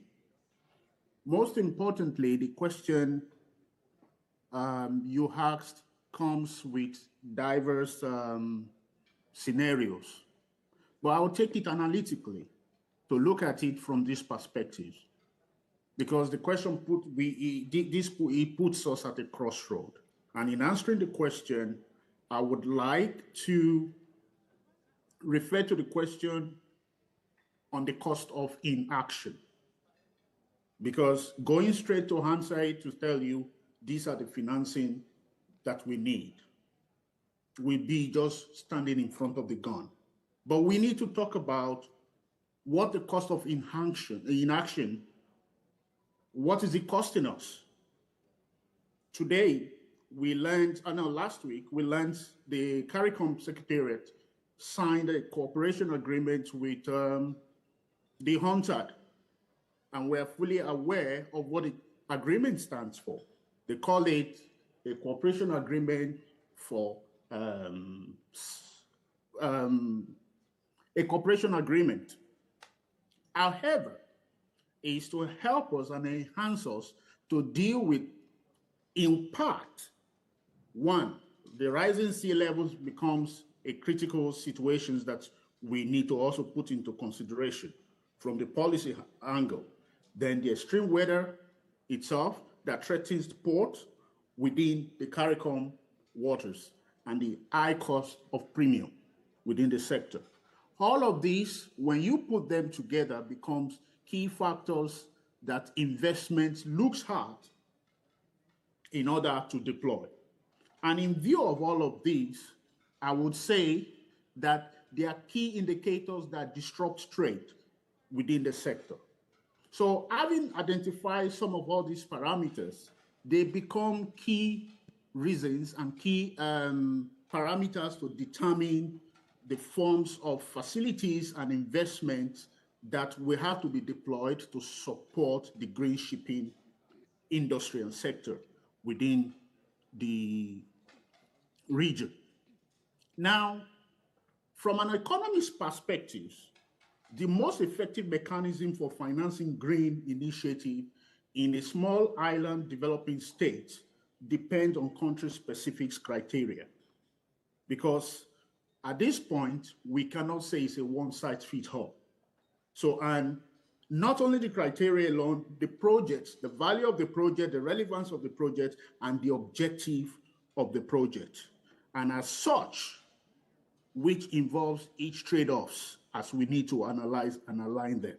So therefore, I'll talk about critically to say that the green transition in maritime shipping really needs innovative financing mechanism such as blended financing, green and blue bonds, performance-based models like pay-as-you-save, which if we have to go into discussing them, we talk about carbon credits, elements, and the rest of them. But before I go into these specifics as well, I would like to mention something. The Poseidon Principle. The Poseidon Principle is a global treaty that talks about engagement of all multilateral finance institutions to collaborate with the International Maritime Organization to finance and support the decarbonization project of the IMOs.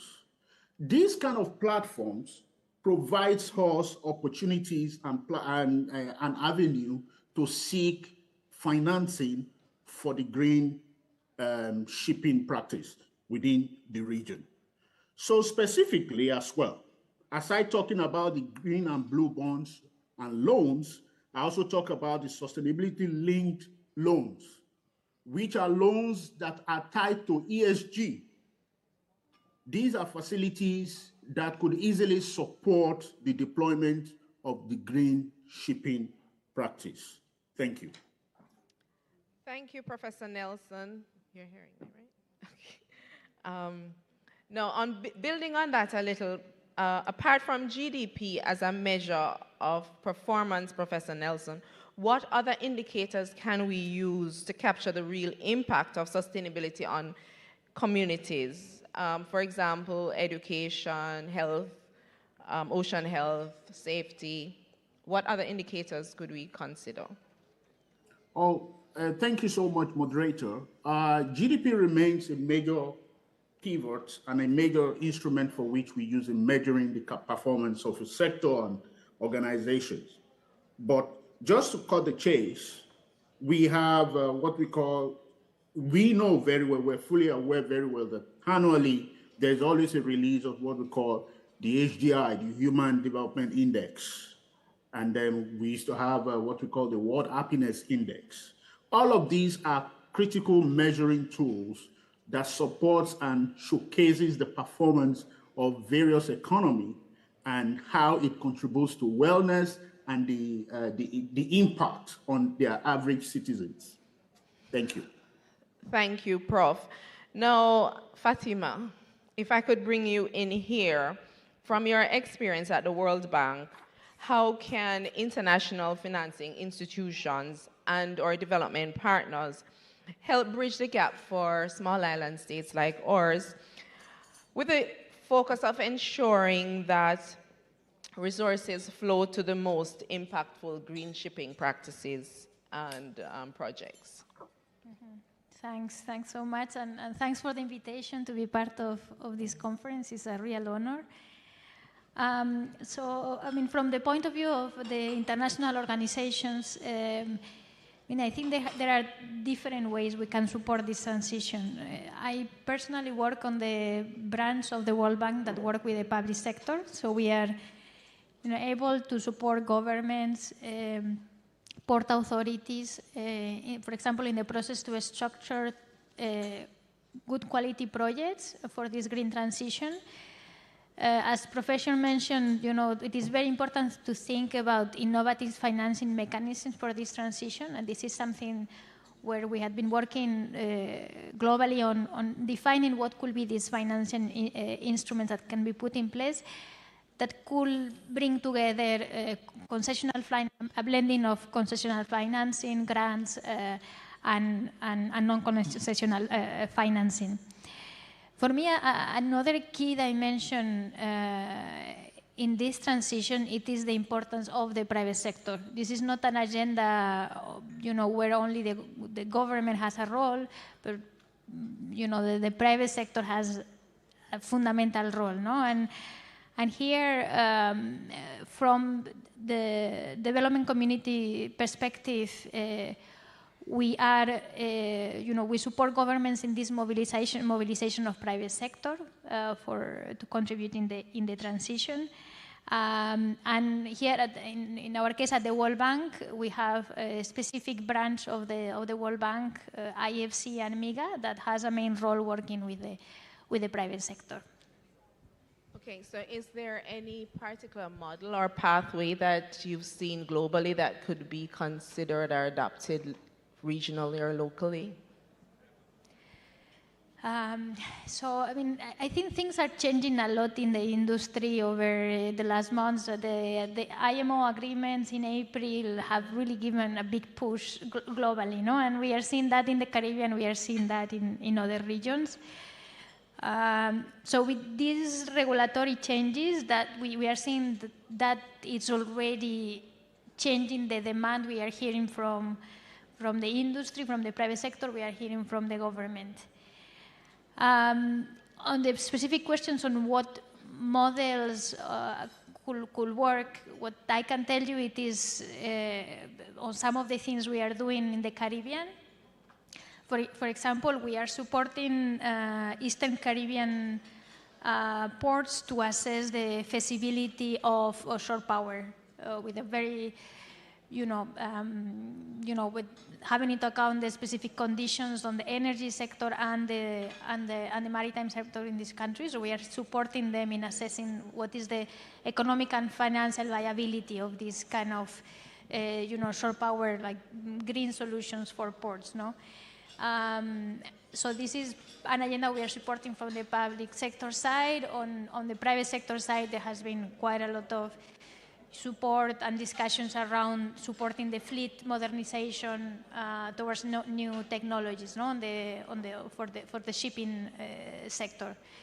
So I will say that there are kind of like different ways we are supporting regionally and also globally. All right, thank you, Fatima. Let's turn the discussion now to the leadership and the need for collaboration, which we've heard a lot about, because these are essential to making financing and policy work. Now, Ms. Watson, why are leadership and stakeholder engagement so critical to ensuring that sustainable shipping practices deliver both climate resilience and economic diversification? Very timely question. Let me just say that. And that's primarily based on the consistent theme that we have heard since the plenary and also from the two previous discussions. We're at a point where leadership and stakeholder engagement aren't just nice to have, they're no longer theoretical discussions.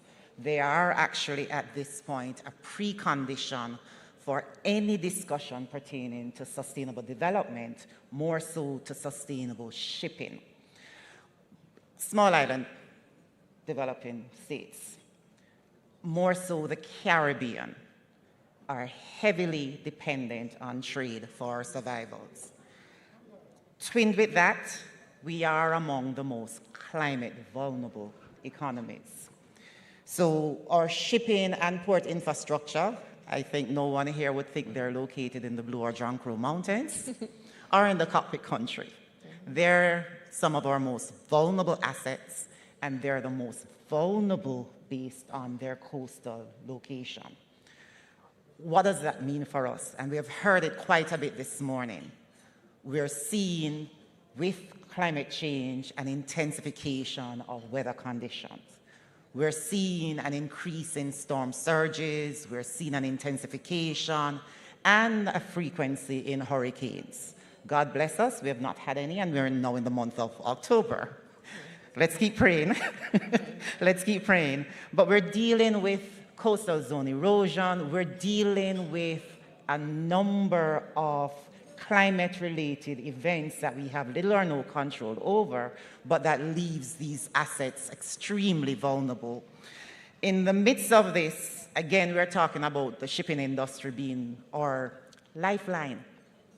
It's food, it's medicine, it's manufactured goods and services, it's exports, it's imports, and I'm biased, it's tourism.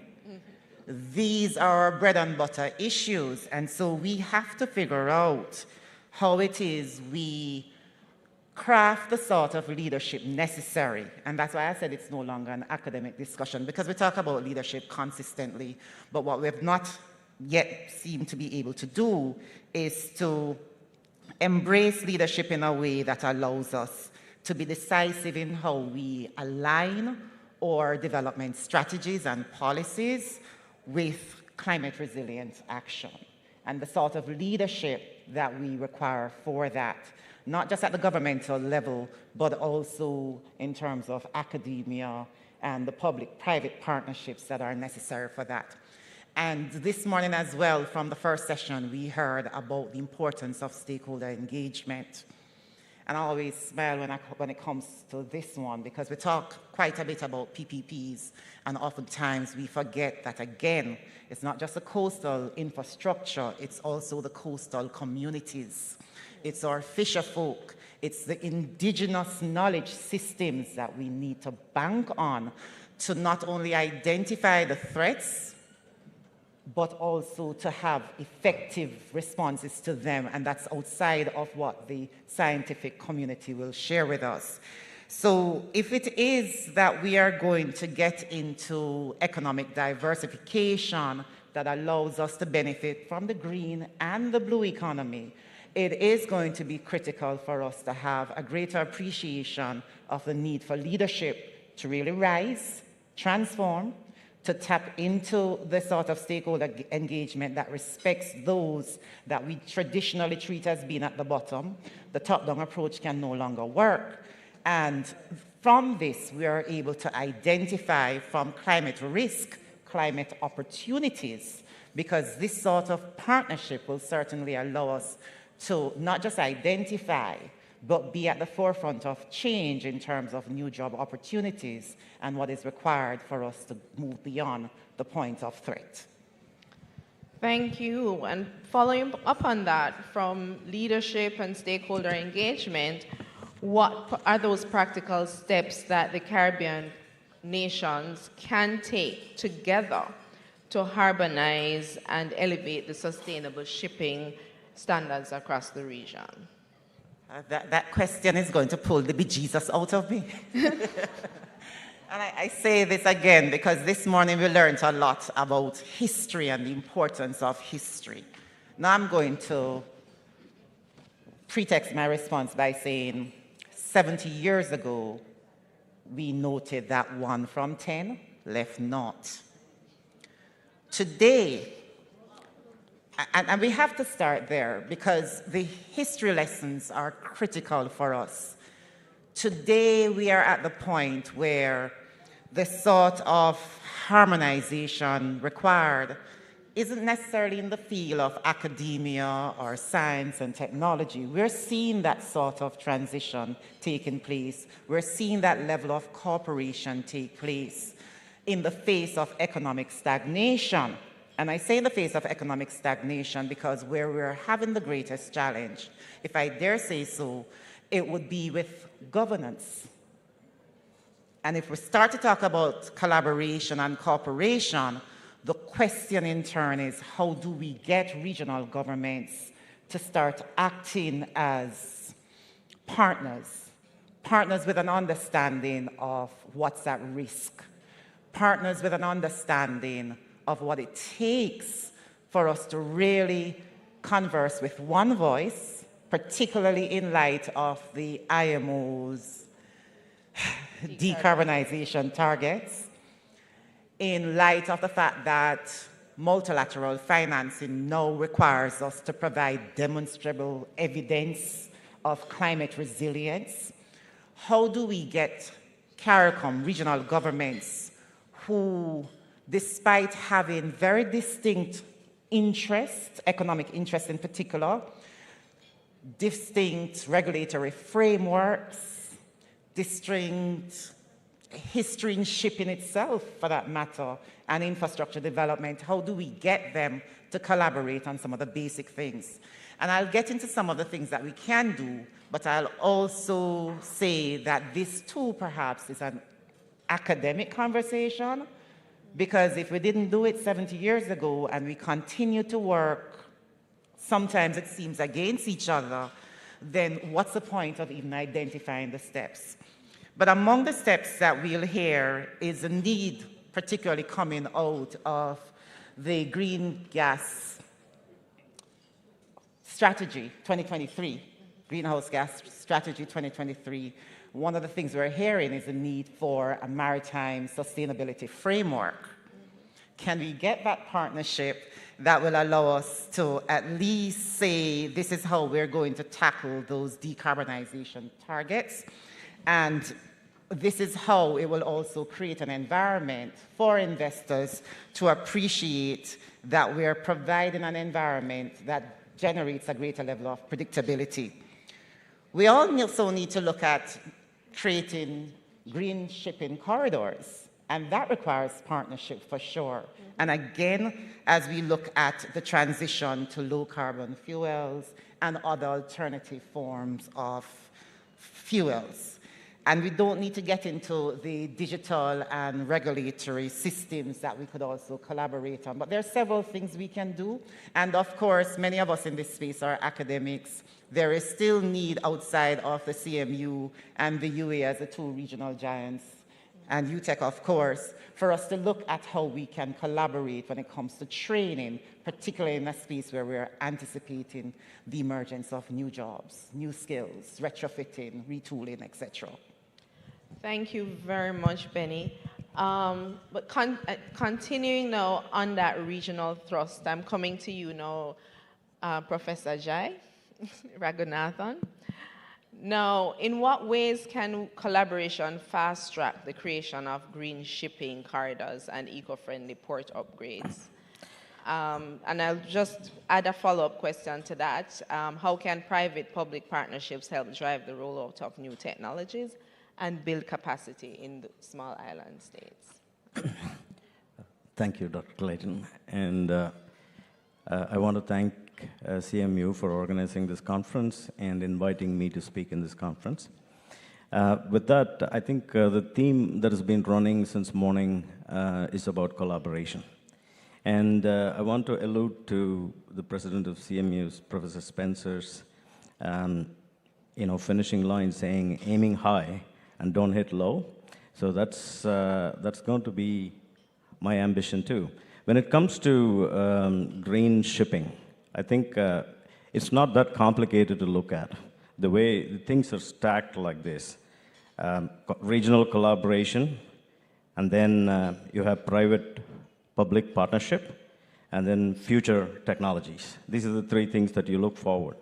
Now, why is regional collaboration so important, and what are the benefits of regional collaboration? If you look at, I always say this, like imagine if you're a ship owner, or imagine a ship leaving port A with a different fuel emission standards, going to port B, where there is different fuel standards, and then leaving port B and going to port C, where the infrastructure and of port operations are completely different, right? What would you say as a ship owner or an investor, right? Exactly. So this does not attract investments. It does not, it creates a lot of uncertainty with the ship owners and figuring out their shipping routes, what ports they want to go, what ports they want to avoid, and so on, right?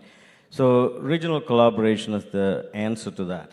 If we all come together and then say that we're going to agree on a harmonized regulation and standards that we can work on, that we can count on, then there are two benefits. Obviously, it will reduce uncertainty for investors. And also, you can think of higher plans, like green corridors. Now, when Clyde Bank in 2021 conceptualized, green shipping corridors, right? Immediately, there's 20-odd countries jumped on board with that, committing towards zero carbon emission, right?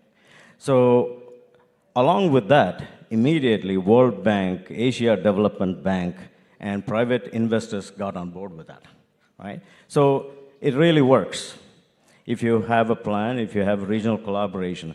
With respect to regional collaboration, a standing example is the EU fuel regulation, whereby 27 different countries came together and said, enough is enough. We're going to agree on common emission standards, common fuel standards, right? So this has been working well for them.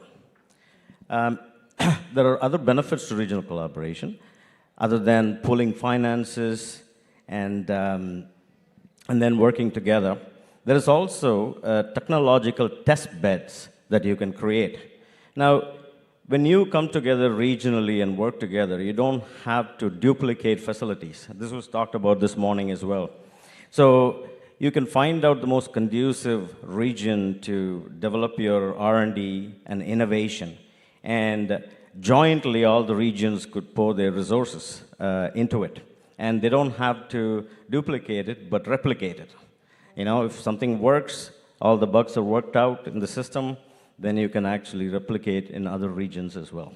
So this is an example right there in Scotland where they have a facility to test, wave tanks with tidal energy and so on. And that's become a real hub for offshore wind energy. Right? From there emerged technologies for shore power, right? Going green. So like that, regional collaboration actually gives the opportunity to create those technological hubs whereby people can jointly work together from different regions and create something that works for all the ports. And other than that, one other thing that I think for what comes out of regional collaboration is a portable workforce, right? So if you have similar port structures, similar fuels, bunkering system that you all came together for a green fuel like methanol or ammonia or hydrogen and so on, then what this does is like you bring people together and then you can train them on technologies that are similar in all the regions. So this creates a portable workforce, So if you don't get a job here, you can go and work another port. The technologies are similar. You don't have to upskill. You don't have to learn new things. That really benefits the regions, right? And not to mention that, there is strength in unity. So you have a bigger bargaining power when you sit at the table at IMO, or if you want to write a proposal to access climate funds and so on. So these are, I think, in my opinion, big benefits that come out of, regional collaboration. And I think you asked something about public-private partnerships. Yeah. How can that drive the rollout of green corridors? Technologies?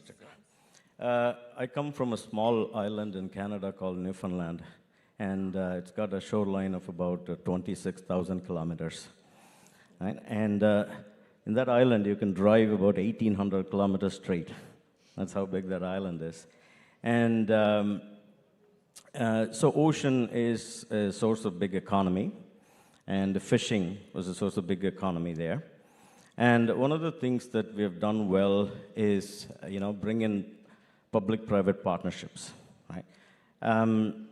So when I look at public-private partnerships, and particularly when you say small island development states, as Professor Nelson pointed out, it's the lifeline, and it's fuel, medicine, and food gets imported, and they're pretty expensive, and mostly with ships that have dirty fuels and ports that need upgrades as well, right? So this is the condition. But now, governments don't have billions of dollars to actually renovate all these ports and bring them up to the state-of-the-art situation. So this is where I think private partnerships becomes important. But if you have regional collaboration, if you have a game plan, right, then private investors will be happy to come on board. Right now, private investors have to look at, individual requests that comes from, and they don't see the longevity of the project, the benefits of the project. So blue financing has always been a challenge, is because the investors don't see the long-term benefits that comes out of it. So how do you alleviate that? Government public and private partnerships, governments can bring the harmonized regulation standards and policies that private investors can understand. And on the other hand, private partnerships can bring the technological know-how, right? So then it becomes a marriage made in heaven. So with that, you can fuel many projects. I think there's one in Jamaica ports as well, public-private partnerships. And there are several that are happening around. I think for that, as I said, that you need a game plan, and the regulatory policy framework has to be ironed out by the government pretty well, right? So that they dance together. Thank you, Prof. So we're hearing the need for collaboration. It's been the theme throughout from this morning's session. We are also seeing that there is space for cross-training, as you mentioned. But now we're going to shift the conversation a little bit into grounding it into our environmental realities and look at practical pathways for moving forward. So Professor Sinclair Mirage, from your perspective, what are the most pressing environmental threats faced by our ports today? Thank you. And just as a follow-up, you could probably just also talk about how sustainable infrastructure development can help to mitigate some of those threats. Okay, thank you very much for those questions.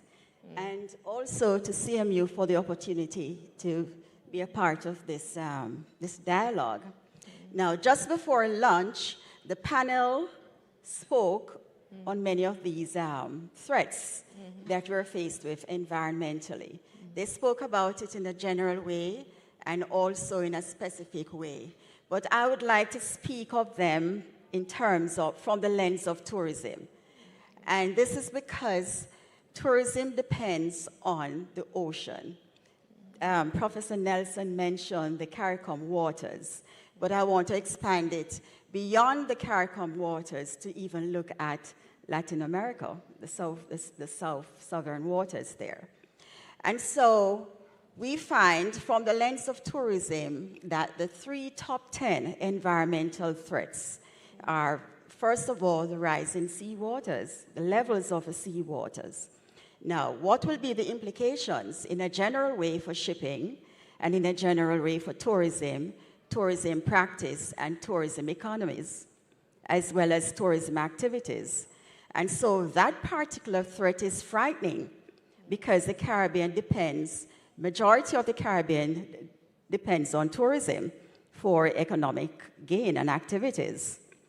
Another thing that is just stands out at us is the general erosion of our beach, of our coastal structure. If you look across Jamaica, around Jamaica, and you go to the beaches, you'll realize that the beaches are receding. We hardly have beach space.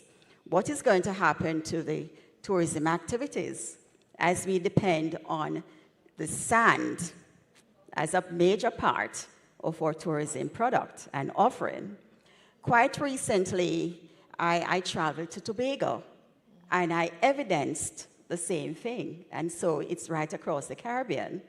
In fact, a 2017 study by the United Nations Trade and Development Unit highlighted these environmental threats as major challenges to the Caribbean economies. They studied Jamaica, Trinidad and Tobago, St. Kitts, I believe Dominica, and the Dominican Republic. And they saw incidents, similar incidents of the erosion of the coastal seas, the rising of the seawater levels as common elements of environmental challenges. Now, in response to the second aspect of the question, which speaks to mitigation, how are we going to mitigate against these environmental threats? I must say that personally, I have an issue with the term mitigate or mitigation. Why did we allow ourselves to get to this space where we have to mitigate? Why isn't there a sanction or sanctions, you know, that we have? Aren't there policies that can be enforced to prevent these high levels of emissions, greenhouse gas emissions, these high levels of sewage disposals, water disposal, unmanageable use of solid waste and plastics, in our waters? And so, in answering your question specifically, though, in fact, I must add that quite recently, just September 25th, last week, I came upon an article out of the World Bank that posits that the Caribbean, cruise shipping in the Caribbean is at risk.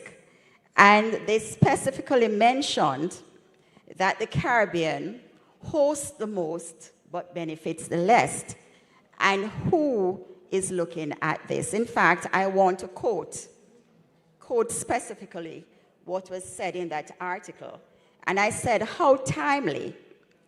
It says here, the Caribbean cruise crisis, the region that hosts the most gets the least, and nobody is talking about it.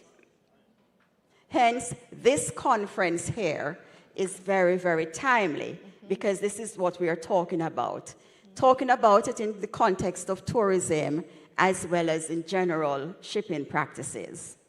Now, how can we mitigate some of these environmental threats? I'm not an engineer in the area, but I can speak to the infrastructure, port infrastructure, that perhaps we need stronger and more resilient port structures to support or to withstand the impacts of storm surges and the rising sea levels. We have to consider those materials that are resilient, that can be used. And of course, we need emergency response systems in place. And Professor Raj, as well as Ms. Watson, mentioned the whole aspect of green corridors. And that is very important, because that is one of the things that we are going to have to depend on to chart the course through our waters for sustainability. Okay. Thank you, Professor Miraj. Now, Fatima, how are Caribbean ports and shipping lines currently implementing sustainable practices to reduce their carbon footprints? So, as I said before, for me, I think this is a transition that it's ongoing. I think in the Caribbean it's something that is even in the initial stage, no? And some of the regulatory levels at the level of MOU, Europe, we are seeing that this is accelerating this transition globally. In the Caribbean, what I started hearing a lot from ports, for example, it is the interest to implement energy efficiencies solutions for the port that link to the energy efficiency in buildings, installation of solar panels, for example. And also the item of shore power is an item that a lot of ports start to be very interested in understanding if it is a solution that makes sense from a financial as an economic point of view. I think we are still early in the discussion in the Caribbean, and I think there is some work that it's needed really to evaluate the feasibility of some of these solutions, especially talking about the shore power part of it. At the same time, I think there is a discussion globally about the new fuels for the shipping industry. And what we are seeing is also on the side of the shipping companies. They are in a way looking at seeing how the evolution of the cost of these new fuels evolve, and what are the countries that will position themselves also as they are going to be developing as a reasonable cost hydrogen solutions, for example, to be able to also to invest more in vessels that can incorporate these new technologies. So I think there is also an evolution, and this is globally in new fuels in the maritime industry, where there is an evolution in the fuel itself, and that is going to be also translating with time in a change in the fleet. So I think this is what I am seeing globally, but also in particular in the Caribbean. Okay, thank you. You mentioned shore power, you mentioned new fuels, but how feasible is it for small island states like ours to invest or to access funding for those kind of initiatives? Mm-hmm. I mean, on shore power, for example, an important dimension of it is really not only about the shipping side, the transport side, but it's a lot about the energy side, no? For many of these small states, the needs for shore power might represent a significant part of the generation of the country. So I think there are certain limitations that need to be overcome there, and most of the countries are going through an energy transition itself to grow in the energy generation and to bring renewables and all of that. So for me, this is a dimension. Another dimension, it is the cost of electricity that is very, very high in the region, is one of the highest globally. And this is something that needs to be brought into the equation, because at the end,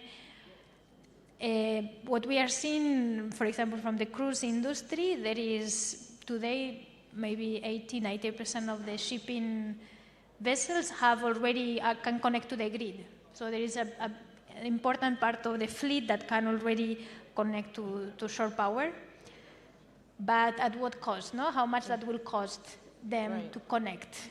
Mm-hmm. This is a question that needs to be still to be studied. At what rates can ports offer? I mean, the grid offer this electricity, no? And I think in general the cost of electricity in the Caribbean is probably an important barrier for this transition to happen. I mean, I'm here I was focusing more on the shore power part. I think on the green fuels, there are certain countries that are trying to position themselves in the Caribbean, Colombia, Panama, for example. Trinidad probably could have very interesting chances of being a regional leader or sub-leader in these discussions also. But I think that we are seeing countries that are doing the investments themselves to position themselves as a bunkering, new fuels bunkering center for the region. So if I understand correctly, it's not necessarily a small island solution, but looking at other partners, because the countries you named are not islands.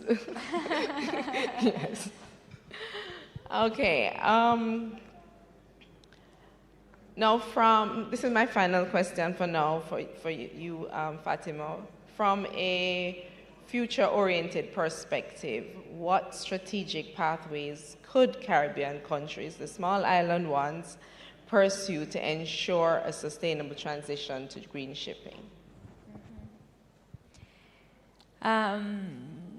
So, I mean, for me, I'm going to build on what the colleagues have mentioned. For me, there is really a need at a clear focus of countries where there need to be a clear vision to support this agenda of maritime decarbonization. But many times more than nationally, I think there is a rationale for a regional there is a rationale for really a regional vision on this maritime decarbonization. And this is building what some of the colleagues were mentioning about really the need to look at this transition, not only country by country and nation by nation, but looking at a regional level. And I think there are a lot of benefits of looking at it from the point of view of attracting private sector that was mentioning. I mean, when you have a clear pipeline of projects that are coming up, you have much more interest to come to the region than if you have just one project here, potentially another there. So for me, there is really a vision that needs to happen at a national level, at a region, at a Caribbean level. And then I think globally there are, at a regulatory level, there are the incentives through the regulations that are being put in place. And for me personally, really over the last 6 months, 1 year, I have been getting a lot of more questions about this transition, how we can support this, because I think this is something that is really happening. I mean, this is a reality of today already. All right, thank you, Fatima. So I had like 13 minutes on my clock, and then my clock went to 0. So do I have time to check if there's any question from the audience? I would say if there are any questions from the audience, we can get one question from the audience. Is that you, Mrs. Medina? Hi,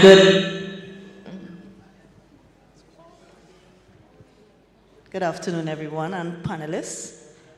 As Professor Maraj was speaking, I Googled the article that she was referring to, and I just want to read a line from it that suggests that while cruise in the Caribbean continues to grow, but brings less revenue, one of the things suggested to mitigate that was for these islands to come together.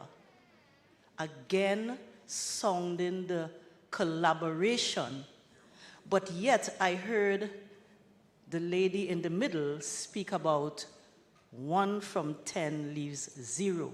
So my question is, what suggestions do you have to this Caribbean bunch here that can bring us together? I hope that question wasn't for me. Let me see. What suggestion? Let me just briefly say, as I started then, it was 70 years ago, roughly. 70 whole years ago. And we continue with the same debates. Do I have any practical suggestions in terms of how we become less egotistical in our approach to policy decisions, in our approach to just identifying a unified strategy? And I could use my own industry, tourism, where we say it's one Caribbean. That's how we brand it. But within that one Caribbean, we remain as insular and as separated as it can be. The reality remains that our economic interests are distinct. And for political leaders, and I'm not picking on the politicians, no, but the truth is the leadership starts with governance. And at the height of governance in the region is CARICOM. If CARICOM cannot get their act together, all the discussions we'll have around it becomes, again, merely academic. Thank you. Does anyone else want to? Moderator, can I say something on this particular question? Yes, Professor Nelson. Thank you so much, moderator. This is a very excellent question. And as I was listening to my other colleagues, I was taking very good notes. Aside from the financing mechanism for the the green shipping practice, I'll tell you one practical thing that could solve this problem is for us to go together. My vivid example, when I was working in ECOWAS, Ms. Arroyo's project helped us facilitate a regionally promoted project, which we call the Lagos-Abidjan Corridor. Number one, if we go as one, as a region, I keep talking about the regional engagement from the CARICOM perspective, because it's what will help us as people, is what will help us as a region, is what will help us as a market. Now, there is something we call the cabotage regulations. It cannot be done by one country because ships cross many waters that has different jurisdictions around the region. But deferring to what my colleague, Ms. Benny talked about, let me specifically quote what she said. She talked about how will regional government act like partners. They must all bring together and federate all CARICOM member states together to have one critical instrument called the cabotage law that will protect the market to an extent. I'm not saying tighten the market, but protect the market to an extent, such that resources coming from the cruise sector of the tourism industry can at least be trapped into the region. If there is no cabotage regulations in the region, it becomes very difficult to be able to influence all of this. Because now we're talking about open sky in the aviation. There will always be something we call open sailing mechanism as well. But you must have what we call a sabotage regulations that traps and provide at least an instrument for each member state to enjoy the benefit of having the sea by their yard. Then another thing my other colleague talked about blue financing. It was very important for him as he has stated it. But none of all these financing instruments is immune to risk. So critically, to mobilize some of all these instruments into this particular sector, the green shipping practice, we must have to think about the de-risking mechanism. And the de-risking mechanism is right there sitting with you. Ms. Arroyo, they have contributed immensely in Africa. I sit in some of all these meetings and I saw what they've been able to do. Even though little we report to the rest of the world, but much we have achieved within the region as Africans. So the de-risking mechanism is one critical thing that the region, but this you cannot negotiate as a single country. You can as well do it as a regional body. So my parting statement is this: charging the CARICOM to live up to expectation, bring everybody together under one roof to enact treaties and regulations that support confederations and protections of our various sectors. Thank you. Thank you, Professor Nelson. I would like to add to the discourse that the cruise shipping sector to the Caribbean, they're housed under an association. It means that they're collaborating with their activities. So why isn't that the Caribbean can't as a whole? All right, so on that note, it's pretty clear that what we really need is regional collaboration, public-private partnerships. Opportunities are there. And so the conversation will continue. I hope that we will not just stop it here, but as we discuss the need for collaboration, we will take the necessary steps to move it into action. Because this today is a call to action. This is not where the conversation is ending. So on behalf of the CMU, thank you very much, my team, for sharing your insight. And I'll hand over now to Madam Chair, before she throws us off.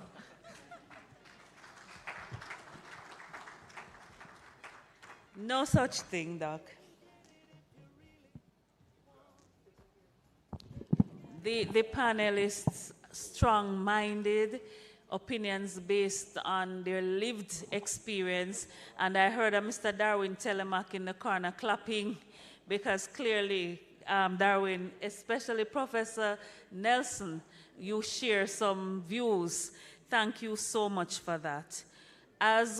Don't worry, we came together to pause a little while, and the little while is moving to a close. But we do have two sets of, so you can count me down, panelists to hear. First panel is moderated by Dr. Raquel Wright, the Deputy Dean of the Faculty of Engineering here at CMU, Faculty of Engineering and Applied Technology, and Dr. Wright is academic lead for the Marine Biotechnology program at the university.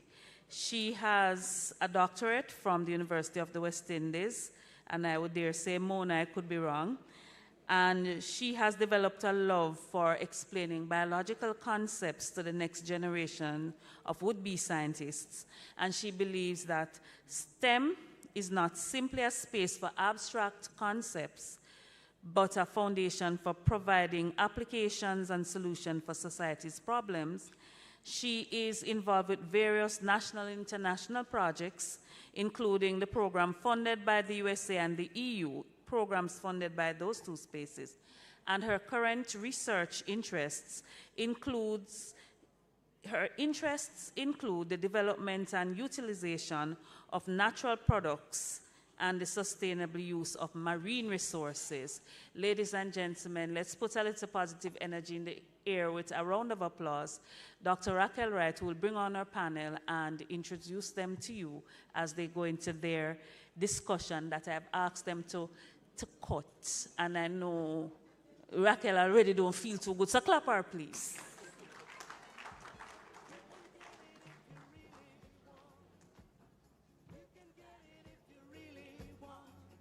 Thank you so much, Dr. Smith. Yes, please. Thank you so much, Dr. Smith-Johnson. Good evening again, everyone. I'm just going to go into inviting my panel up on stage, and I will introduce them a bit later. So, Captain Christopher Balls, who is the Principal Surveyor of the Cayman Islands Shipping Registry, I invite you up. Dr. Rohindra Chaudhry, the Vice President of Professional Services from Eco Canada. Dr. Azra Blythe Mallet, Senior Director of Research and Development, National Fisheries Authority, Jamaica.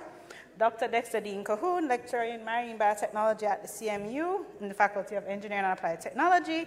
And Dr. Keaton Logan, Head of Department of Applied Sciences in the Faculty of Engineering and Applied Technology.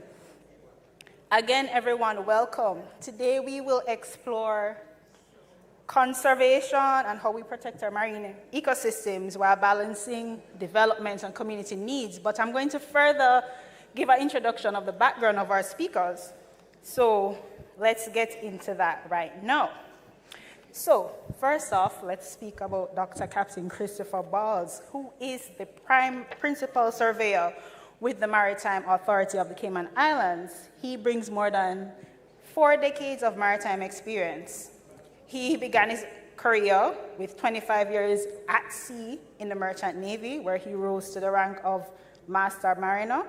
And after coming ashore, he spent 10 years as a marine surveyor with the UK Maritime and Coast Guard Agency, where and after he left, he served as the Chief Marine Surveyor for Antigua and Barbuda.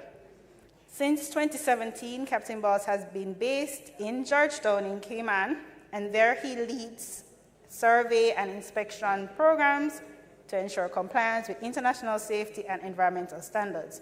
He's also a chartered engineer and an active contributor to global maritime forums. He's a frequent speaker at conferences, so he's well at home here, and he speaks on ship safety, regulatory compliance, and the future of autonomous vessels. His career combines practical seafaring expertise with technical and regulatory leadership. So we know he's a respected voice on the future of global shipping. Dr. Chaudhry is the Vice President of Professional Services at Eco Canada, and he leads national programs in certification, accreditation, as well as workforce development and other initiatives. He has over 25 years of global experience across various continents, including Asia, Africa, Europe, and North America. And he has guided government, industries, and academic institutions through various environmental and sustainability practices. He has contributed to over 30 different international standards in environment, health, and safety, and he's done a variety of audits. We can attest to that here at CMU. He holds a PhD in environmental science, and he is known for his ability to connect science, policy, and practice. He's a recognized leader in workforce transformation and sustainability. And again, thank you so much for being one of our panelists. Dr. Blythe Mallet is a marine biologist with over 27 years of expertise in marine environment monitoring, fishery science, and sustainable resource management. And she currently serves as the Senior Director of Research and Development at the National Fisheries Authorities, where she looks at agendas related to capture fisheries and marine conservation. She holds a PhD in marine sciences from the University of the West Indies, and her work focused on the genetic diversity of queen conch populations in the Caribbean. She has contributed extensively to national and regional initiatives, including shellfish monitoring on Pedro Bank, biotoxin, risk assessment, and international seafood compliance. She has worked with the Caribbean Regional Fisheries Mechanism and FAO, among others. And her work emphasizes innovation, resilience, and evidence-based policymaking. Dr. Dexter Dean Cahoon is also a marine scientist, and he works at the CMU in the Faculty of Engineering and Applied Technology. He also serves as research program manager at Alligator Head Foundation, which is a local NGO, where he supports marine conservation and other resilience initiatives. He holds a PhD in marine sciences from the UAE, and he focused on the establishment of Jamaica's first special fisheries conservation area in East Portland in 2016. So he has a wide variety of expertise in ecology, fisheries, water quality, etc.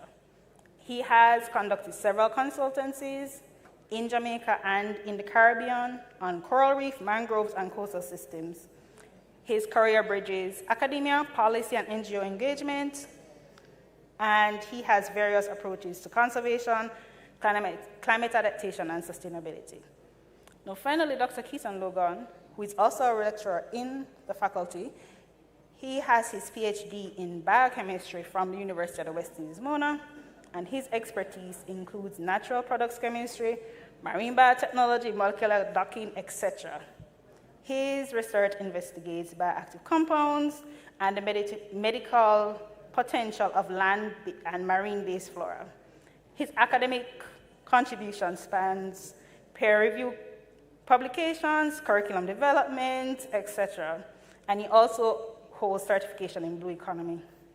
Undergirding his teaching and research and leadership is his steadfast belief that he can do all things through Christ who gives him strength. Right, so now we know who we're dealing with. Let us now get into the meat of the matter. So, Dr. Logan, how could we better include local communities and traditional knowledge in marine conservation, not just in theory, but in real decision-making roles? Thank you so much for that question, and good afternoon. Dr. Wright, good afternoon. I hope you guys realize something. She introduced me last, but I got the first question, right? So that's a very good question. You know, when we speak about decision-making, we have to also, if you really want to see change, we have to give these individuals, you know, real power as well. If we speak about the opportunities, we have to give them the power, meaning allow them to sit on boards, you know, the fisher folk, those in the local communities that actually, you know, interact with this space, and their livelihood is built around this space. So we have to ensure that they also have a voice, and not just say to them, you know, come, or, you know, just in like a split second, try and call them at the last minute. No, involve them from the first until the last. And also we have to also remember that these individuals have a lot of traditional knowledge. They have a lot of traditional knowledge. These guys know best practices for fishing. These individuals know spawning seasons, and it would be foolish for us to not include, such information along with the scientific research that is done. And then, of course, those two can then fuel the policy. And, of course, when the benefits roll in, we can't become schizophrenic and say, oh, we didn't remember you guys. Right? We have to ensure that these individuals are also benefiting from, whatever comes in as a result of those changes by the policies, whether it is through ecotourism, whether it's through grants. But the key thing I would leave it at is, I know we've been speaking about collaboration, but I'll say super collaboration. And I'll also say equity is very important. We have to definitely treat these individuals with respect and ensure that they also have a place around the table when we make the decision. And also give them the power to make decisions as well. Thank you so much, Dr. Logan. Dr. Kuhn, do you want to make a comment on that? You want to make any comments on that? Okay, just making sure. All right, so Dr. Logan highlighted the importance of the community voice, but Dr. Blythe-Mallet, in your experience, how could we strike a balance between using the ocean for jobs and development while still protecting marine life and ecosystems that are already under stress in our small island developing states or large ocean states, as we refer to them now? Afternoon, everyone, and thanks, Afternoon. Dr. Wright. So I like how you phrased that question, how can we strike a balance, instead of asking, can we strike a balance? Because as environmental stewards, we must. So I would start by saying multiple SDG goals have tried to combat this or working towards solving this problem. And for us at the NFA, SDG 14, Life Below Water, which reminds us to conserve and, well, sustainably use the oceans, seas, and marine resources is a plus.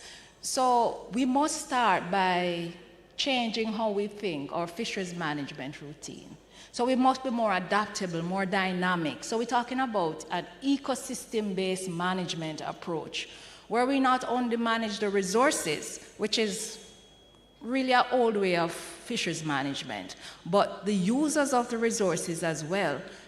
And because they're our stakeholders, of course, and not only them, we have to look on the whole picture, the environment, so we have to look on habitat and ecosystem health. And in so doing, we can then ensure food security and livelihoods for the people of Jamaica. So there are a number of ways that we at the Fisheries Division have done that. We have built a lot of capacity. I mean, we have provided alternate livelihoods. We have looked at empowering our fishers. We have introduced mariculture, so we're talking about oyster culture. We have, yes, and sea moss farming, and we have been doing very well with those too. Oyster culture, we have even introduced, most of you may have gone to agricultural shows and gone to the oyster bars. So we have been looking at the mangrove oyster. And not to leave out, when we talk about blue economy, most of us forget aquaculture. But we at the National Fisheries Authority can't, because, well, in 2022, FAO statistics, State of the World statistics, have reported that for the first time, aquaculture production has surpassed wild-caught or capture fisheries. And we know that is the only way that we, as a growing, well, at the rate at which we are growing globally, we can actually maintain or provide food security for our, for the people of this world. But not only that, we have not only provided livelihoods or alternate livelihoods, because even in aquaculture, we have expanded our acreage. We have looked at putting in a RAS system, a recirculatory aquaculture system, in order to provide more fingerlings to our farmers. We've been looking at aqua parks. We have, we talk about capacity building, but we have gone a step further. We have partnered with Heart NST trust to provide a curriculum for the farmers so that they can actually go out and produce for themselves. We are also looking at preserving the marine ecosystem. So therefore, we are looking at introducing climate smart technology. We have introduced FADs, fish aggregating devices. We have looked at longline fishing. And what that has done is one less stress for our environment or the ecosystem, because we have now moved our fishers off the reefs into deeper waters offshore.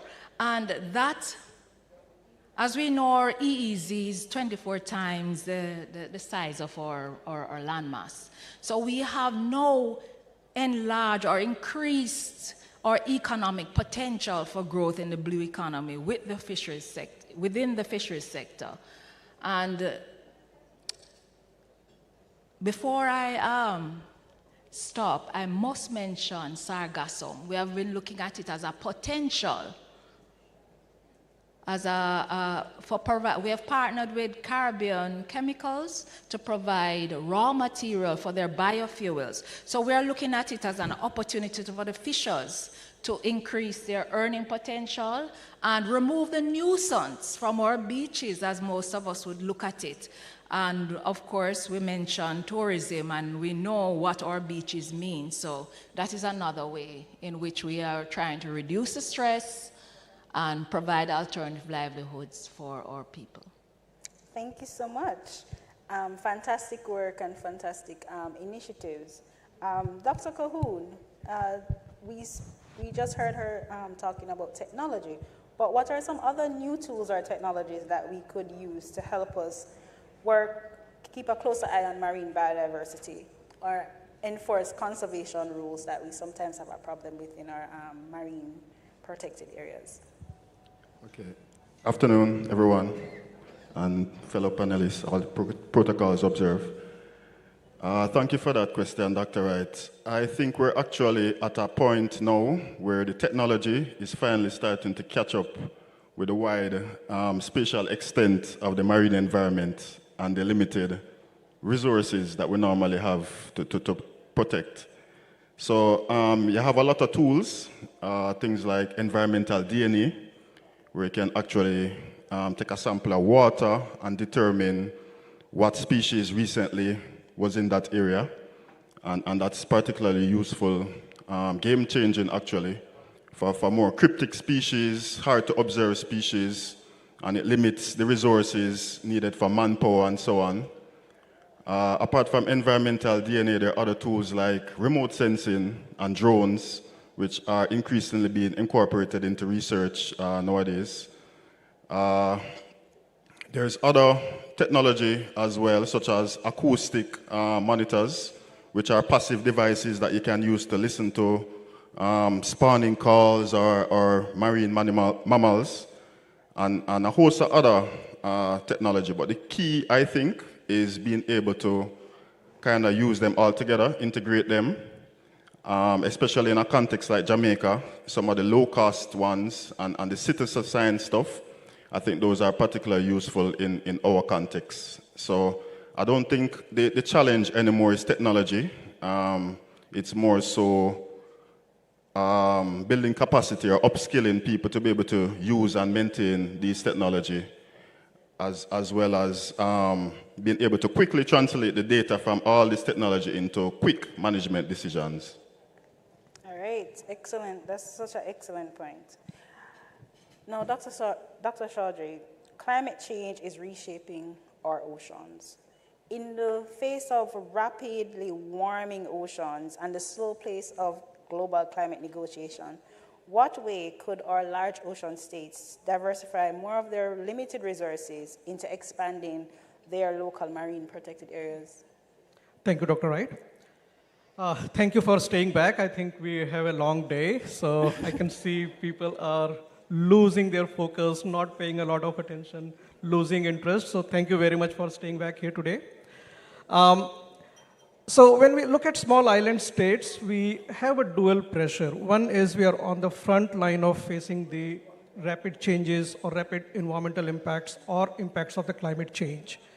At the same time, we have very limited resources in terms of finance, and not only finance, also the trained and skilled manpower, technology, and know-how how to address these.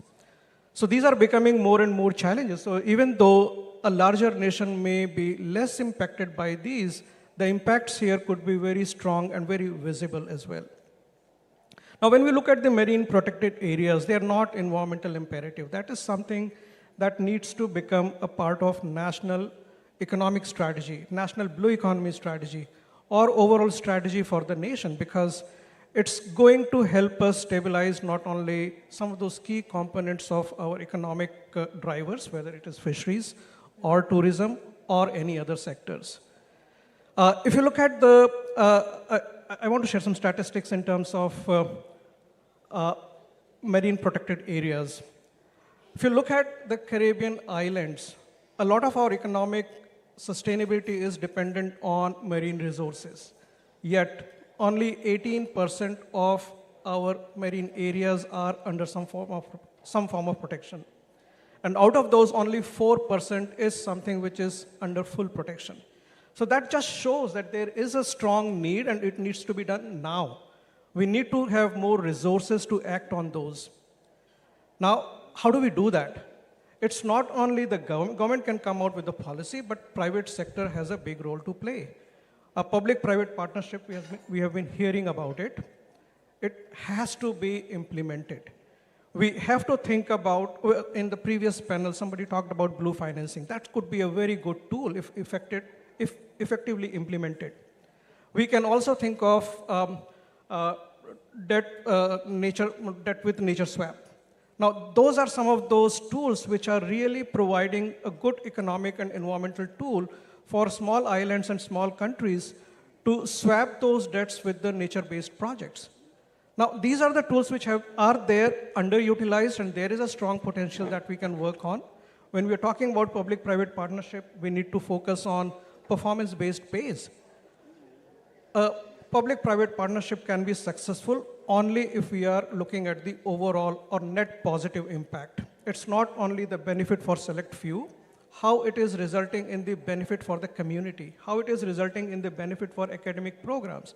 So these are some of those things that we need to consider, and marine protected areas can definitely play a bigger role in those topics. Thank you. All right, thank you so much for that, Dr. Chaudhry. Now, we have to balance development with conservation. So our next question is to Captain Bowles. If we think about human activities like shipping, they are a major challenge. What are some targeted actions that are needed to mitigate the cumulative effects and impacts of maritime traffic, sedimentation, and pollution on marine habitats located near to our major shipping lanes? Thank you. Good afternoon, all.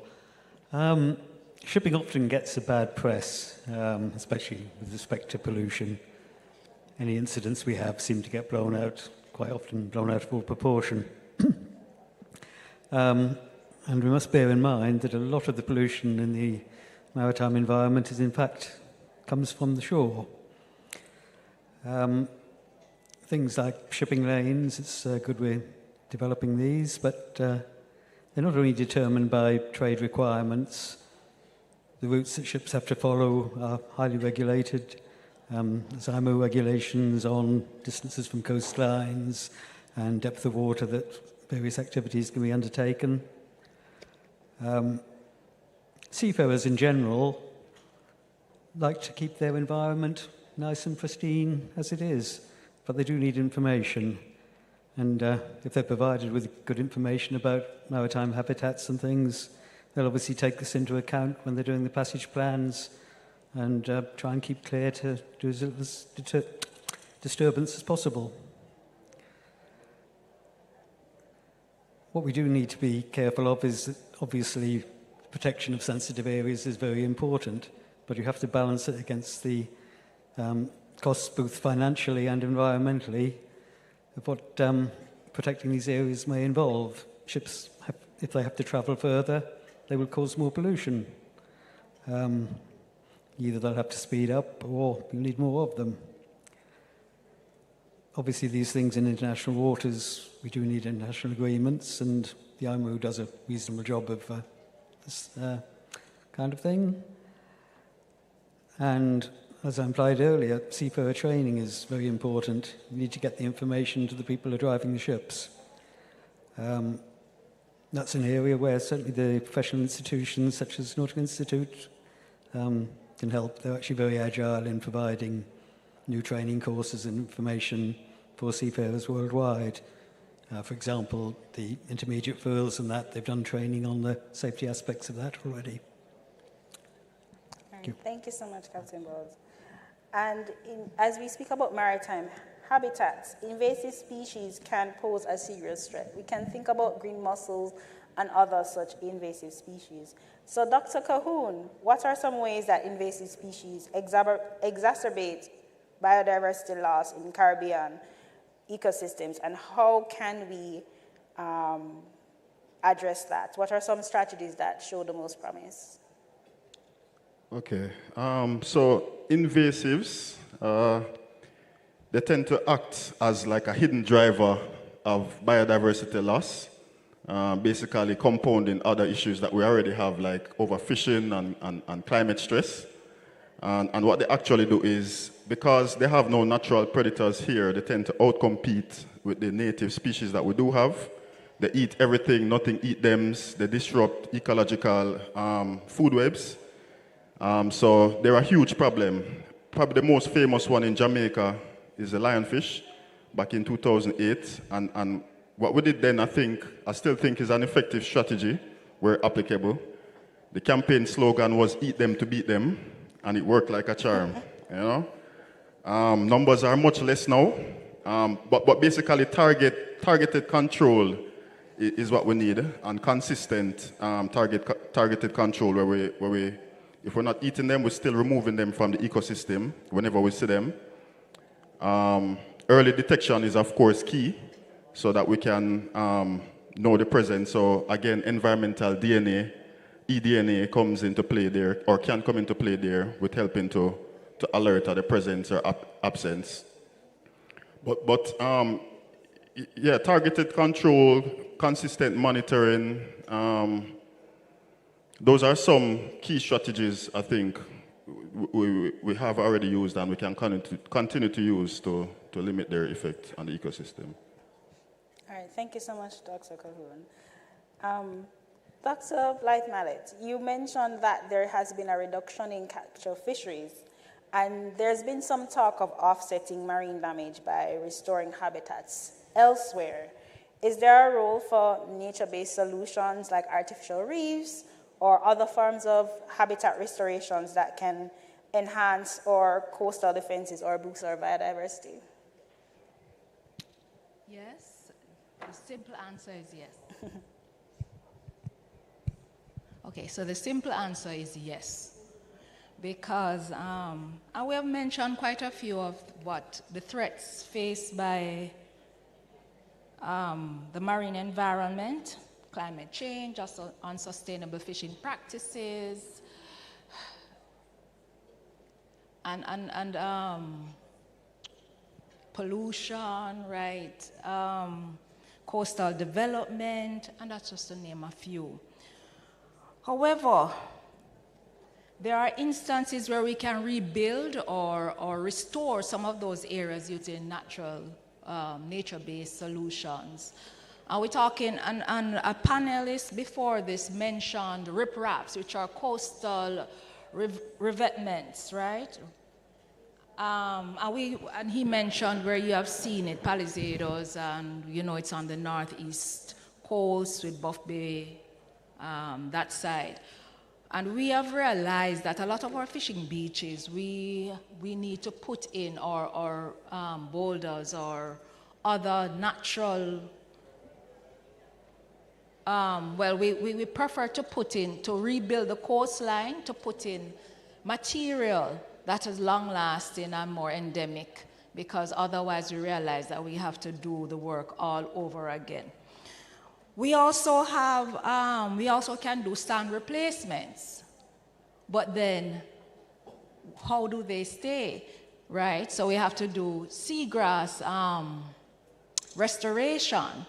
And a lot of us, when we go, and especially tourists, and Jamaica is primarily a tourist country, we like to feel sand between our toes when we go to the beach, not the seagrass. But that is what keeps the sediments in place, so, right? And reduce the turbidity, so you have your crystal clear waters to swim in. So we have to be looking at those issues. And then, of course, we know the relationship between mangroves, seagrass bed, coral reefs in preserving the coastline.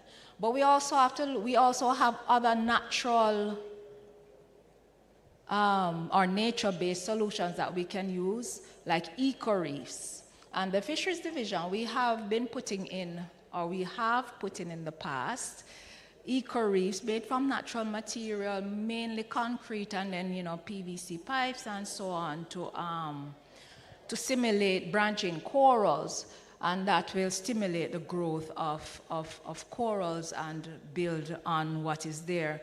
We also can look at bioracks, and for those of you who know, there is one in Portland Bight area put down by CCAM.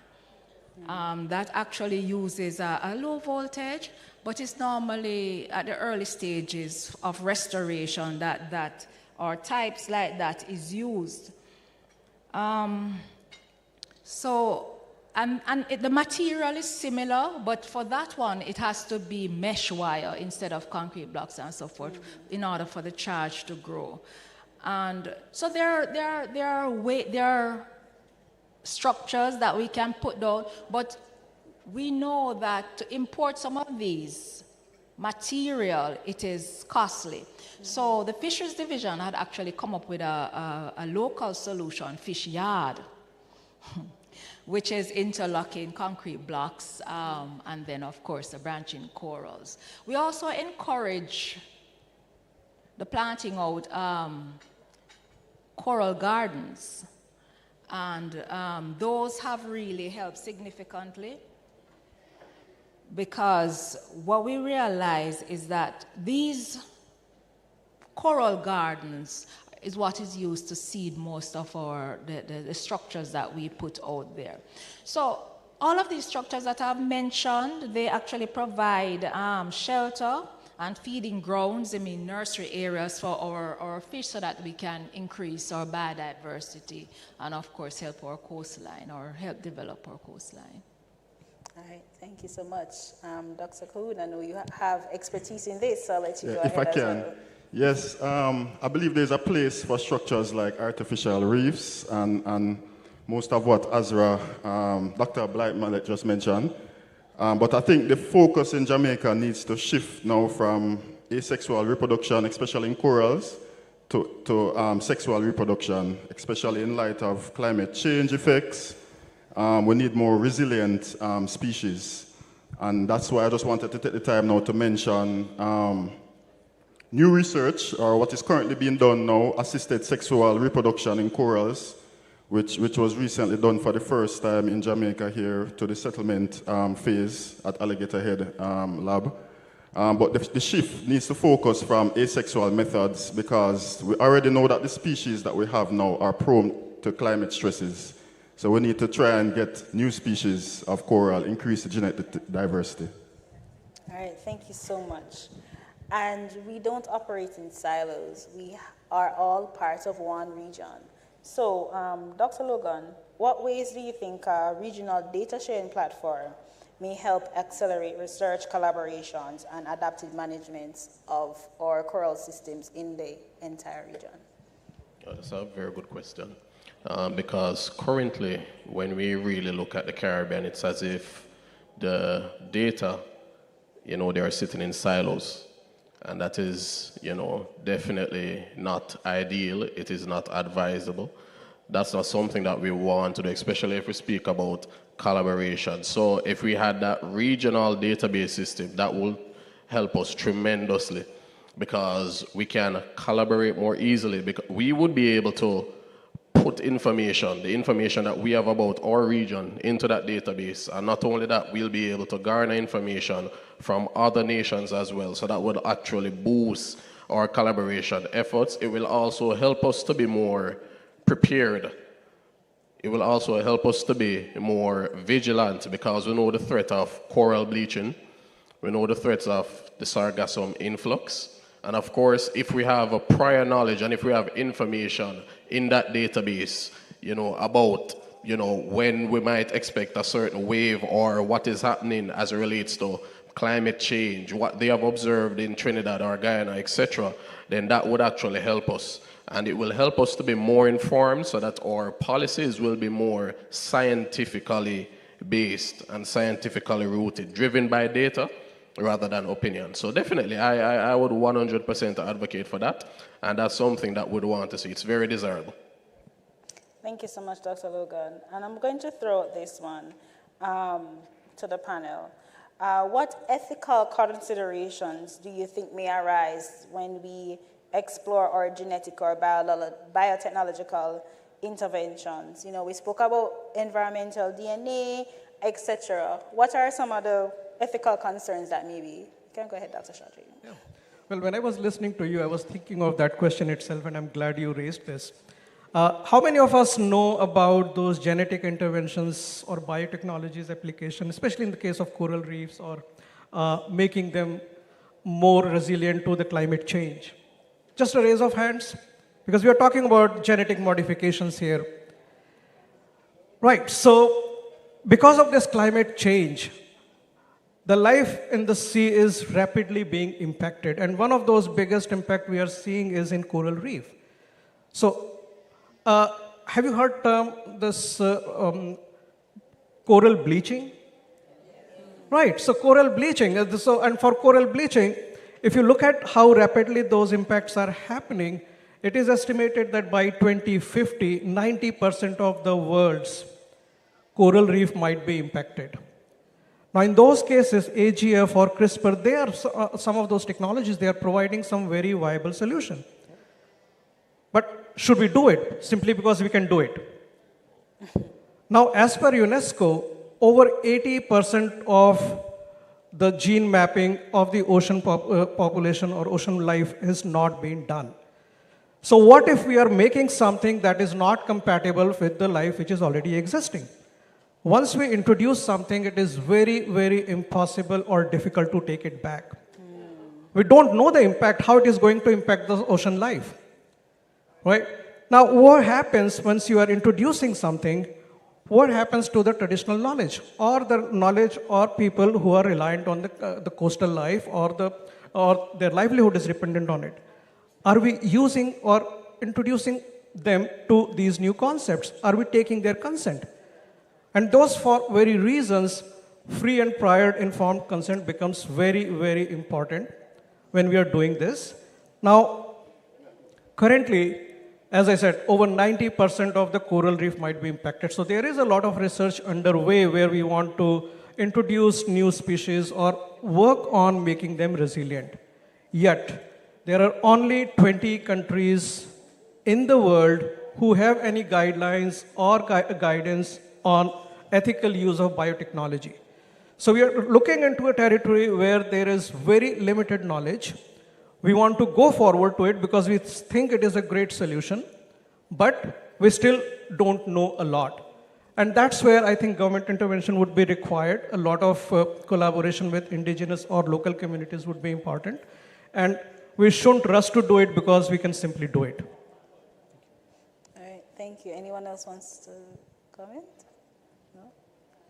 Yes, if I could just very quickly. Another aspect, in addition to the irreversibility of particular implementation within our marine habitat through biotechnology, genetic engineering, one of the things that often come up, especially when you think about ethical considerations, is who really made the decisions to do these things? Who makes the decisions? Oftentimes, you know, it is, I don't want to misrepresent, but oftentimes some individuals move forward without getting a more, I would say, collaborative involvement. You have people who live in particular communities whose livelihood depend on these oceans. They should be involved as well. So a very important ethical consideration that often arises is who makes the decisions, when, and then once that is organized, then we can think about some of the other matters, because there are many ethical considerations. So of course, things should be transparent as possible. All right, thank you so much. Now, before they come to me with the hook, I have one last question. What are some first steps that we can use to make a truly sustainable ocean economy? We all agree that it is important, but what can we really do to lead to this sustainable ocean economy, whether through policy, investment, technology, and incorporating all of that with the community? That's an open question. You can go ahead, Dr. Well, I think you talked about all those key important issues, but one thing which is left out is the workforce development. All of them are important. Policy is important, investment is important, technology is important, and we need people to do it. I will start with the policy, because the policy clarity is really required. But what we really need is an ecosystem where they all can work together. Because we have seen millions and millions wasted because we start with a project, that project works in isolation, there is no continuity of that project, the results of those projects, the resources of those projects, they are never shared or ineffectively shared. So while we can have a policy clarity, we have the investment, we can have the technology, but if it is not cohesive, if we are not talking about continuity, it's not going to be successful. I'll stop. Thank you so much. Okay. All right. Dr. Kahun will give you the final word. Okay, I'll keep it short. I would just say strategic marine spatial planning. We need to really, before we even make a move on certain developments or anything like that, we need to look at things like biodiversity hotspots, consider things like spawning seasons and irrigations before we even make any decisions. Thank you. All right. Okay. Thank you. See, she's coming for me with the hook. Thank you so much, everyone. I'm so sorry we do not have time for questions, but our panelists will be available, so if you want to speak with them afterwards. Again, thank you so much, everyone. Remember, the time for action is right now. We really need to move towards creating that sustainable ocean economy. There are a variety of persons in here, persons involved in policy, in the community, culture, etc. Let's all work together collaboratively to ensure that we have sustainable environmental species. Thank you again, everyone. Thank you, everyone.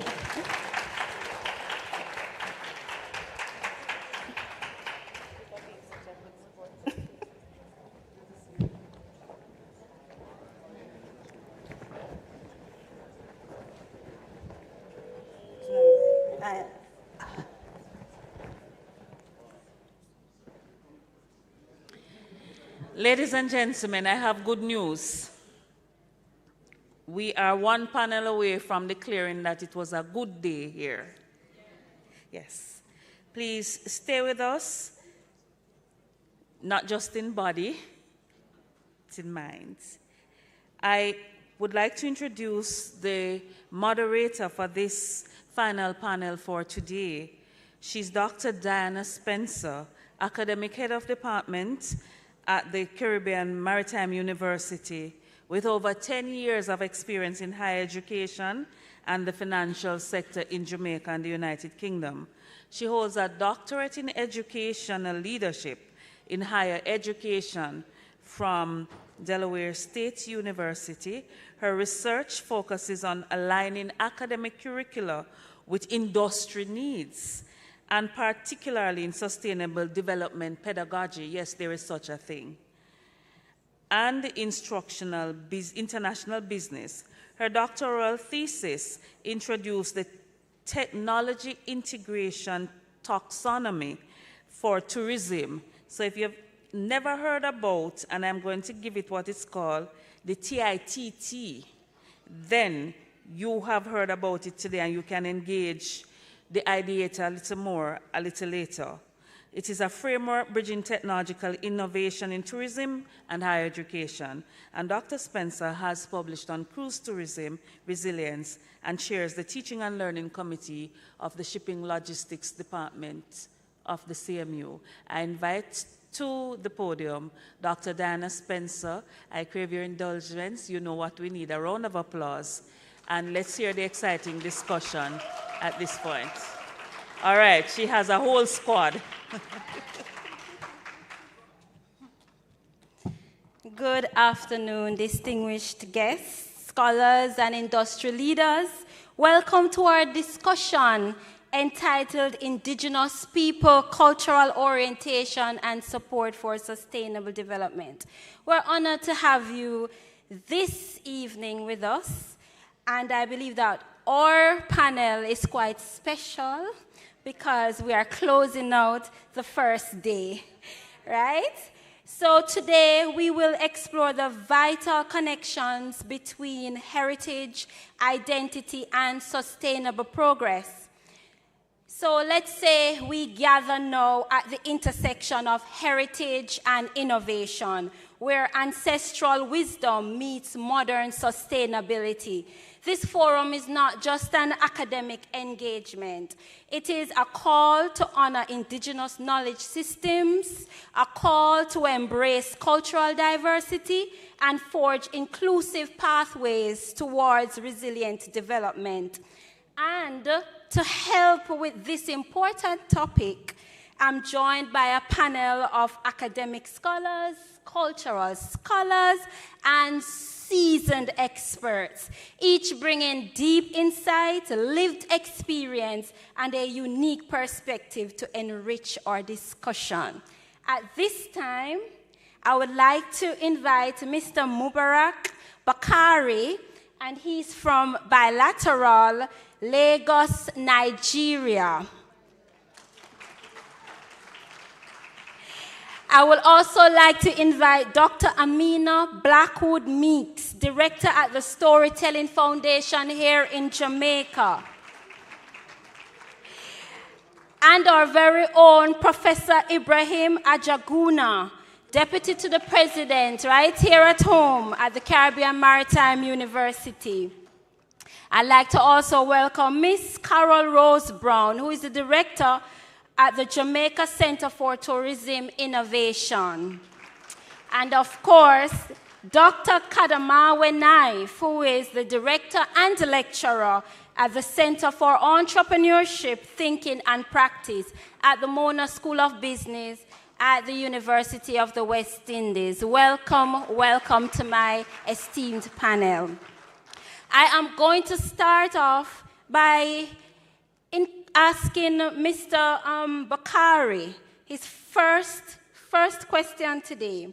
What laws and policies can protect indigenous land and water rights during port expansion while supporting the blue economy without harming indigenous cultures? Thank you very much.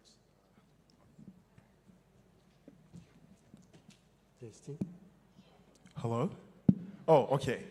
Thank you so much for having me. And first things first, I bring you greetings from the motherland.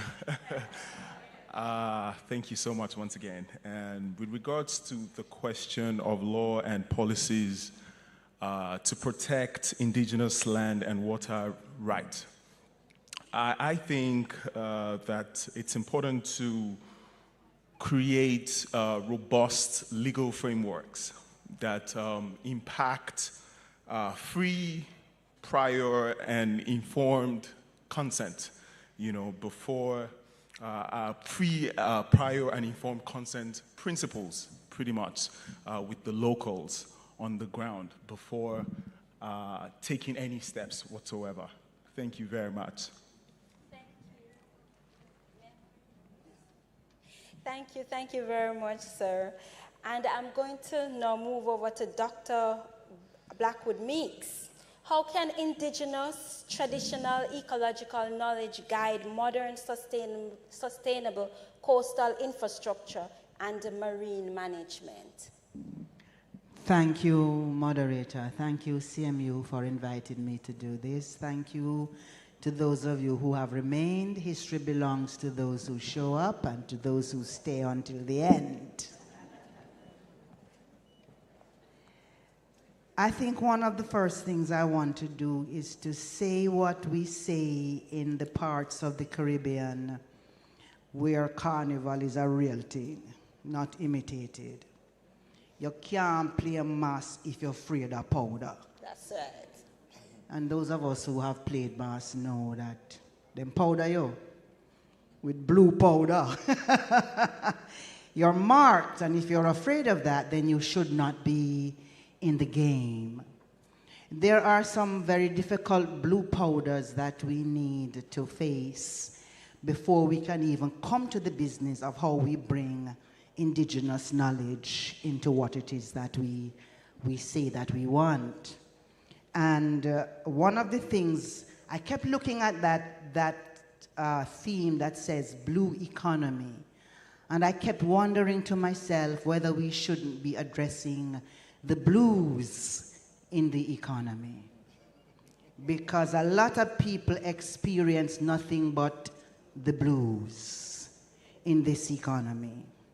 We ask them to engage in something called sustainability, and they can't sustain themselves from one meal to the next. And then we say to them, what is it that you know that I can use? And the question arises, use for whose benefit?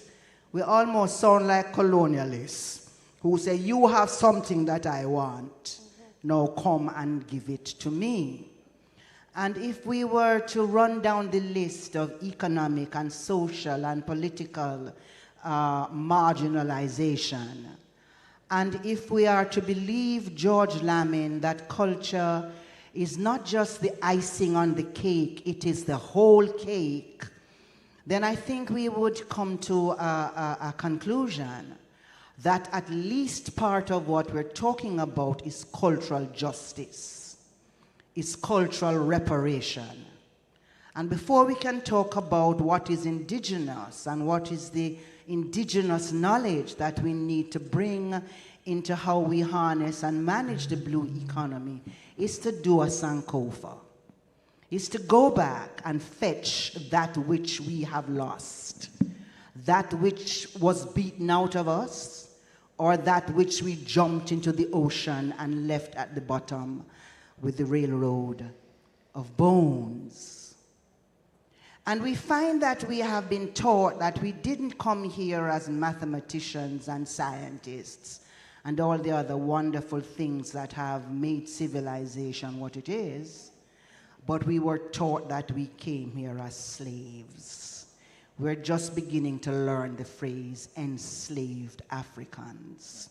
But when we accept that we came here as slaves, we accept that we came here with nothing. We came here with nothing in our hands, and we came here with nothing in our heads. And therefore, generations of Jamaicans grow up feeling that they who have nothing to give. And then we have some people who look like my friend Dr. Knife. The Rasta man, who forever telling us about liberty, and he's treated with scorn, so that Peter Tosh dead and gone and don't know that the ganja way him head get bust up for so many times has been decriminalized, not even legalized as he asked for. And then we find that we look around this room and we don't see any maroon. And except for Knife, we don't see any Rastaman. Or Taino. I don't know how you tell who looks like a Seventh-day Adventist. But who, like the Rastaman, has been telling us since day one how to eat and how to live sustainably. So I really believe that what we're talking about is cultural reparation. And when we talk about cultural reparation, we find that those of us who have been on the outside saying, we want some of this thing we name indigenous knowledge systems or whatever it is that we're calling it today, we don't know either. We don't know. And so I think that a starting point would be consultation. And I'm very happy that earlier Benny mentioned that consultation is not a top-down thing. Our experience of consultation has been that we go to somebody with a 20-page document and say, what do you really think about this? And then put up their hand and vote. And we have not tried the consultation that says, what do you think about this? Where do you think we could begin? And then we allow all ideas to contend so we can begin to do the Sankofa and to redeem that which we were told we never had when we had hot water long before Columbus was a wicked gleam in his father's eyes, when we had universities and everything that we had that we gave to the world. So I think a starting point should be consultation. Begin by saying we really don't know. Through carelessness, through colonization, we have lost it. And how can we go back and fetch that which we need to sustain us in this present moment? Thank you very much, Doc. As we continue to meditate on cultural justice, I'm going to take a theoretical perspective from Professor Ajaguna. So from a theoretical perspective, how do we proactively incorporate the specific needs and traditional practices of indigenous people on the environment in support of the blue economy? Thank you very much, Madam Moderator. That's a very strong question, and I'll see how well I can attend to that question.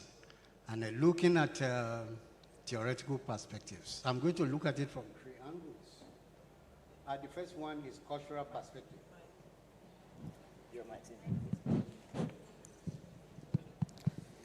The first is from cultural perspective. Secondly, from scriptural perspective. And thirdly, from academic perspective. People in my age bracket will remember those days when our economy dependent on agriculture.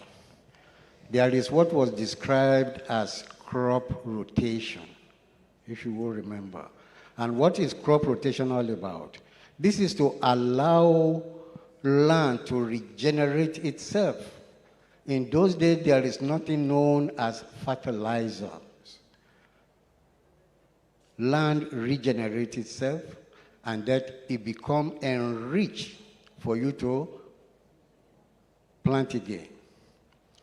Now, if I look at it from structural perspective, those of you who are very much familiar with Indian culture, there is a book that is called Bhagavad Gita as it is. And there is another one that is called Srimad Bhagavatam. Lord Krishna, at the Battle of Kurukshetra, said to Arjuna, in order to kill the ego of Arjuna, who refused to fight because he believed that who he was seeing are his kinsmen.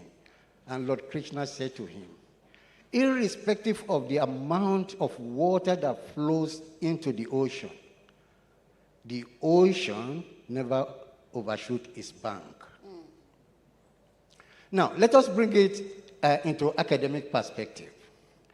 When I was doing my PhD, I read a theory put forward by Bruno Latour, where he speaks about actors' network theory.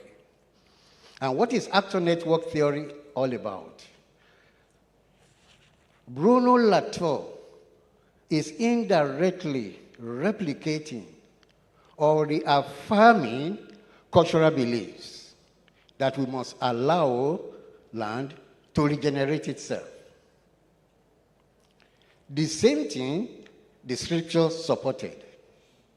Irrespective of what flows into the ocean will never overflow itself. I was at a conference sometimes about 3 weeks at Halifax, and I made a statement that I am not one of the individuals who believe that climate change or climate action has any relevance to the rise of ocean. And some people were saying, could that be true? Before we ended, as I stepped down from the podium, somebody texted me, and that person is in this room, your general, sent to me a paper that is recently published that climate action, climate change has no relevance to the rise of ocean level. What has happened is this. In fact, Professor Anthony Clayton of the University of West Indies, in his book, System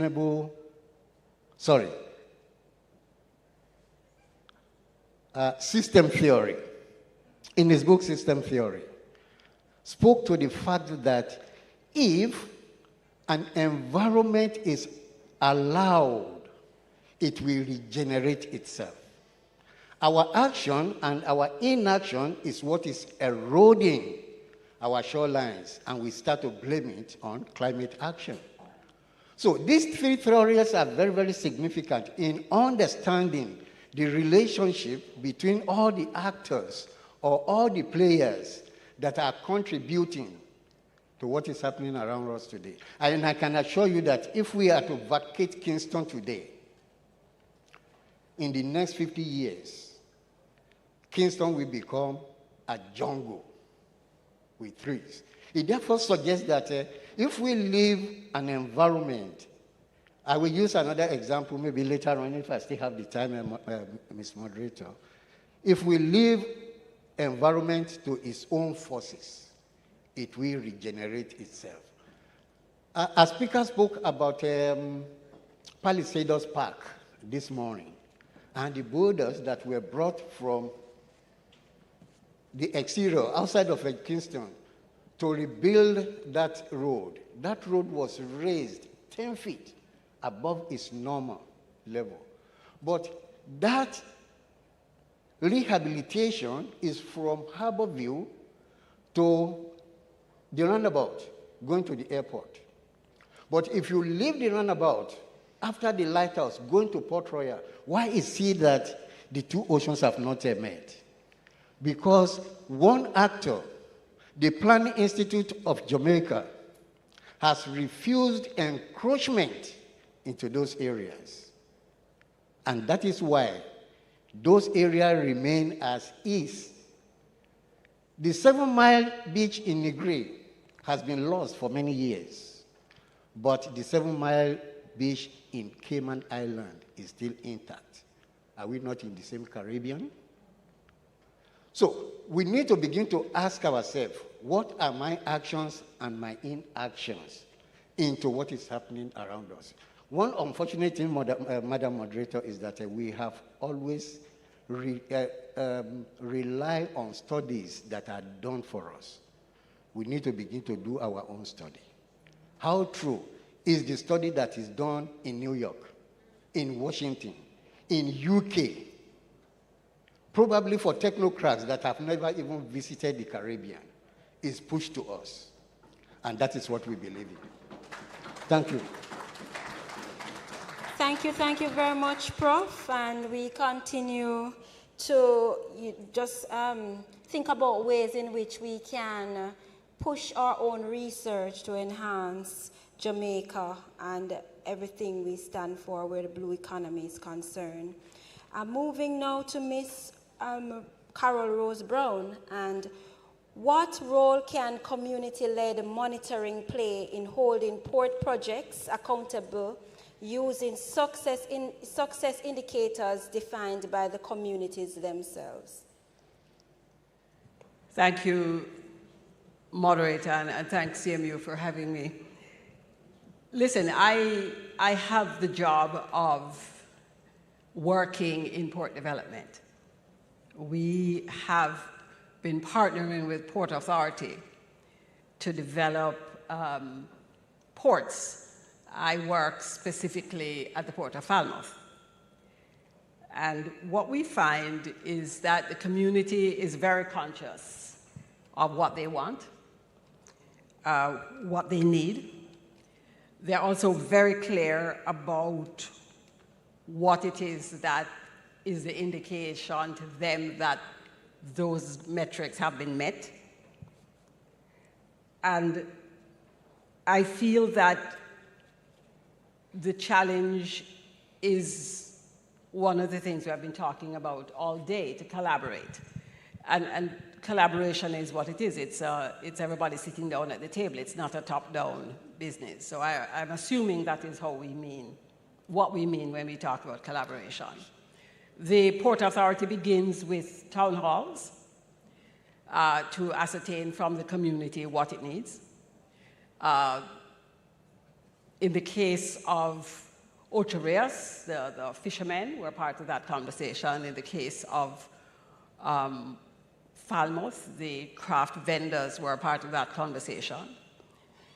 I also want to add that collaboration does not mean that one side wins all the time. There are times when that collaboration happens and one side leaves the room covered in blood. You can't win. So again, I'm a fairly practical kind of creature. When we do our work, we are very conscious that, as Dr. Blackwood-Meeks just said, the people at the table don't always have the things that they need. So persons doing development work have to be prepared to put skin in the game. We support, in Falmouth, when we began the discussion about the artisan village, we were clear that we were going to support these shopkeepers for almost 2 years. We were sure that we also had to provide training and other kinds of support. When it came to the development of the entertainment aspect for the village, we also spent a lot of time gathering the history of the community and the types of issues that were raised in the Trelawney area, and providing that information to the people who would ultimately write the music and the dance and the theatrical pieces. So my sense is it's a challenge, but it can be done. I don't expect perfection. It's my weakness. I gather perfection is in heaven, and I really want to stay with y'all for the time being, so I'm not interested in perfection. But I think that collaboration, that willingness to sit and talk with everybody in the room, and to understand you win some and you lose some, and to also understand that you must provide real support. It can't be some academic conversation. It has to be real, monetized support for the people you really want to see, you want to include. I should also add that I come from tourism, and in our ministry, we don't have a blue strategy. We have a blue ocean strategy. And that means that it's a marketing device. It suggests that your job when you're developing a product is to ensure that none like it exists anywhere else, so that there is no competition. And therefore, we are aligned in that regard. Thank you. Thank you very, very much for that.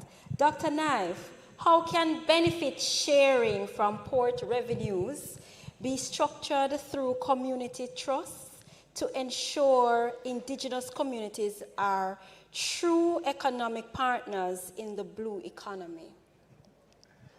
How can the revenue sharing? That's a very big assumption that we genuinely really want to share revenue to support those economies because there is no historical evidence to support that kind of thinking. We have never done that.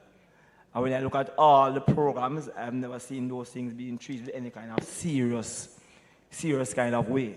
But anyway, I'm going to take the assumption. Note, there are a number of different programs that exist across Jamaica that targets what we are calling indigenous people, which, by the way, the United Nations have no clear definition of who is an indigenous person. We speak about different kind of characteristics of persons who are indigenous, about self-determination, historical continuity, distinct identity and culture, etc. Yes? We have also argued about mainstreaming who we consider to be the most vulnerable. And we speak about across genders, across youth, across persons with special needs, but no mention again of what we call indigenous people, which means that we're assuming that within that mainstreaming discourse, indigenous people are being centralized, which again is not the case. You know, in policies, I got a chance to lead the formation of the last micro, small, and medium enterprise policy. And in that policy, of course, we incorporate these whole things of mainstreaming best practices, and we'll speak about the blue, green, silver, and orange economy as well. Yes? And when we put these recommendations in place, this is what my team and the ministry said, but knife, I don't think we're going to get the budget to support these things from the Ministry of Finance, and we have to projectize these things. What am I saying? I'm saying that we speak a lot about a lot of things, we draw up real documents, but there is no buy-in, and that comes because of the ethic and the mindset that key decision makers hold. We still embrace a neoliberalist kind of thinking about development, which means that the people who control resources are the ones that we give the most incentives. And basic economics tells you that those persons who get those incentives don't even keep their money in Jamaica.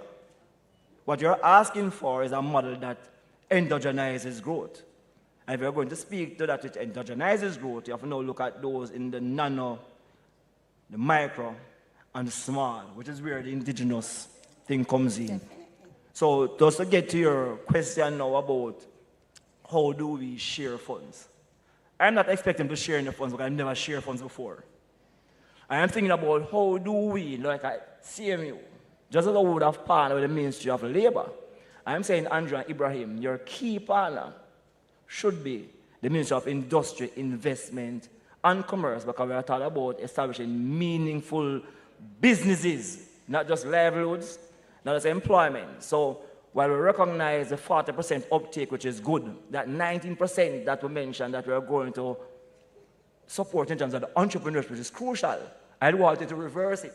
So even the 40% that have the high uptake, we are saying to these persons, go and get the experience, but know that the blue economy is always emerging, and so there are going to be a lot of business opportunities there. So your labor experience is going to help you to move the business forward.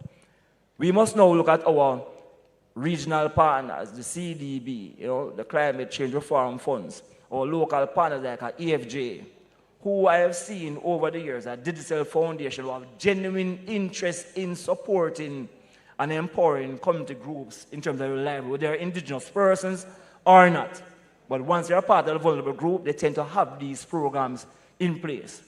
But they need guidance from a CMU, which means that CMU must now engage the social service sector space in a more meaningful way, because once you can have the altruistic component, but it must be informed by the research and the technical elements as well, So again, I am not looking, because I don't live in illusions, I'm not looking for those persons to allocate any funding to meaningfully change the life of those persons. We have more than 70 years to have done that, or have not done it. And I have seen where their mindset has changed. I am saying the persons who you see have indicated that interest, which tend to be persons in the social services sector, who tend to be the persons in the IDBs, the intergovernmental partners, and some of it is also hypocritical as well. But nonetheless, they have allocated funding. Some of our local endowments and foundations, that ecosystem is what we need to engage and to genuinely support those persons. Thank you very much, Dr. Naif. And we really need to think about meaningful businesses as we think about the blue economy and its development. Prof, do you have something to? Thank you very much, Madam Moderator. Let me follow up with that conversation from Dr. Naif. Different levels have been used to promote sustainability, and he mentioned some of them, and none of them has worked well. Why? Because they were treated as projects. Treated as projects. Yeah. The reach to reef, the blue, the green, the eco, and all that, they were all treated as projects. The blue economy is the first to be treated as a career. And that is why this particular concept has been brought by almost global leaders. Prof said earlier this morning that the president of Nigeria actually established the Ministry of Marine and the Blue Economy. We have equally embraced this deeply in Jamaica, so also Barbados and many other Caribbean countries. So, to say that embracing the blue economy is not just only about conversation, but actions. And that action is what led us to Eco Canada. And you saw this morning, accreditation of 4 of our programs. We want to see this across the Caribbean, creating a career in blue economy. We have partnered with a university in Martinique in the development of a bachelor and a master's degree in marine protection for the blue economy, marine protection and management for the blue economy, a bachelor and a master's degree, written in English and French. And we have the intention of also expanding it to Spanish. So this is the point that we are making, Dr. Naif. The partnership with the Ministry of Labor is very strategic, and my president spoke about it this morning. Very, very strategic. Ministry of Trade, we partnered with them in the past. Thank you, President. If you remember, the Caribbean Maritime University is the one that propagated the training in logistics across Jamaica. Do you know how many barefoot logistic providers we have in Jamaica today? And that is their livelihood. So it is very strategic that we partner with the Ministry of Labor in this contest. There are other ministries that we partner with. That is CMU's way of doing things. My president said earlier on, we are the most accredited, the most audited institution in the Caribbean. We are a member of the Chartered Institutes of Logistics and Transport out of UK. We recently became a member of International Association of Maritime University. My president should be going to India in 2-3 weeks now to receive our certificate of membership. Certificate was presented this morning by Eco Canada. That is how strategic the Caribbean Maritime University is.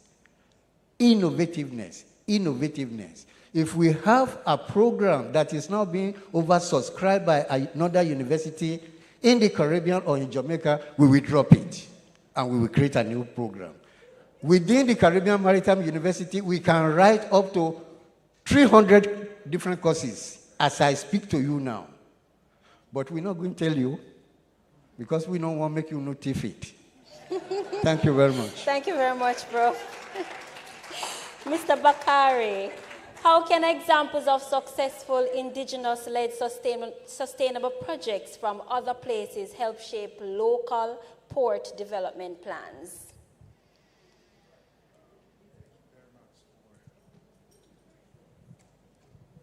Thank you so much for that question.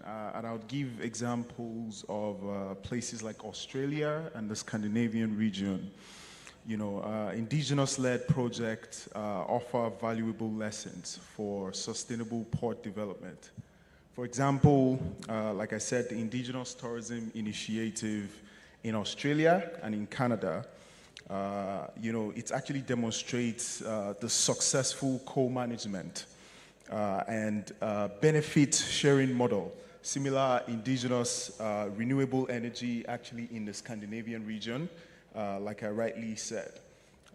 Very innovative approach to sustainable showcasing that innovative, from an innovative standpoint, is something to also look at ultimately. And by studying these examples, we can develop contexts, that are very specific to solving problems like this, prioritizing indigenous rights, as well as cultural preservation, and as well as environmental sustainability in the Caribbean ports development. Thank you very much, Mr. Bakari. Dr. Blackwood-Meeks, I'm going to get a little bit personal. So in your experience, how can ports evolve from commercial hubs into vibrant spaces for cultural exchange, showcasing indigenous art, performance, and storytelling?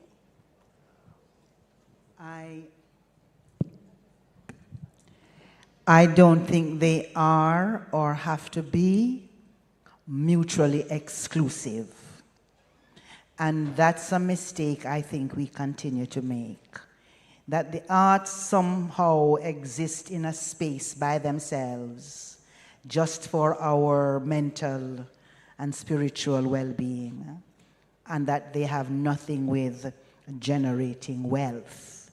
I think the two are first cousins, maybe even brothers and sisters. I want to say further that for us to come into a real application of what that means, it means we have to find a space where we have respect for our cultural expressions and our cultural traditions. I hope I will have time to give some examples.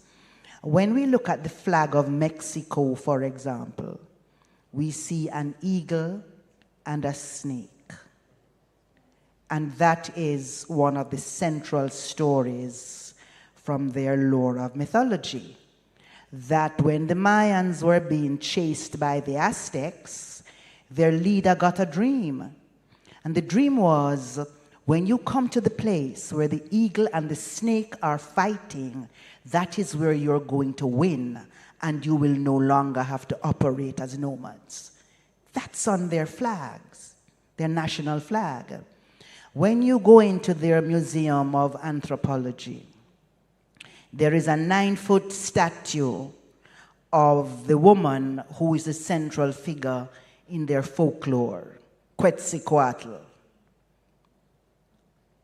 The figure in their central folklore is in their Museum of Anthropology.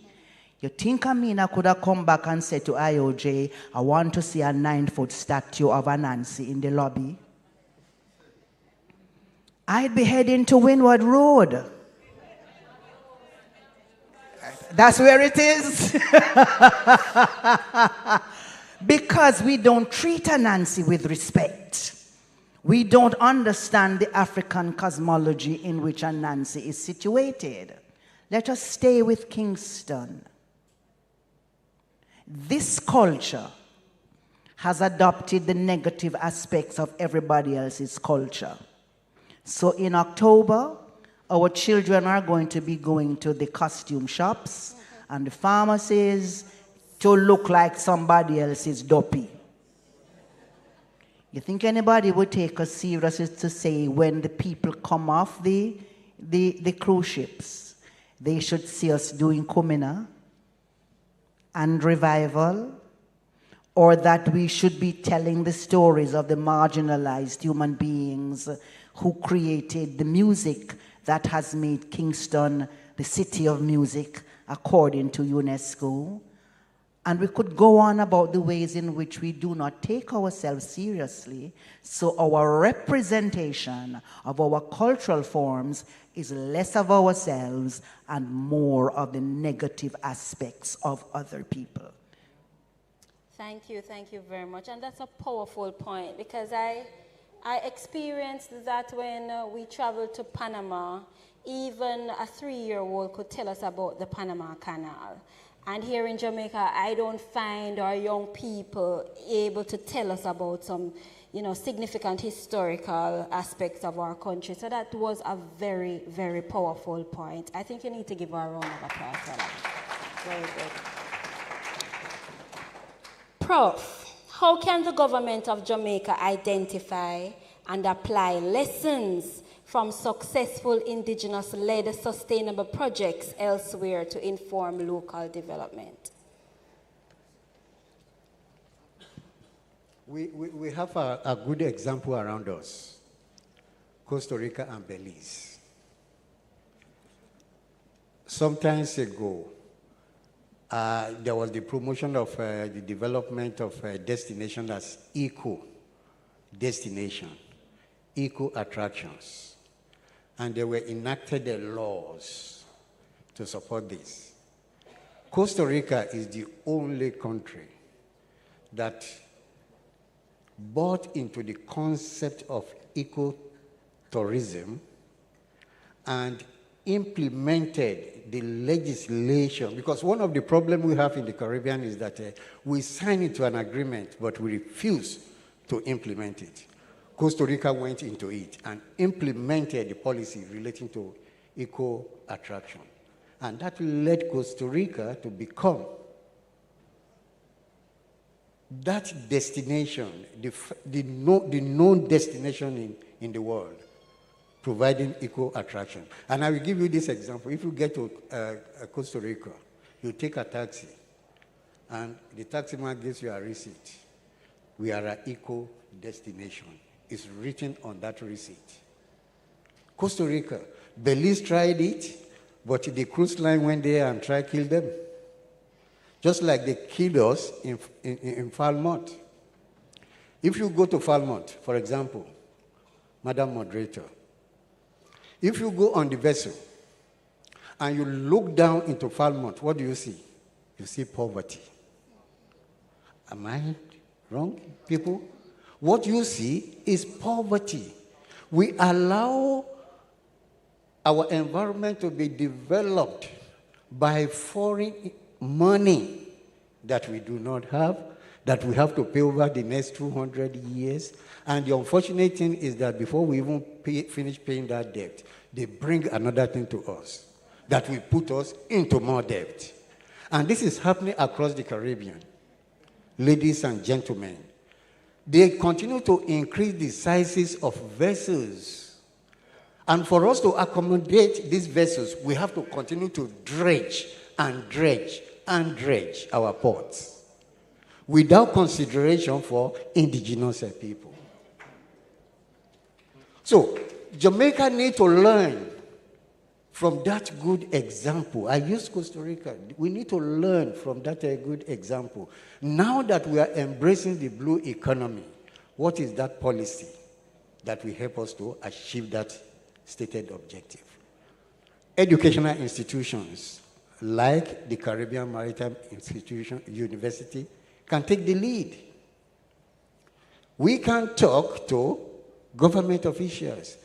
And I must say that the government is ready to listen to us. My president spoke to the Minister of Labor 2 days ago. And he was here this morning to bring greetings. So CMU is a love for the government.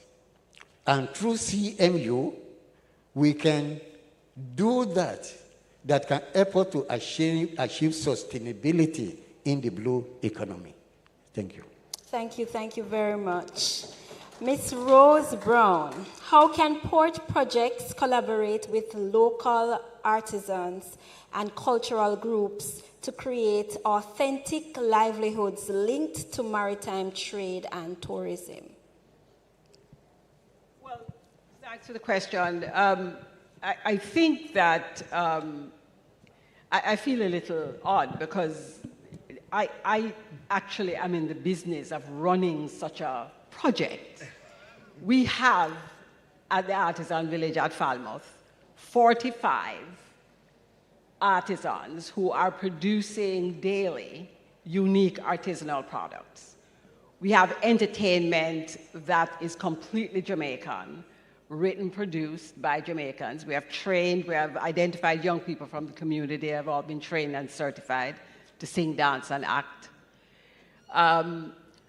We are attempting to do this thing. It's not perfect. I'll give you that. But as I told you already, I don't expect perfection. I want to be with y'all. I think we're about 75% down the path.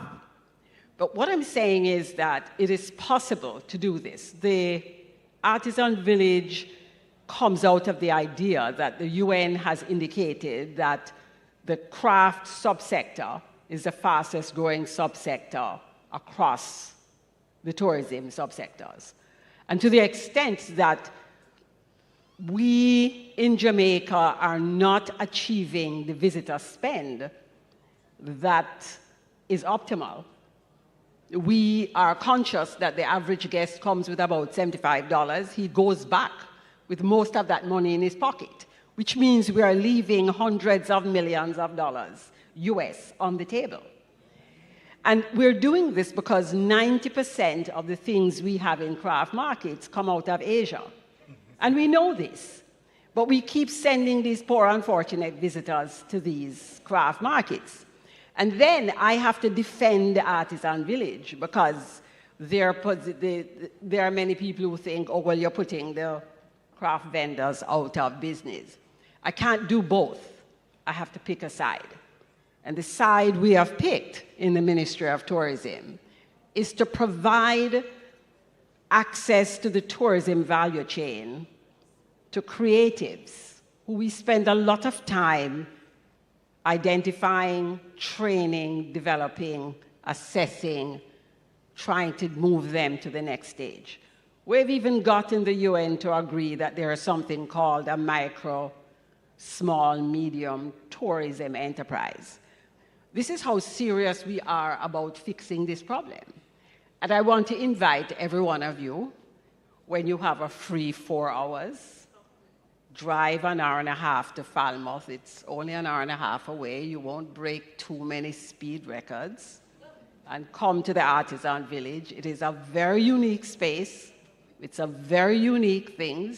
I think you'd be surprised because it is possible to do it. Now, this is the first step.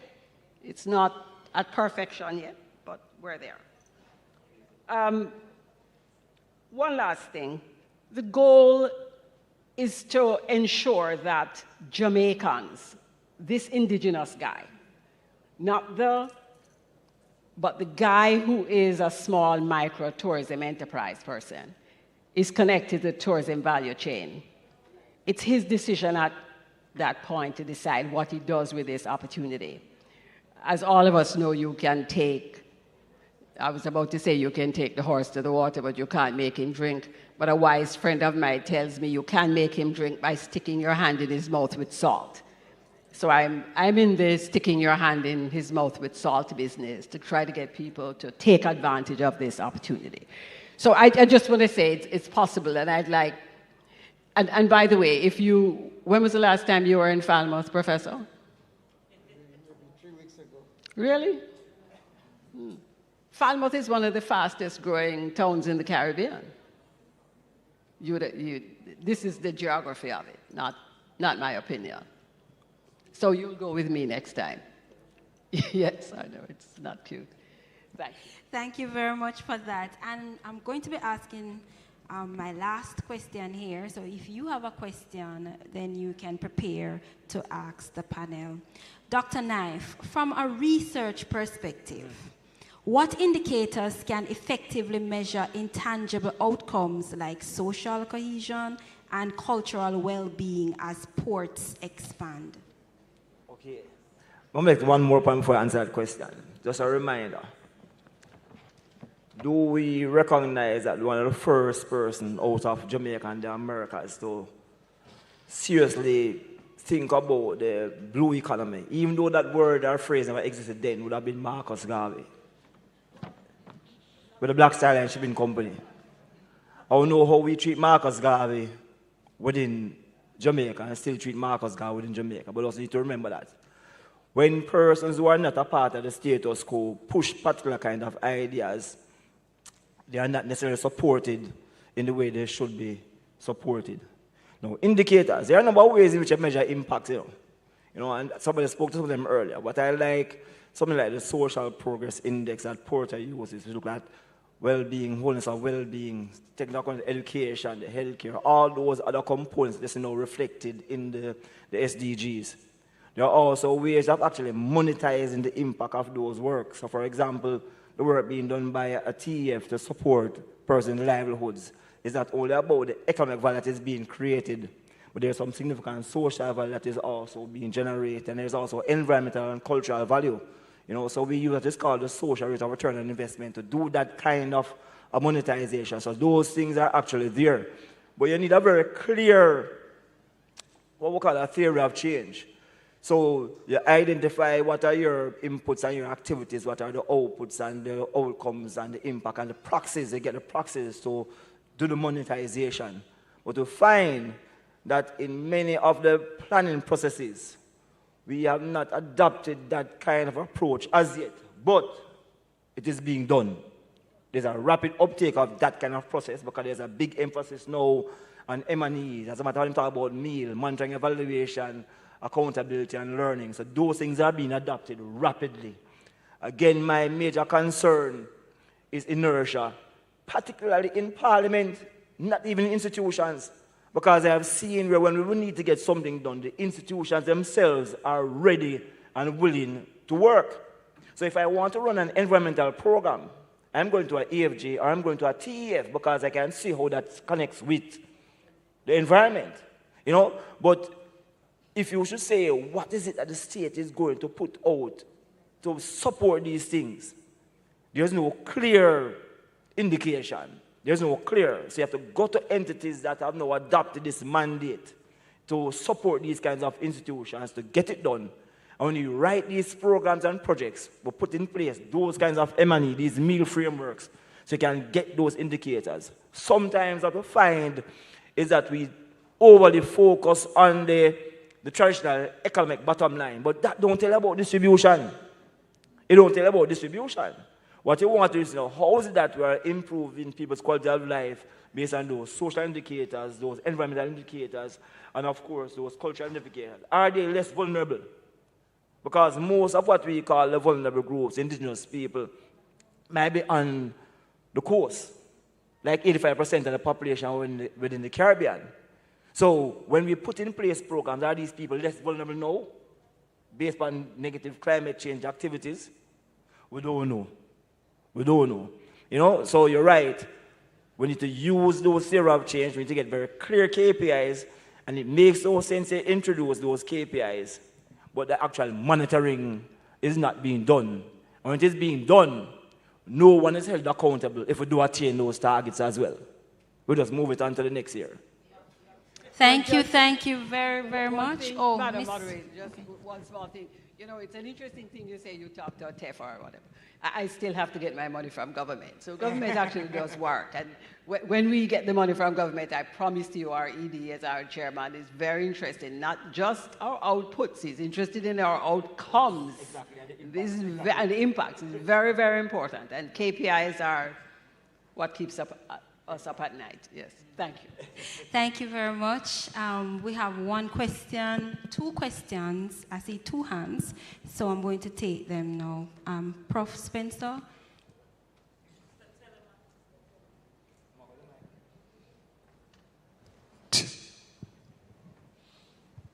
All right, thank you very much. I'll make it easier by not making it a question. I have a few comments. You can choose to respond if you think you want. If not, then I save you some time.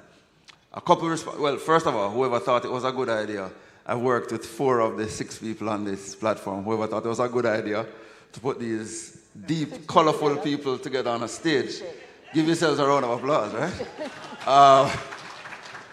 So I know when they speak from a place of sincerity too.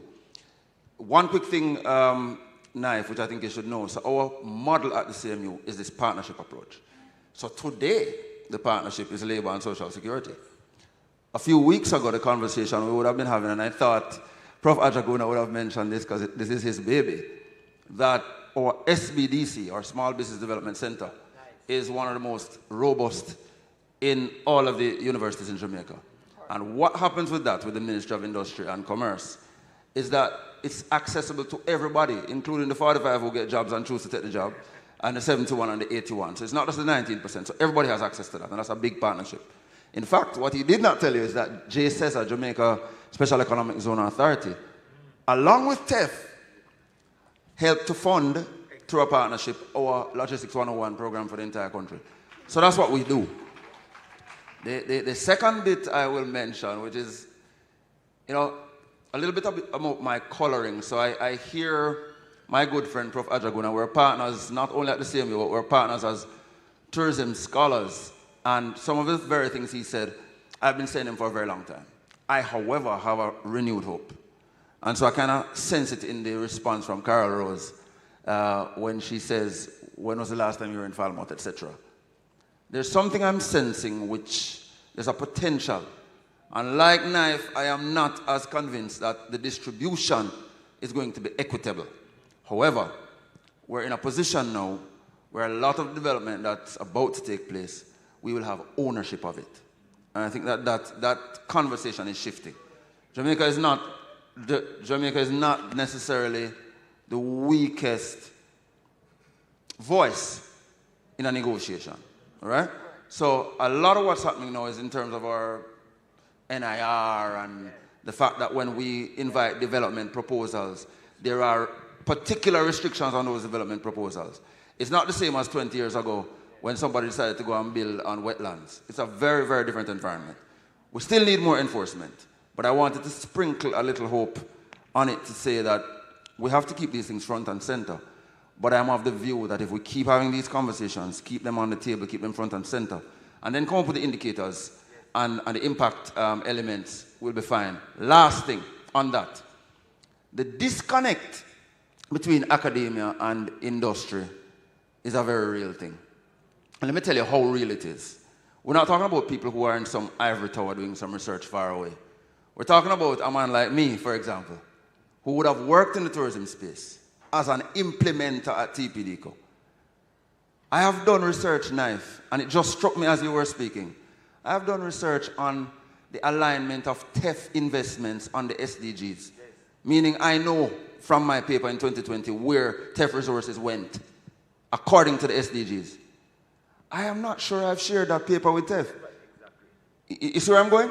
So it's a mindset as well, which if I were to share such a document with the TEF could from then engage somebody like Knife and say, all right, we know where we're spending, but do we know the impact of this? And then the QOL studies now, the quality of life studies, then become front and center, where we can look at the impact on indigenous peoples. So I just wanted to make that point, that there are multiple elements and ingredients where if they do come together, I think we would have a very different conversation in 5 years. So I'm thinking you're sending me that paper like this evening. Yes, you'll have it today. Just say it. Thank you very much, Prof. I saw a hand at the back. I think it must be clear from our experience there's a willingness amongst these institutions to actually partner. A real strong and genuine willingness. I've had that kind of experience. You know, it's just about who is going to champion it, and sometimes we're waiting on somebody from the next place which don't have the same interest as the people in the institutions. But there's a willingness amongst institutions to collaborate and get a lot of things done. Amazing panel, very deep conversation. So I am not an academic, but I am I'm industry, so I'm very happy to be here. I was actually looking forward to see more industry here, but nonetheless, we have to work with what we have. I listened to the conversation on the cruise. Dr. Ajaguna mentioned a bit, and the lady here, I don't remember her name, went into it a little bit in depth. I think, honestly, Prof just said he's seen a hopeful sign, and as the chairman of the Port Management Association of the Caribbean, looking at the industry that we are part of, I am more fearful than the professor, because there is a constant drain on the capacity that comes off the ship, because the ship literally guides the spend from the ship. Not only do they guide the spend, a percentage of the spend is taken by the ship so that what is left is really not your spend. So there is a calculated effort. And so that World Bank study that was cited from my friend back there is so profound, not because of the very things that she said. Hidden in what she's saying is that the partnership that exists between this only globally competitive sector that we have. We are cruise business, but we are not cruise business as Falmouth. We're not cruise business as St. John's, Antigua. We are cruise business as the Caribbean. And the problem is there is no Caribbean approach to dealing with the juggernaut that is taking all of it from us. So we can be hopeful as we want. They are designing how to keep more on the ship by building racetracks, water parks, theme parks, more shops, more restaurants. So by the time you come off, we are just the resting place for legs. We are getting nothing. And that is happening because there is no unified capacity on our side to say, you are not going to do that to us. And you can't do it by yourself, Falmouth, Ocho Rios, or Kingston. You can't. The 60% of crews, which the Caribbean represent, have to stand up to the FCCA and say, stop. And so our leaders who are now doing some very interesting things with the cruise business, and Prof, we are losing it because there are now foreign companies buying those very cruise terminals from us, and they're here begging for yours too. So soon you will have an owner of your terminal taking up the benefits from your cruise industry, the cruise ship taking the other piece. You're going to be standing watching, and Caribbean people, we need to wake up and not allow this slug to continue. We have to face it strong, face it bold. I have decided I'm not going to any FCCA business again. I am tired of listening to them speak to us. We never get the podium to say to them what we say to them. They structure it that way. Think about going to an FCCA event. It's only Royal speaking, Carnival speaking, Michelle Page speaking, and other people speaks. When do they hear from us the frustration that we have about the diminishing value that is coming from an area that we give billions of dollars in opportunities for their business to thrive? If you have a hotel, at least you can tax it. Cruise ship comes and goes. We continue to do it. We like it, but it isn't delivering what it can.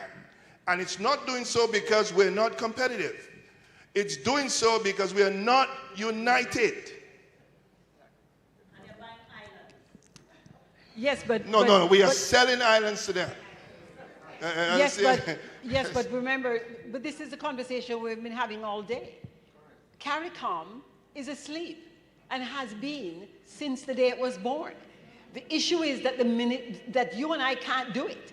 If you and I, as persons interested in cruise, go to an FCCA meeting and stand up and say something, they'll just have us evicted. Well, the CARICOM governments have to wake up and become united for a number of reasons, this being only one of them. Thank you. Can I just say something real quick? 20 seconds. I don't agree. I do not agree. Governments don't control people. People control governments. People need to get up and say, we are not accepting what is happening. Why is CARICOM not united? Because we, as people in the islands, don't like each other. The government see that and things go along as it normally goes. If we decide we don't want something, there's too many of us for them to say no. Let us make it happen.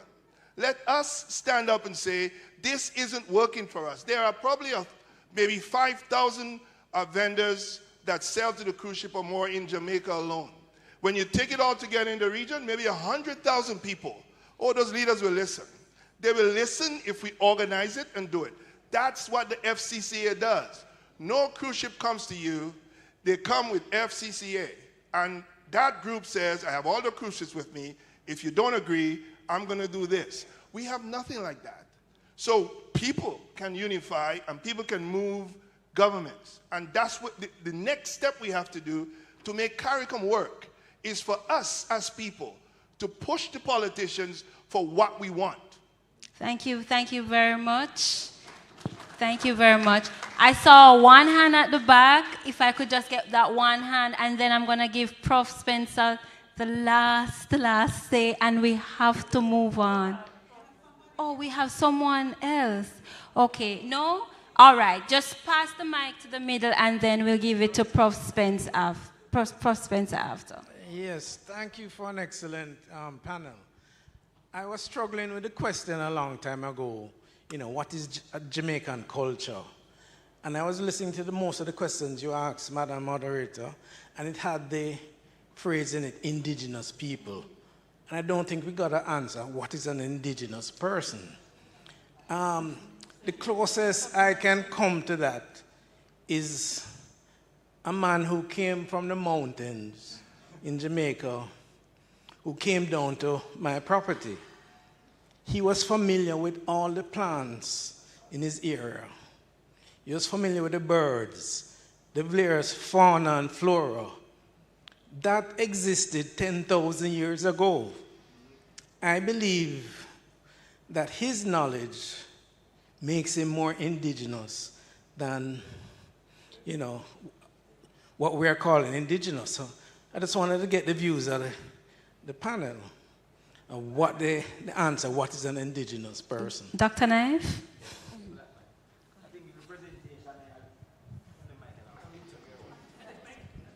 I think in the presentation after they stated that the UN is not even clear on how to define an indigenous person when you look at the characteristics. And one that you just mentioned would have been one where a distinct identity and culture would have been something they consider to be a mark of indigenous. And it's about self-identification as an individual, identifying as an indigenous, accepted by their community. So it is very fluid, but you're right. You know, the indigenous person is a person who really lives in the land in a kind of unbroken kind of historical relationship. And the hypocrisy is, those are the persons that we frown upon the most. We don't appreciate those persons' brain. So we consider the indigenous levity to be backward. So for 20 odd years, I've never used a regular spoon or a plate. I use a calabash. But if I walk with my calabash to this event now, somebody's going to frown. But yes, you're going to sell it in your hotels as something that is green. So it's really a kind of hypocrisy. We speak of these things when it can be sold, not because we have a true appreciation for these things. What did you eat for lunch today?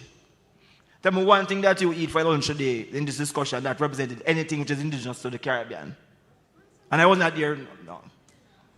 No.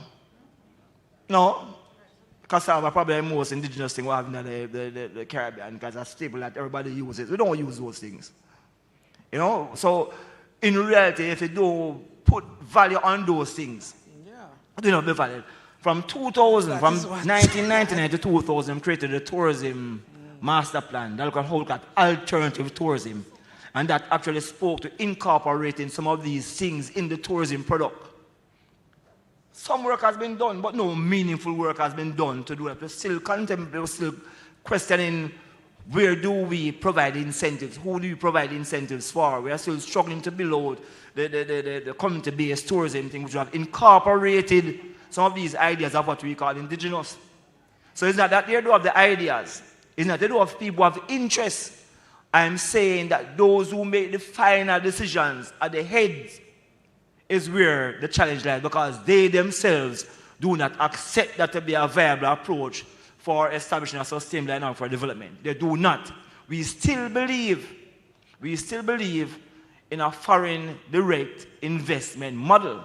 Well, I believe by saying this, I will ask all of you to go and revisit the ideas of the plantation economists. And what they argue is that if we're going to change the system, we need to destroy the entire plantation system. And what does that mean?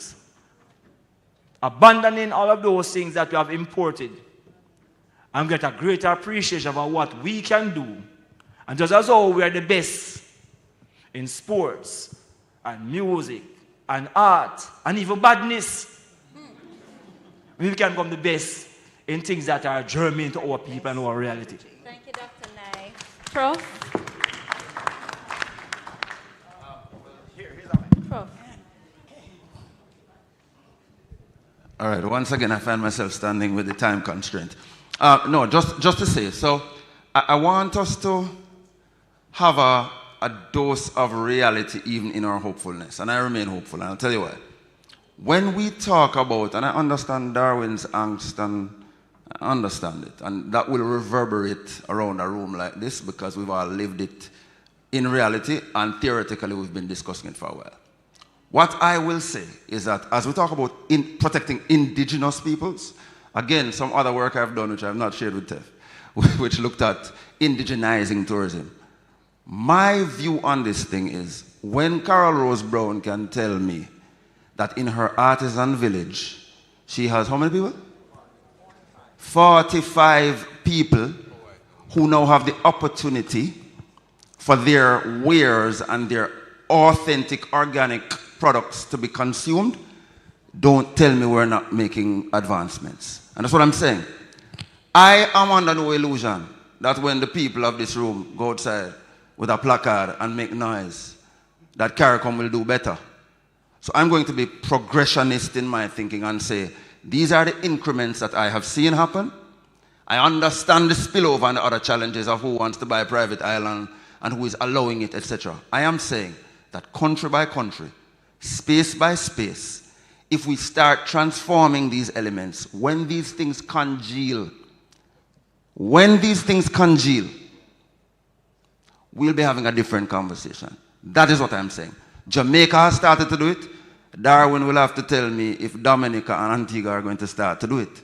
But at some point, the narrative changes, and I don't want us to be stuck in a time warp of the things that upset us so much because we've studied it for so long that we cannot see the glimpses when they emerge. Thank you. Thank you very much, Prof. And thank you, my panel, for a very enriching discussion. And although we are not all categorized as indigenous people, out of many, one shared future. Out of many, one sustainable goal. And out of many, one people. Thank you very much.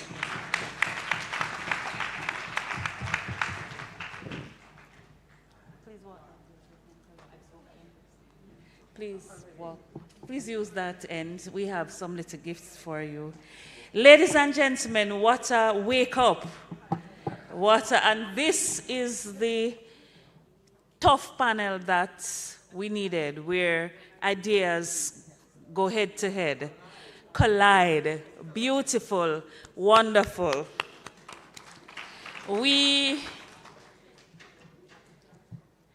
And this is the only panel where half of the panel is in indigenous garb. Look carefully. And only one journeyed from the motherland directly. We all came some seasons before. But it was wonderful. We have come to the end of the academic proceedings for day one, and those who have stayed, I know you're happy you stayed. And some people had to, because of other constraints, go a little earlier, but it is where it is on YouTube. Was streamed live on PBC Jamaica, at least on television. So I'm sure that that repository will also be replayed, but it's on YouTube. So spool off the link to someone and say, look at this that happened today.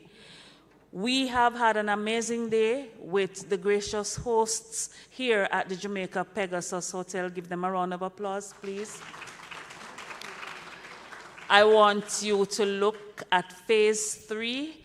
They have stayed with us and they have been so quiet that they're almost invisible. But it's because they're that good why we have been here. Please give them a round of applause.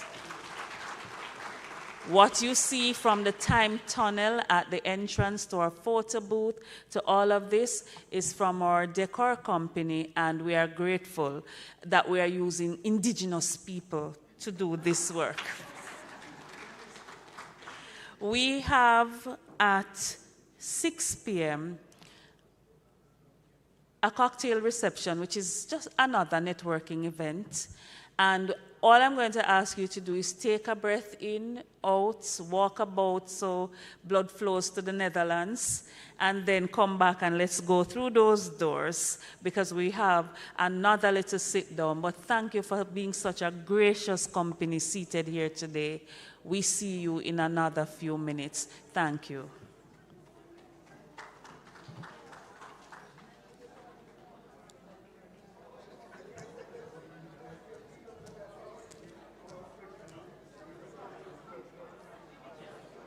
The Caribbean Maritime University is the maritime sector's hub for cultivating leaders.